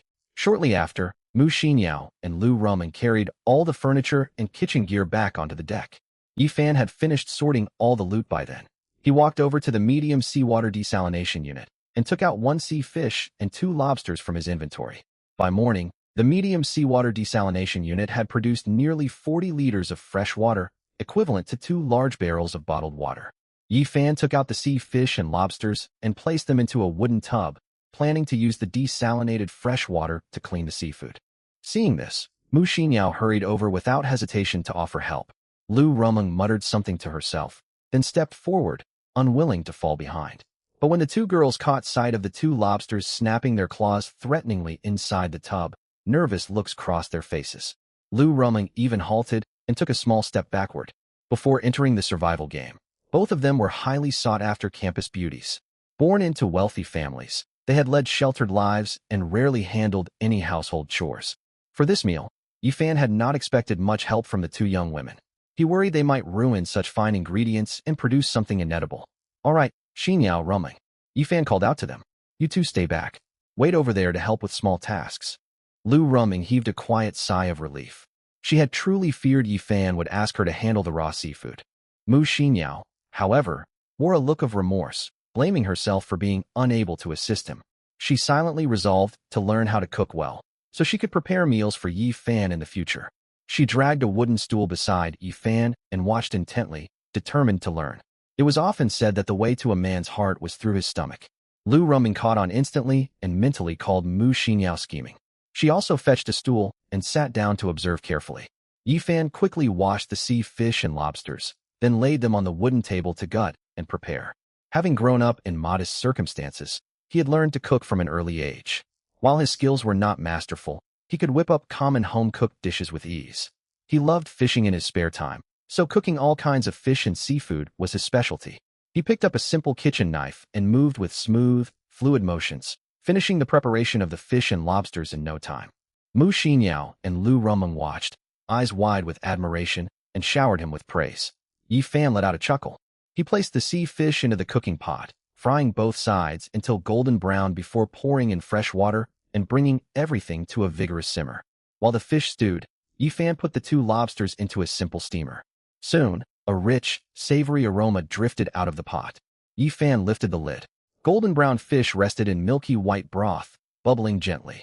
Mu Xinyao and Lu Ruming's attention was immediately captured, their mouths watering. It smells incredible. It must taste amazing. Brother Fan, you're truly talented at everything. Captain, you're amazing. Once the lobsters finished steaming, Yi Fan added a small amount of salt to the fish soup. All right, time to eat, he told the 2 girls. The pair, who had been waiting eagerly, sprang into action. Lu Rumeng reacted faster this time. She grabbed a wooden bowl and filled it to the brim with soup and chunks of fish, then held it out to Yi Fan with a soft voice. "Captain, please have the first serving." Yi Fan smiled and took the bowl. "Thank you, Rumeng. Could you get a bowl for Xinyao as well?" Lu Rumeng's smile faltered for a split second before she recovered. "Of course, Captain." Suppressing her irritation, she filled another bowl for Mu Xinyao, though she added noticeably less fish. Still, she spoke warmly. "Sister Mu, please enjoy." Mu Xinyao could sense Lu Rumeng's displeasure and smiled deliberately. "Oh, I shouldn't trouble you like this. Thank you, Rumeng." Her words stoked Lu Rumeng's anger further, but she held back, glancing toward Yi Fan. After Lu Rumeng filled her own bowl, the three of them began their meal. Mu Xinyao and Lu Rumeng each took a small sip of soup at the same moment. Their eyes widened instantly. Mu Xinyao gasped, "Wow, this is delicious. How did you make it, Brother Fan?" Lu Rumeng's reaction was even more dramatic. "This soup is unbelievably fresh. Captain, this is the best soup I have ever tasted." Yi Fan laughed at their compliments and waved a hand. "Eat quickly before it gets cold." The two girls stopped praising him and focused on their food. They drank more soup, then picked up pieces of fish with their chopsticks. The crispy outer layer and tender meat melted on their tongues, instantly winning them over. Lu Rumeng had barely eaten anything the previous day, and the small portion of food Yi Fan gave her that morning had left her still hungry. The rich soup was so tantalizing she nearly bit her tongue. Mu Xinyao was equally eager. Her usual poised demeanor vanished as she devoured the fish hungrily. Within 2 minutes, the two campus beauties finished every bit of fish and soup in their bowls. They looked up at Yi Fan expectantly, clearly still craving more. Yi Fan saw their hopeful gazes and gestured casually. "Help yourselves. This fish weighs over 10 jin. I doubt you can finish all of it. But save some room. The two big lobsters are still waiting." More than half an hour later, lunch came to an end. The entire pot of fish and soup was gone, and only lobster shells remained on the side. Mu Xinyao and Lu Rumeng looked utterly satisfied, their stomachs noticeably full. As Yi Fan set down his wooden bowl, Mu Xinyao spoke up. "Brother Fan, go rest. I'll clean everything up." Lu Rumeng nodded quickly. "Yes, Captain. Let Sister Mu and me handle this. You should rest." Yi Fan stood up, full after the meal. "Very well, leave it to you two. There's no rush. You can tidy up after resting a little." With that, he walked toward the small wooden cabin. Time slipped by until around 2 o'clock in the afternoon. After nearly an hour of rest, Yi Fan stepped out of the cabin. Mu Xinyao and Lu Rumeng had already cleaned up the area completely. They dragged wooden stools beside the cabin wall and leaned against it to rest. The creak of the cabin door opening woke them. Seeing Yi Fan emerge, they hurried over to his side. "Brother Fan, you're awake?" Mu Xinyao asked with concern. Yi Fan brushed his fingers gently across her cheek. "Just woke up. Why didn't you rest inside the cabin?" "I didn't want to disturb you," Mu Xinyao replied. Yi Fan felt a warmth in his heart. "Don't worry about disturbing me. Next time if you're tired, you can rest inside the cabin." Mu Xinyao smiled sweetly. "Okay, Brother Fan." Lu Rumeng watched Yi Fan's gentle attention toward Mu Xinyao, a twinge of sadness rising inside her. She thought to herself, "I also stayed outside so I wouldn't disturb him. Why does he only notice Mu Xinyao? She is a famous campus beauty from Imperial University, and so am I. What do I lack compared to her? Why does he only have eyes for her?"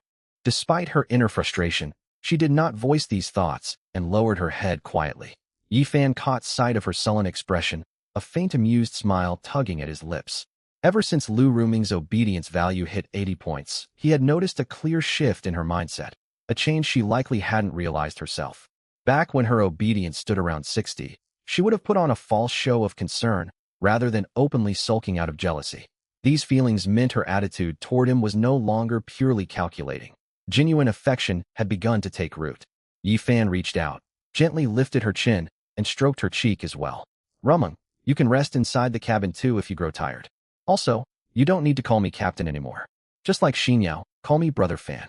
Joy washed over Lu Rumeng, and her sadness faded away. "Thank you, Brother Fan." The moment the words left her mouth, a system notification echoed in Yi Fan's mind. Ding! Goddess Lu Rumeng, obedience +3. Yi Fan turned to both girls.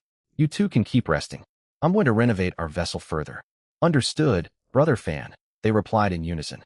Yi Fan opened the game interface and pulled up the ship information. Current vessel, small single-deck wooden ship. Tier 2. Crew capacity, 3/5. Available upgrade, medium single-deck wooden ship. Upgrade requirements. 80 units of timber, 20 units of steel. Mu Xinyao and Lu Rumeng had finished opening all 400 black iron supply crates that morning. The materials in Yi Fan's inventory, once nearly depleted, were now plentiful again.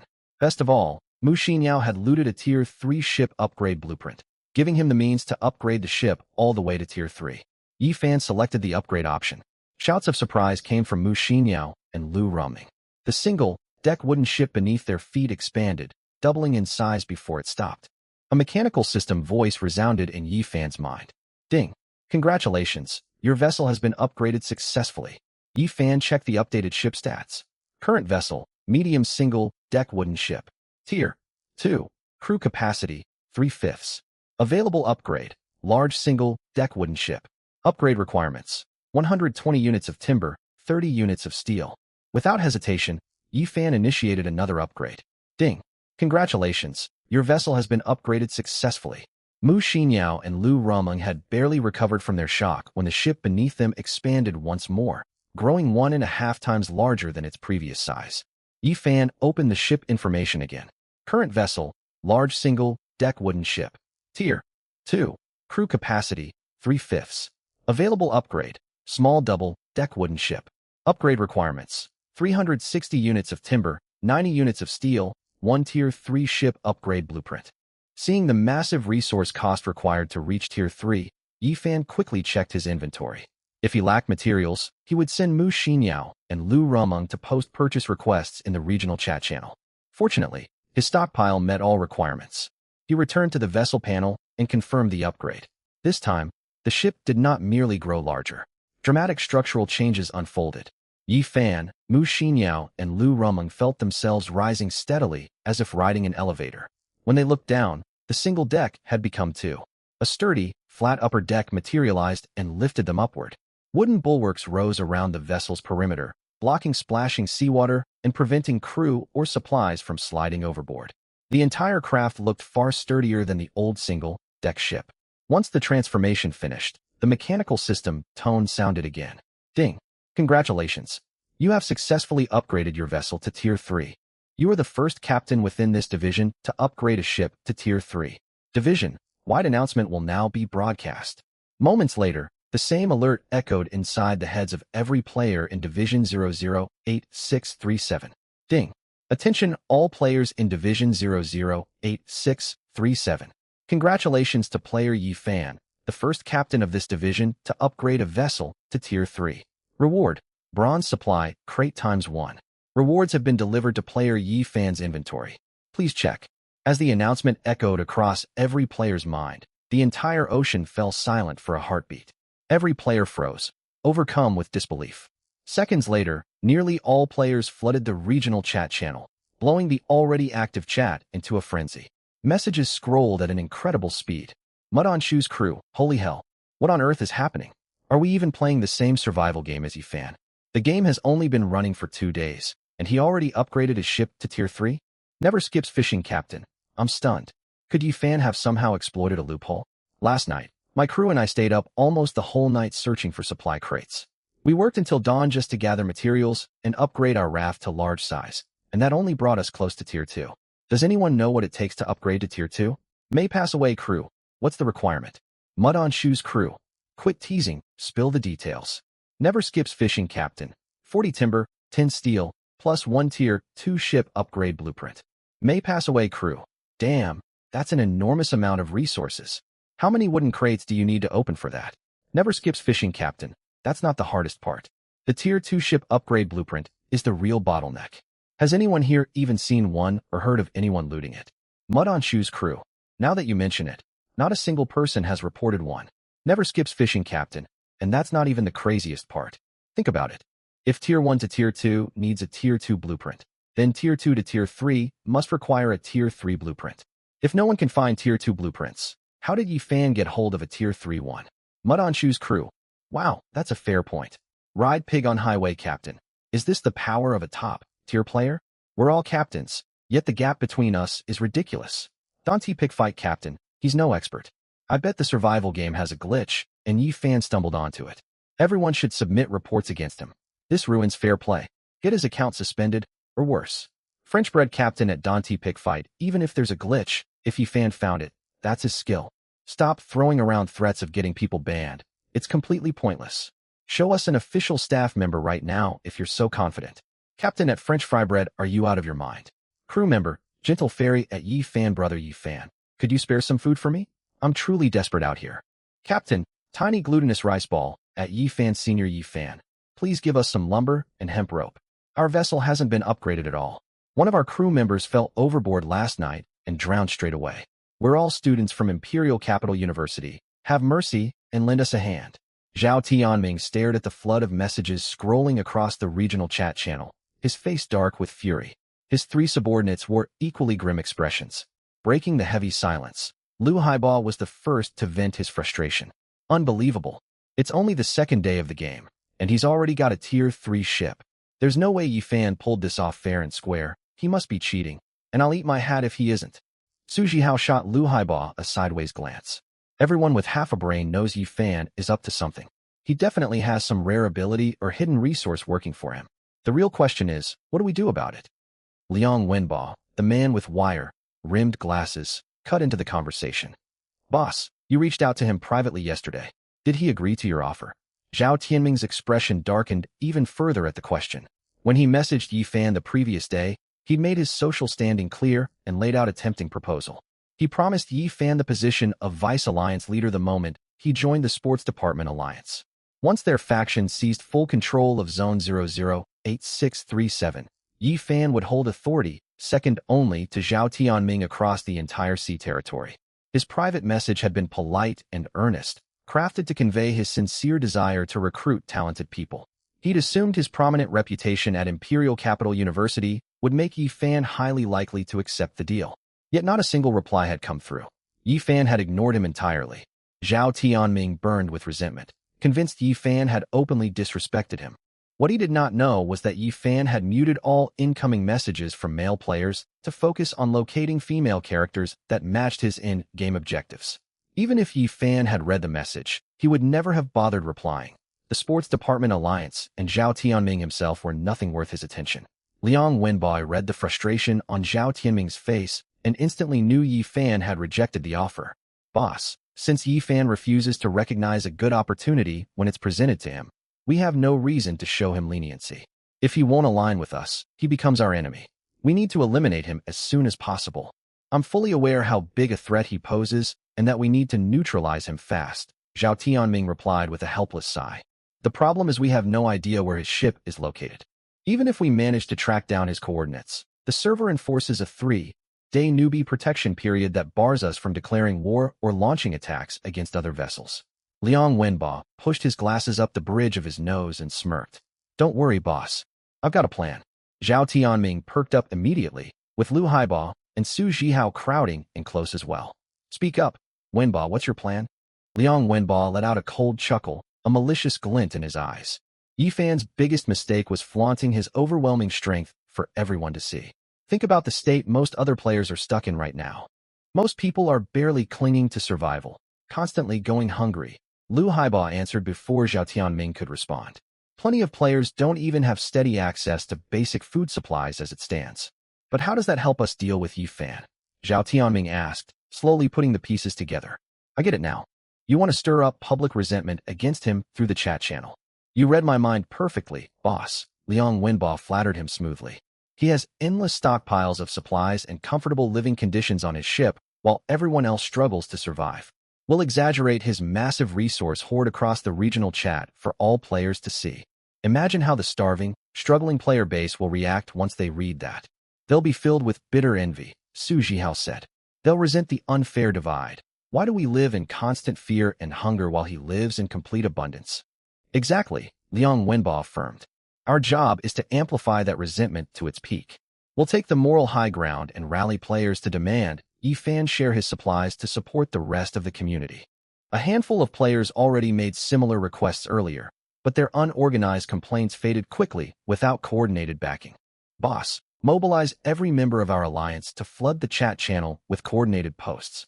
We need to keep this movement trending nonstop until the vast majority of players join in the outcry. But Yifan isn't stupid. He'll never hand over his hard-earned supplies voluntarily, Lu Haibao pointed out. That's exactly what we want, Liang Wenbo said coldly. If he refuses to distribute his resources, every player in this zone will turn against him, drowning him in widespread public anger and ruining his reputation completely. I still don't see the payoff, Lu Haibao frowned. Even if the whole zone hates him, we can't actually hurt him physically right now. Liang Wenbo smiled faintly. That's just the opening phase. The core of my scheme comes afterward. Once Yi Fan is ostracized by every player and his reputation is destroyed, the sports department alliance steps onto the scene. He turned toward Zhao Tianming and continued laying out the plan. Choose the perfect moment to officially announce our alliance's formation in the public chat. With your existing prestige within Imperial Capital University and our members rallying public support, you'll capture every player's attention instantly. Then announce our alliance's founding mission: to deliver justice by taking down Yi Fan, who prioritizes his own gain over the collective survival of all players, and restore fair order to this zone. Call upon every player in the region to help search for Yi Fan's ship coordinates. We can further incentivize cooperation by posting a reward from the Alliance for anyone who submits accurate positional data on his vessel, offering generous material compensation as payment. Players already hostile toward Yi Fan will jump at the chance to earn supplies through this bounty. It won't take long for us to get our hands on his exact location. We'll gather every Alliance member and their ships in advance, then launch a concentrated assault the second we receive his coordinates. No matter how powerful his Tier 3 ship is, he cannot stand against our unified fleet. Once we defeat him, all his materials and his hidden special ability will belong to you, boss. With that power in our hands, conquering this entire zone will be inevitable. Lu Haibao and Su Jihao's faces lit up with excitement after hearing the full strategy. Zhao Tianming burst into hearty laughter, his earlier foul mood vanishing entirely. He clapped Liang Wenbo firmly on the shoulder with clear approval. A brilliant two birds, one stone plan. We eliminate Yi Fan efficiently and use his downfall as a stepping stone to make our alliance famous and respected across the server. You really live up to your title as Imperial Capital University's Student Union President. Your mind works far quicker than mine. Liang Wenbo responded with humble deference. You overpraise me, boss. You could have predicted every outcome the second I outlined the basics of the plan. Zhao Tianming was pleased by his modest attitude and offered another promise of reward. I always reward my people fairly for their work. This plan is flawless. If everything proceeds smoothly, you will be appointed the Alliance's vice leader once Yi Fan is dealt with. Liang Wenbo's heart soared with joy, bowing respectfully. Thank you, boss. I will devote my full effort to assisting you in unifying this zone. Lu Haibao and Su Jihao looked visibly startled upon hearing the promotion offer for Liang Wenbo. Noticing their reaction, Zhao Tianming made promises to them as well. You two are my most trusted core subordinates. Stay loyal and execute your duties well, and I will make sure you are properly rewarded. The two men immediately swore unwavering loyalty to him. Zhao Tianming wore a broad grin, already envisioning capturing Yi Fan, seizing his secret power, and ruling over the whole zone. He quickly composed himself and addressed the trio in a serious tone. Enough with the pleasantries for now. Execute Wenbo's plan without delay. All three of you go stir up sentiment in the regional chat channel immediately. I'll get in contact with the rest of our alliance members. We'll get on it right away, boss, the three replied in unison. A malicious conspiracy targeting Yi Fan quietly began brewing within the zone's public chat. A system notification chimed in Yi Fan's mind, confirming his ship had been upgraded to Tier 3. He immediately pulled up the vessel status panel. Current vessel, small double, plank ship Tier 3, crew capacity, 3/6. Available upgrade, medium double, plank ship upgrade requirements, 720 lumber, 180 steel. Checking his nearly depleted inventory, after seeing the steep material cost for the medium vessel upgrade, Yi Fan opted to halt further upgrades for the time being. He then located the bronze supply crate he had just obtained as a reward. He had 3 daily chances to trigger a standard system loot multiplier, having used one earlier that morning, leaving 2 attempts remaining for the day. System, activate the loot multiplier on this blue bronze supply crate, he commanded mentally. A crisp system prompt echoed inside his head. Ding. Target item is eligible for standard multiplier activation. Current multiplier value, 400x. Activation will grant 400 units of blue bronze supply crate. Confirm activation? Yi Fan selected yes without hesitation, and another system alert followed instantly. Ding. Multiplier activation successful. You have received 400 units of blue bronze supply crate. Items have been deposited into your inventory. Closing the game interface after the successful multiplier roll, Yifan saw Mu Xinyao and Lu Ruming staring at him with obvious excitement. Both young women had heard the zone-wide system announcement and felt the physical transformation of the ship beneath their feet firsthand, amplifying their excitement further. Lu Ruming felt an immense surge of pride knowing every other player in the zone was stuck with Tier 1 or Tier 2 ships, while Yifan had already reached Tier 3, and she served as an official crew member on this advanced vessel. Her loyalty rating toward Yifan rose by 2 points to 85, drawing ever closer to the 90-point threshold. Yifan gestured for the two young women to come over. Xinyao, Ruming, it's time to get to work sorting supplies. The pair walked over to his side at once, already guessing what task awaited them. They exchanged a quick glance and replied in cheerful unison. We're ready, Senior Yi. Yifan pulled the mass of bronze supply crates out of his inventory, stacking them into a large mound on the ship deck. Mu Xinyao and Lu Ruming fetched small wooden stools and began opening the crates one by one. The moment Mu Xinyao pried open her first crate, the cold mechanical system voice sounded in her mind. You have obtained 4 oranges, 5 bottles of beer, 8 units of lumber, 4 units of brass, 1 green tier, 2 ship blueprint. Mu Xinyao turned toward Yifan excitedly. Senior Yi, look at all the valuable supplies inside this bronze crate. We even got fresh fruit and beer. She paid little attention to the ship blueprint, having collected more than 10 identical blueprints from opening iron supply crates earlier that morning. Yifan walked over upon hearing mention of fresh fruit, just as Lu Ruming let out a surprised exclamation. Senior Yi, I found a whole watermelon in mine. Mu Xinyao and Lu Ruming handed their newly acquired fruits over to Yifan once he reached them. He studied the oranges and watermelons silently to himself. Higher tier supply crates don't only grant larger quantities of materials, the quality of loot improves drastically as well. Fresh fruit and beer are incredibly valuable resources out here at sea. Prolonged ocean voyages leave sailors dangerously deficient in vitamin C, which causes scurvy. Medical supplies are virtually non-existent across the game world, and scurvy is almost always a fatal condition once it develops with no treatment available. Fresh fruit rich in vitamin C is the most reliable method to prevent and counteract this illness. Yifan stored the watermelon inside his inventory and split 2 oranges, handing 1 to each young woman. Taste the oranges first to check their quality. I'll keep the watermelon chilled for us all to share once we finish sorting the crates. Thank you, Senior Yi. Both accepted the fruit with bright smiles and began peeling their oranges. Lu Ruming finished peeling faster and tore off a citrus segment to hand to Yifan. Have a taste first, Senior Yi. Yifan took the slice into his mouth without refusal. Sweet, tangy juice burst across his tongue the moment he bit down. Is it good? Lu Ruming asked expectantly. Yifan nodded with a smile. Very tasty. Lu Ruming prepared to hand him another segment when Mu Xinyao finished peeling her own orange and quickly offered a slice to Yifan. Try mine too, Senior Yi. Yifan accepted the piece of fruit she held out. This one is great as well, he said after swallowing the orange flesh. Mu Xinyao immediately wore a bright smile on her face. Lu Ruming, whose moment had been interrupted, felt a surge of irritation. Seizing the chance when Mu Xinyao peeled another orange segment, she held out the fruit wedge toward Yifan's mouth once more. Brother Fan, try mine instead.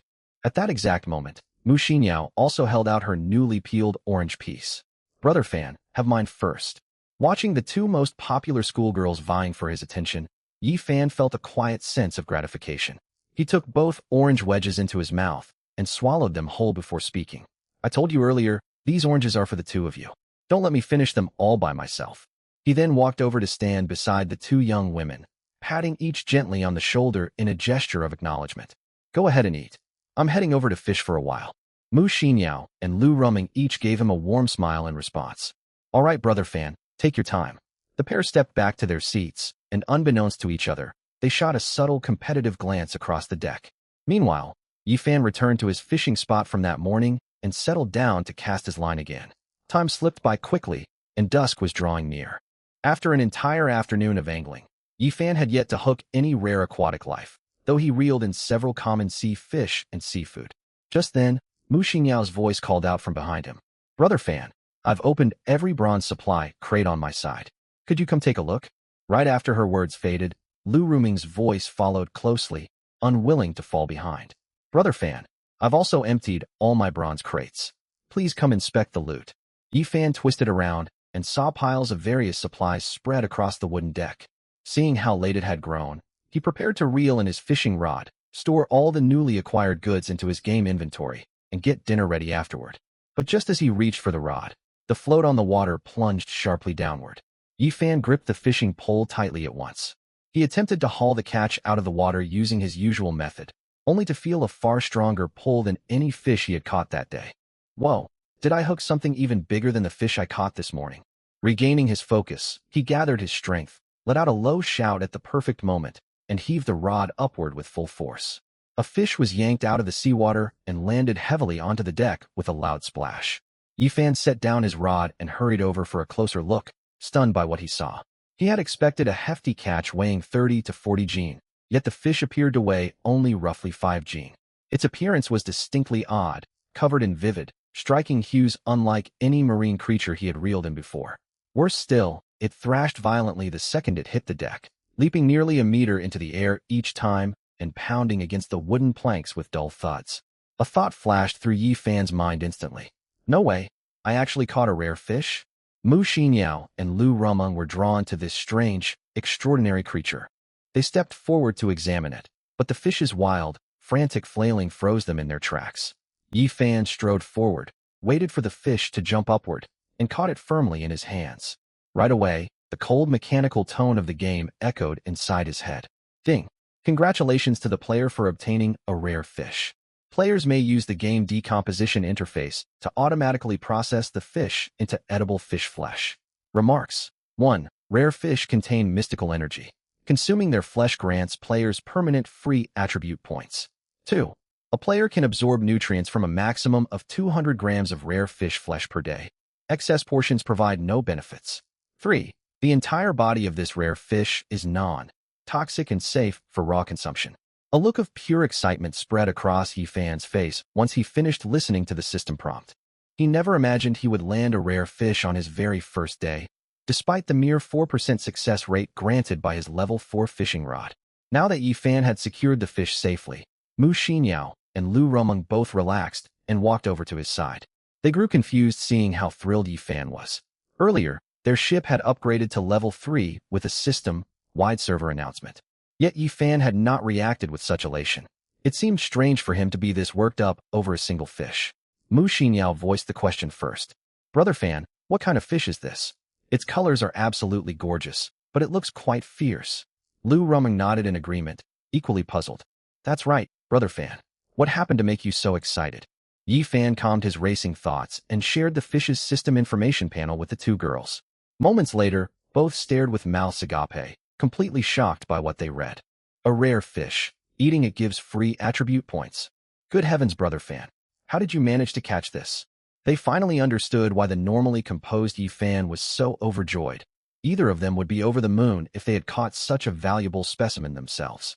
Their initial shock quickly morphed into deep admiration for Yifan, and grins even wider than his own bloomed on their faces. Yifan calmed down shortly afterward and reviewed the system description again as he ran calculations in his head. This fish is around 5 jin total.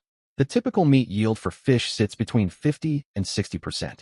Being conservative, that leaves roughly 2.5 jin, or 1,250 grams of edible flesh. The system states each person can only process 200 grams daily.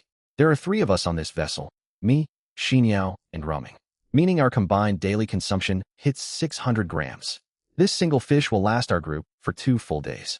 I still have 1 system critical strike available for today. Using it would multiply the quantity by 400 times, giving me enough rare fish to sustain us for over 800 days. With that plan solidified, he spoke inwardly to the system.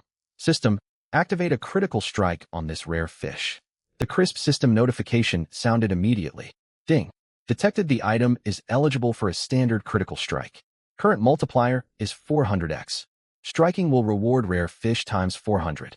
Confirm execution? Yifan selected yes without hesitation, and another system message appeared. Ding. Critical strike successful. You have obtained rare fish times 400. The items have been deposited into your game inventory. Yifan turned toward the 2 girls with a warm smile. You 2 worked hard opening crates all day long. We'll cook this fish for dinner tonight. The 2 schoolgirls froze on the spot, stunned that Yifan was willing to share such an invaluable resource with them. A wave of warmth washed over their hearts. After a brief moment of consideration, Mu Xinyao spoke resolutely. Brother Fan, I will always cherish every kindness you show me, but I cannot bring myself to eat this fish. You worked so hard to catch such a precious treasure, and it would be a waste for us to have any portion of it. Ever since I joined you, I've learned one clear truth. You are the backbone of this ship. If anything were to happen to you, we would have no safety or security left. The stronger you grow, the safer and more comfortable our lives will be out here. Yi Fan felt a surge of fondness toward the thoughtful, sensible young woman. To his pleasant surprise, Lu Rumeng also spoke up earnestly. Mu's sister is correct, Brother Fan. I share the exact same view. This ship could function without any one of us, but never without you. Please keep all of this fish for your own use. 2 system alerts chimed inside Yi Fan's mind one after another. Ding. Devotion level of Goddess Mu Xinyao +1. Ding. Devotion level of Goddess Lu Rumeng +2. Yi Fan was not surprised by Mu Xinyao's devotion increase, but the 2-point jump from Lu Rumeng caught him off guard. He had assumed the allure of attribute, boosting fish flesh would tempt her greatly, yet she had declined just like Mu Xinyao. Had her personality truly undergone a genuine shift? Lu Rumeng was far from unaffected by the rare fish's value, but her devotion to Yi Fan had climbed to 87 points, fostering genuine regard for him. Mu Xinyao's heartfelt words had resonated deeply within her as well. Yi Fan's strength was the foundation of her survival and comfort in this brutal survival game. Delighted by how mature and considerate both girls had become, Yi Fan walked forward and stood between them with a gentle tone. I told you both before, as long as you stay loyal and cooperative with me, I will never treat you unfairly. Keeping you alive in this deadly survival game is only the bare minimum I can do for you. If you remain obedient and devoted, I have no qualms about sharing other rare resources with you. This fish is merely the start of what I can provide. Besides, you need not worry about our supply running low. Go tidy yourselves up now. I'll store all the collected supplies, then we'll prepare dinner together. Reluctantly letting go of their objections in the face of Yi Fan's firm stance, the 2 girls smiled warmly. Understood, Brother Fan. As Mu Xinyao prepared to step away, she suddenly remembered something and pulled out a stack of blueprint scrolls. Her tone apologetic. Brother Fan, these are the blueprints I obtained from the crates today. Please hold on to them. I got one red tier blueprint, though unfortunately it isn't a ship upgrade schematic. Lu Rumeng quickly followed suit and presented her own set of blueprints. Brother Fan, I also acquired a single red quality blueprint, yet it is not for upgrading the vessel either. Instead of showing disappointment, Yi Fan smiled softly upon receiving the blueprints. You both did wonderfully. The odds of drawing a red tier blueprint from bronze supply crates are already slim, and red tier ship upgrade blueprints are even rarer. I'm genuinely satisfied that each of you managed to get one red blueprint. Do not feel discouraged over failing to obtain ship upgrade materials. Reassured by his considerate words, the 2 girls replied sweetly in unison. Okay, Brother Fan, we trust your judgment completely. Now hurry and get ready for dinner. The pair left his side with faint pink hues tinting their cheeks. Then Yi Fan moved to store the blueprints into his inventory and glanced at the 2 red schematics resting on top of the pile. Small engine blueprint red grade. Requires 200 steel units, 160 aluminum units, 160 brass units, 40 rubber units, and 40 plastic units for crafting. Powered by diesel fuel, it can be mounted onto any waterborne vessel to provide mechanical propulsion. Weapon blueprint. Composite crossbow red grade. Crafting costs include 300 plastic units, 60 steel units, 60 aluminum units, and 30 glass units. This composite crossbow boasts simple operation paired with superior striking power, penetration, and shooting accuracy. It must be used alongside custom crossbow bolts. Yi Fan's eyes lit up after reading the blueprint descriptions. These 2 red grade items were incredibly valuable assets. While not quite as urgently needed as a ship upgrade blueprint at the current stage, their practical value was nearly comparable. Now that their ship had advanced to level 3, manually rowing the large wooden craft had grown increasingly strenuous. Yi Fan's enhanced physical constitution let him manage the workload for now, yet prolonged manual labor would inevitably wear him down. The small engine would perfectly resolve this issue. More importantly, thanks to his insider informant, he could access the real-time coordinates of Shunjia, their female teacher trapped in the game world. He had originally planned to sail toward her location tomorrow via rowing, but the upcoming engine would let him travel swiftly to her position before the new player grace period expired, allowing him to safely bring her into their group. The composite crossbow blueprint was equally invaluable. Judging by its name and crafting materials, it was a modern high-powered crossbow. one of the most lethal ranged weapons available without firearms. Naval combat heavily favors long, distance firepower. This crossbow would greatly bolster Yi Fan's combat prowess, combined with his enhanced physique and health pool. No individual player or rival fleet stood a realistic chance against him within the current game phase. Shortly afterward, Yi Fan finished storing all collected supplies into his game inventory. He retrieved the rare fish and pondered how best to prepare it for their meal. Recalling the system note stating the fish was safe to eat raw, he settled on preparing sashimi to sample its natural flavor. To maximize meat yield and avoid the tedious work of cleaning the fish manually, Yi Fan activated the game's automatic decomposition function. Ding. Confirm decomposition of the selected rare fish. Yi Fan confirmed the action. A mechanical grinding sound echoed briefly before the system prompt returned. Ding. Rare fish decomposition complete. Obtained 1,400 grams of rare fish flesh. Item has been added to your inventory. Yi Fan did a quick mental calculation. 1,400 grams equaled 2.8 gene, marking a meat yield percentage of roughly 56%, matching his earlier estimation. He pulled the fish flesh out of his inventory, which appeared as a neat solid fish fillet block. Its texture was instantly distinctive, pure, translucent coloring paired with firm, springy flesh. When he brought it close to his nose, there was no fishy odor whatsoever, replaced by a faint, refreshing natural fragrance. Yi Fan picked up a kitchen knife and divided the large fillet into 4 portions, planning to cut some into thin sashimi slices, some into cube chunks, and leave the rest as thick steaks. Preparing both single-cut and double-cut sashimi styles. Midway through slicing the fish, Mu Xinyao let out a sound of admiration from nearby. Wow, this fish flesh looks stunning. Your knife skills are absolutely amazing, brother Fan. Lu Rumeng echoed her praise right after. Your cutting technique rivals professional head chefs working in high-end restaurants. The two girls had finished arranging wooden tables, stools, bowls, and chopsticks, and wandered over to watch Yi Fan work, thoroughly impressed by his precise knife work. Yi Fan glanced over at them with a faint smile. Pay close attention and learn carefully. Starting tomorrow, the two of you will be responsible for meal preparation. I will walk you through the cooking process step by step for the first few days. Both girls brightened up at the prospect of learning cooking skills under his guidance, showing zero resistance to the new arrangement. We will study diligently, brother Fan. Same here, brother Fan. It was not long before all the fish was portioned onto 4 separate plates. Yi Fan gestured toward the prepared dishes. Carry these plates over to the table. It is time for dinner. Staring at the large total portion of fish flesh across all 4 plates, Mu Xinyao voiced her uncertainty. Brother Fan, should we serve all of this at once? Yi Fan raised an eyebrow playfully. What else would we do with it? Mu Xinyao hesitated briefly before responding. The system stated each person can only absorb nutrients from 200 grams each day. Eating such a large serving in one sitting feels extremely wasteful. Given how valuable these attribute-boosting fish are, perhaps we should set half aside for tomorrow's meal. Lu Rumeng agreed with her concern. That's right, brother Fan. This resource is far too precious to consume so recklessly in one go.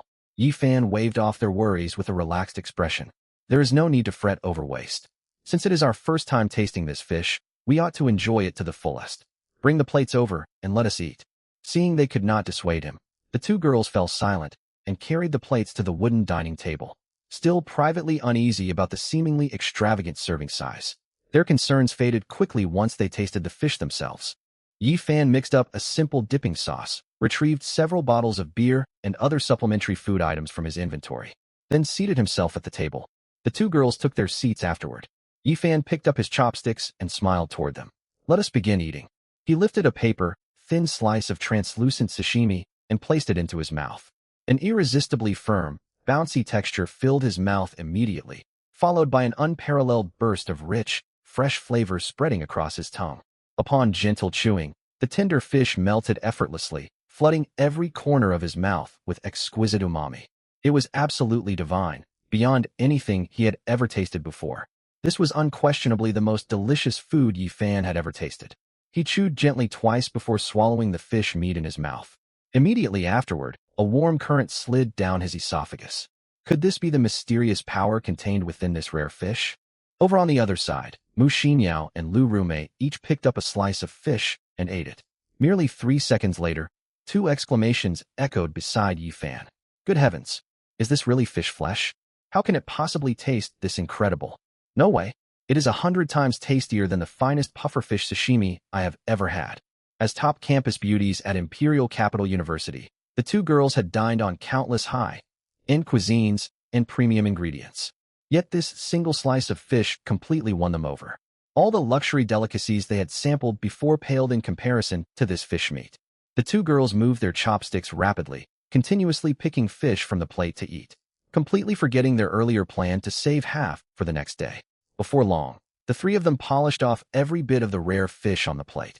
Right at that moment, a mechanical game voice resounded in the minds of all three players simultaneously. Ding! Congratulations to the players for gaining one free attribute point. You may allocate the point via your personal status page. The sun had not yet dipped below the horizon by the time they finished dinner.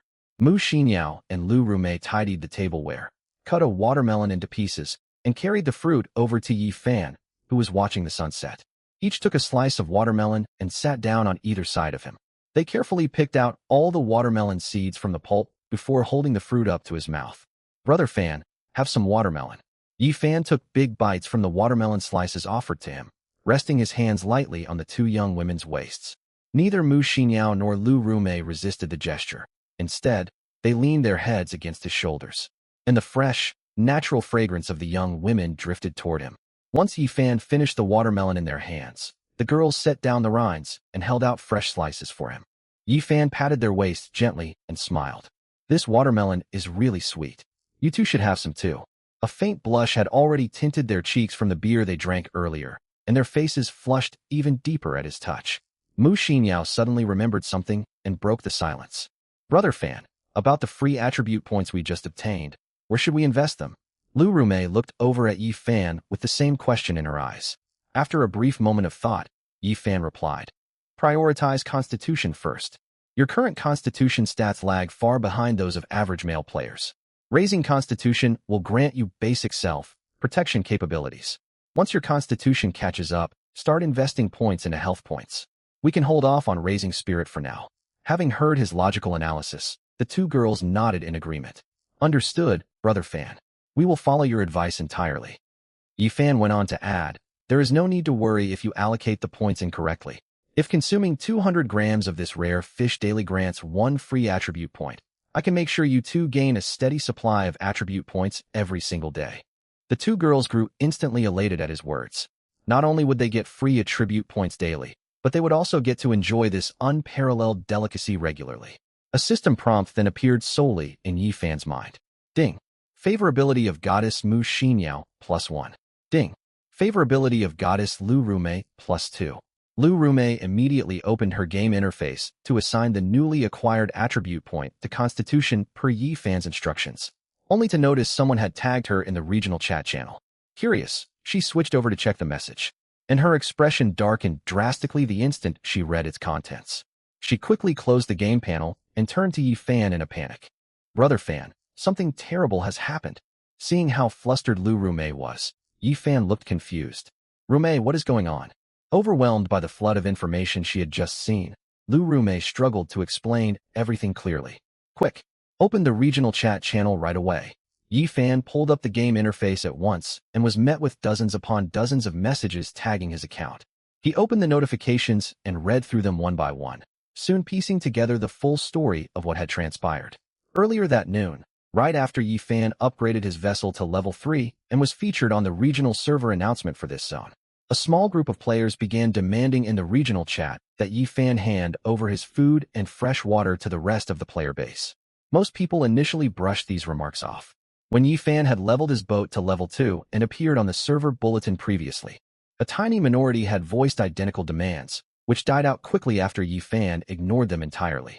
Any reasonable person would recognize that Yi Fan earned his rapid ship upgrade through his own efforts, and no one would willingly give away their hard-earned supplies for nothing. It was not long, however, before the situation took a sharp turn for the worse. A large organized group of players began stirring up public sentiment in the chat channel. They claimed that all members of Imperial Capital University stuck in this deadly survival game ought to unite and support one another, refusing to abandon any fellow player. These words resonated strongly with starving, struggling low-tier players across the server. Once public sentiment had been sufficiently riled up, the agitators shifted all blame directly onto Yi Fan.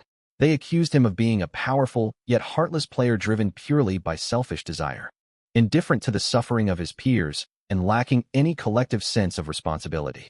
He was labeled a disgrace to the student body and a selfish scourge among players. False rumors about Yi Fan spread rapidly afterward. People claimed he had discovered an exploit within the game, hoarding massive stockpiles of food and water. Others blamed him for the shortage of wooden supply crates, alleging he had found a method to collect nearly all floating supply boxes across the sea, robbing other players of their rightful resources. In short, every hardship the other players endured was framed as a consequence of Yi Fan's actions. Since Yi Fan had not logged into the chat channel at all, hostility toward him intensified rapidly throughout the community. Countless players tagged his profile repeatedly, demanding he surrender his resource, gathering methods, and all stored supplies. Yi Fan had been occupied having dinner with Mu Xinyao and Lu Rumei and never saw these messages, which further enraged the agitated crowd. A small number of rational players saw through the orchestrated smear campaign, but chose to remain neutral and observe the conflict unfold. There was no personal bond between them and Yi Fan, and some even hoped they could claim a share of his resources if Yi Fan was pressured into giving them up. When resentment in the regional chat reached its boiling point, Zhao Tianming, the mastermind behind the whole scheme, stepped forward publicly. Captain Lin Tianxia at everyone. Greetings to all students, faculty and staff of Imperial Capital University. I am Zhao Tianming from the Physical Education Department, a name most of you are familiar with. I have witnessed countless miserable stories shared in this channel. Many of our fellow students are going hungry and lacking basic necessities even now. As part of Imperial Capital University, this pains me deeply. What shocks me far more is the existence of someone like Yi Fan among us, who disregards the interests of all faculty and students. He holds abundant supplies and exclusive game secrets yet refuses to share them, watching idly while his peers endure hardship and suffering. This individual does not deserve to possess such abundant resources, nor does he deserve to remain safe and comfortable while everyone else struggles. Verbal condemnation alone will never make him surrender his assets and knowledge voluntarily. Someone must take action to discipline him. I, Zhao Tianming, am willing to lead this effort. I hereby announce the formation of the Imperial Capital University Alliance, open for all players to join. Our alliance's first official mission is to rally everyone to confront Yi Fan, this public nuisance, and force him to hand over his hidden methods and supplies for communal distribution. I am issuing a reward. Anyone who submits Yi Fan's real-time coordinates to the alliance will receive generous material compensation. Zhao Tianming's message sent the entire regional chat into an uproar. His loyal subordinates from the sports department flooded the channel with praise. Captain, down with the common folk. Captain Tianming is mighty. I speak for the 3 other crew members on my ship. We are eager to join your alliance and follow your lead. Captain, carve out a future. Captain Tianming is truly the most outstanding person from Imperial Capital University.